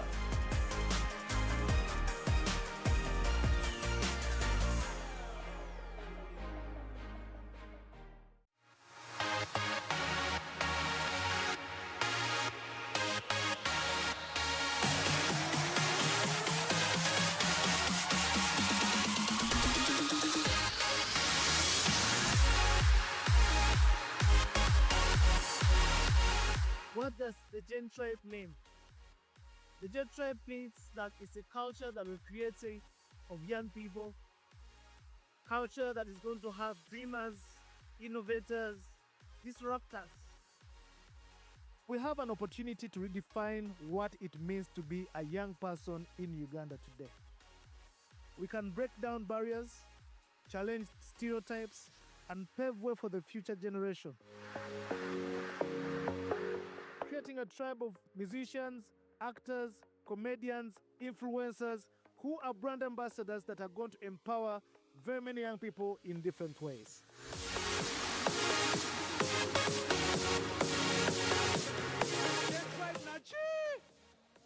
We are here to empower you, we are here to support you, we are here to teach you, we are here to guide you, and we are here to nurture your talents, your gifts.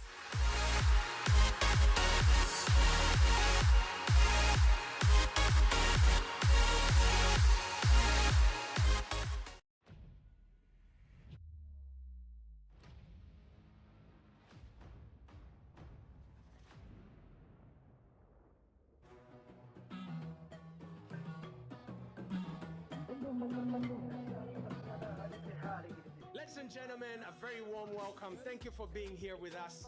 We are excited to be in Rwanda, Kigali, iKON Activate, the Uganda-Rwanda Connect.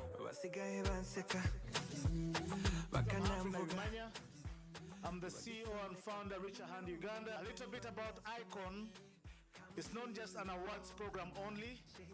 It's a platform that grooms, celebrates filmmakers in Uganda, and now we're happy to say celebrating filmmakers in Africa.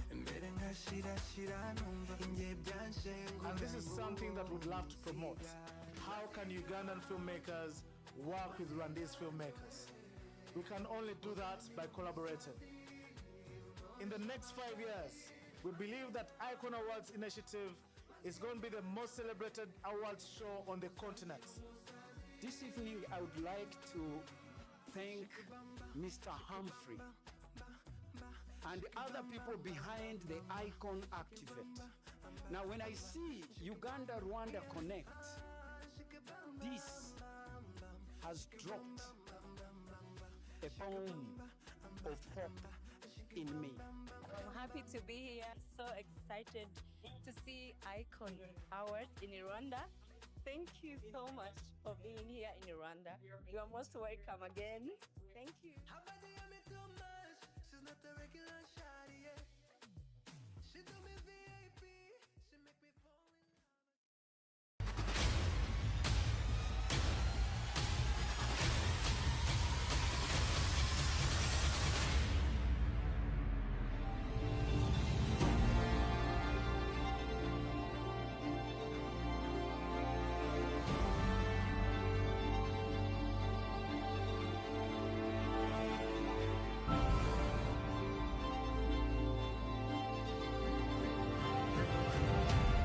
Voices, our power, our future. Welcome to BBN at the third edition of the Billy Now 2025 Youth Annual Summit, the Gen Tribe at the Richer Hand headquarters in Lunguja. We're here to celebrate these movements that were created for the last 4 years. I am glad to be here. I have been empowered. This is the third edition of its kind, and we are so privileged that Uganda is the one hosting once again. BNN is a Pan-African movement that hosts youth advocating for the rights of young people, their sexual reproductive health and rights, their livelihoods.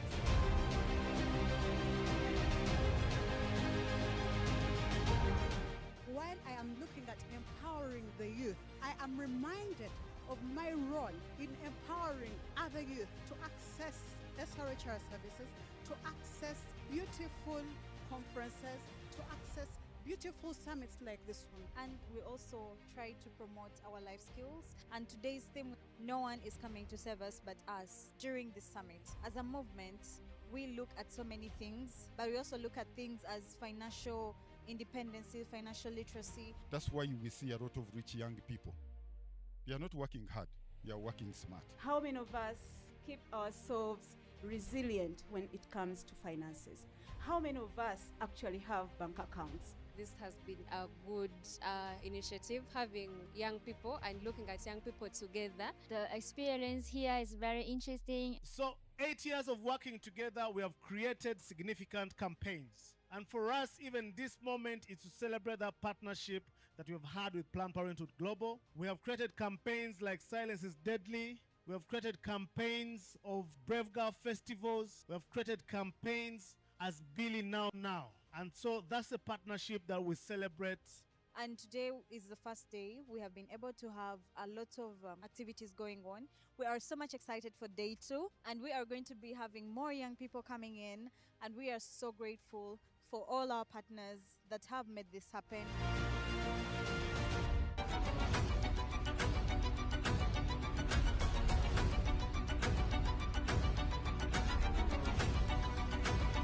We look forward to day 2.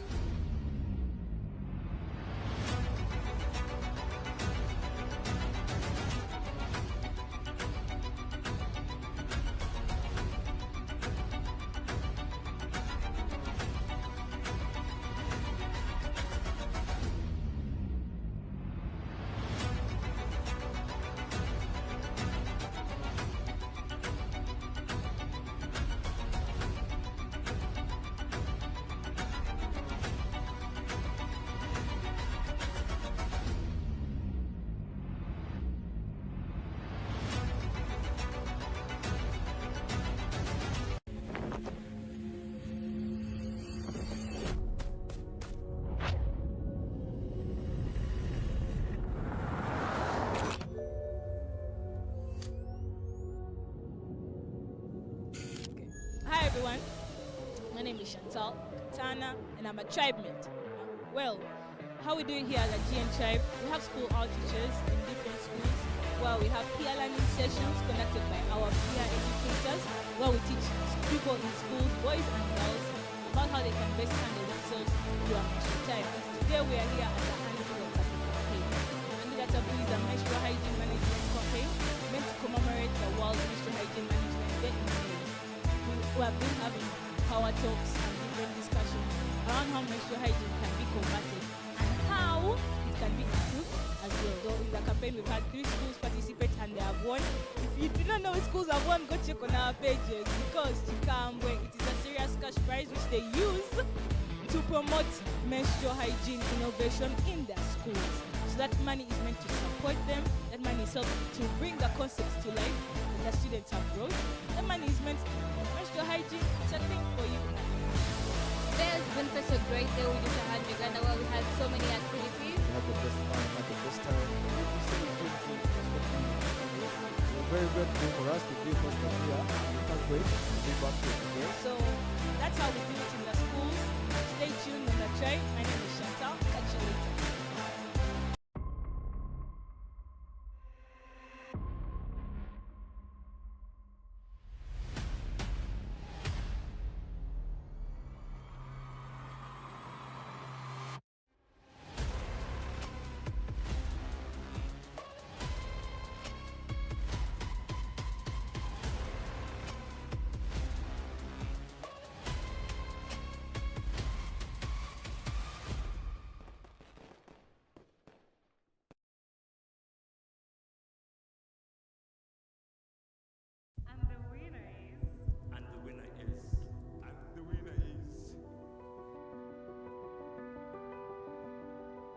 Today everyone is a winner.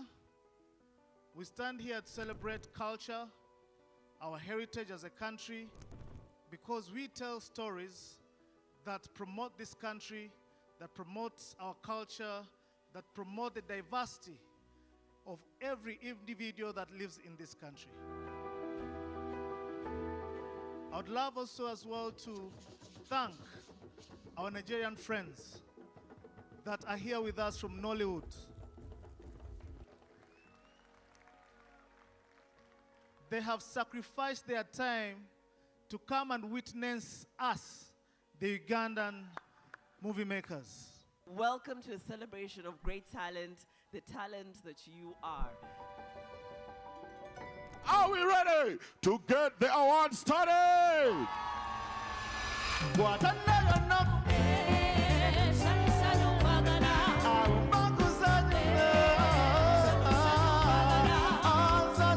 Most of us have been working in isolation previously, but time comes when we think if we put our individual energies together, we can be able to walk far.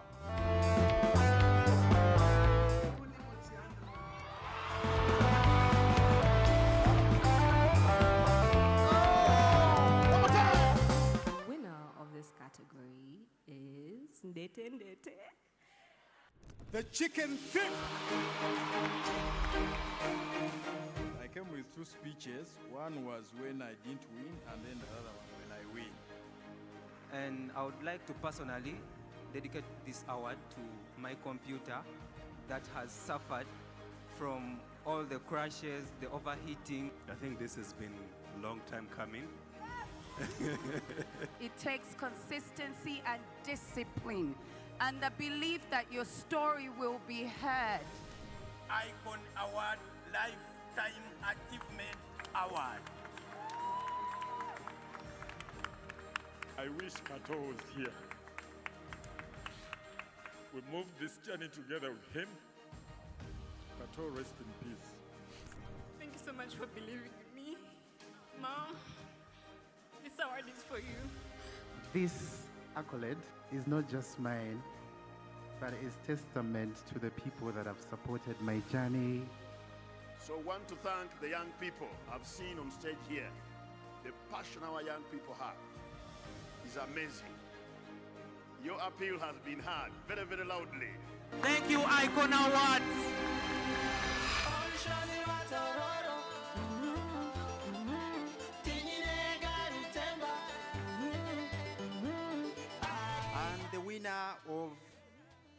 iKON Young Filmmakers program is Take My Hand. I'd like to thank the iKON Awards, the iKON Film Fellowship program that has given each and every one of us an opportunity to create our very first film. And the winner is Penny. I would like to thank the super ladies in this industry. I'm forever grateful to you for laying this ground for us. Thank you for making film a safe space for young girls like me. Tell your stories here in your language with the fashion you all appeared here tonight. Be proud as a Ugandan.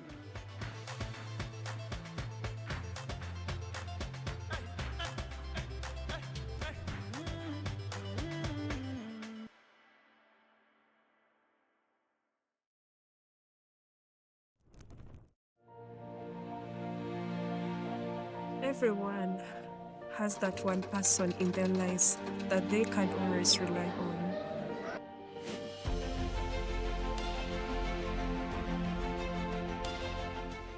Adam, good morning. Good morning. How are you? How are you? I'm fine. First, I'm gonna put it. I'm going to school fees.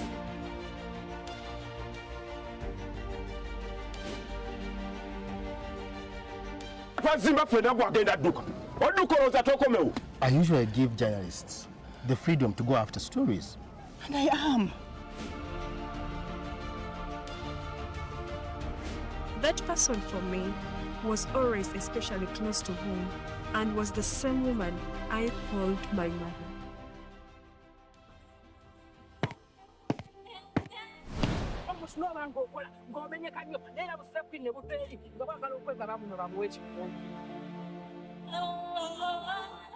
I have to take care of you.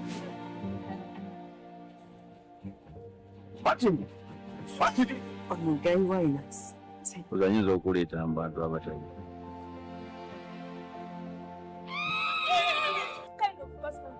Someone who gets what he wants. Era ffenna tumanyi gwe bagenda okulonda. Simanyi na kyenkola wonna kubanga ensi yonna emumanyi. Wanoonya obwenkane n'oggwa takimanyi temwafu tasinga musinga.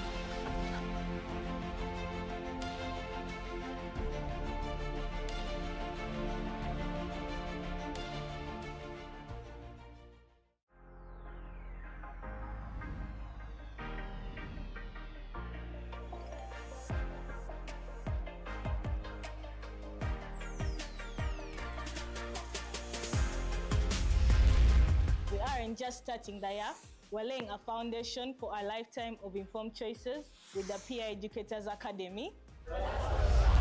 We are breaking taboos and rewriting the rules of engagement through art, dance, and play. Young people aren't just at the table, we are setting the agenda for our health and our future. From a handful of hands to a nation of leaders, the movement is unstoppable. Hi everyone, my name is Humphrey Naimanya, the CEO and founder of Richer Hand Uganda. Welcome on board Richer Hand 2026 as we are having quite a lot of exciting things that we're going to be doing together. Richer Hand stands for young people for young people. We involve young people at the forefront in our planning, in our implementation, and designing the kind of work that we'd love to see that impacts them in different ways. We work all over the country and there's so much to look out for, from the iKON Awards, Girl Festival, the Lesu Skilling Initiative, the drowning prevention. We have so much exciting things that we want to bring in your communities, wherever you are. Thank you so much to our supporters, our donors and partners that support our work. But also it's because of you we're doing the kind of work we're doing. It's because of you we wake up every day, every morning, the Richer Hand team, to make sure that it creates the impact in this country. We're in a new world, a new phase, a new generation where we cannot move alone, but move with you to see the impact and make this world a better place that all of us can live, enjoy, and be able to co-create for the next generation that is going to come. The journey has just begun, and let's move this journey together.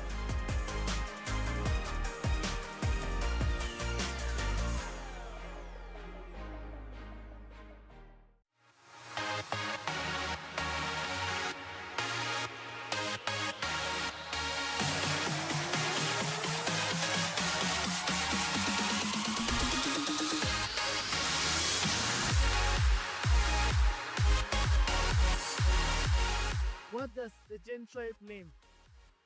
The Gen Tribe means that it's a culture that we're creating of young people, culture that is going to have dreamers, innovators, disruptors. We have an opportunity to redefine what it means to be a young person in Uganda today.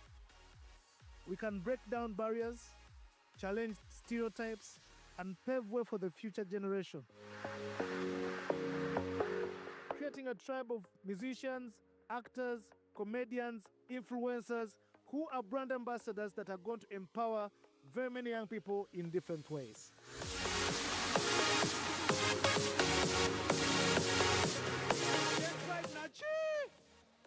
We are here to empower you, we are here to support you, we are here to teach you, we are here to guide you, and we are here to nurture your talents, your gifts.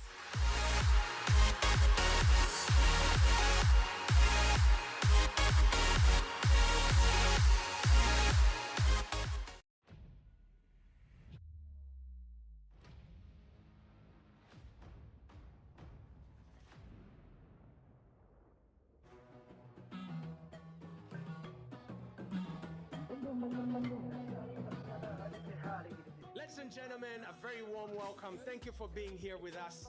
We are excited to be in Rwanda, Kigali, iKON Activate, the Uganda-Rwanda Connect.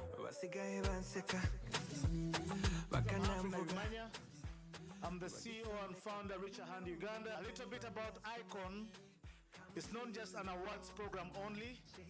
It's a platform that grooms, celebrates filmmakers in Uganda, and now we're happy to say celebrating filmmakers in Africa. And this is something that we'd love to promote. How can Ugandan filmmakers work with Rwandese filmmakers? We can only do that by collaborating. In the next 5 years, we believe that iKON Awards initiative is going to be the most celebrated awards show on the continent. This evening, I would like to thank Mr. Humphrey and the other people behind the iKON Activate. Now, when I see Uganda-Rwanda Connect, this has dropped a bomb of hope in me. I'm happy to be here, so excited to see iKON Award in Rwanda. Thank you so much for being here in Rwanda.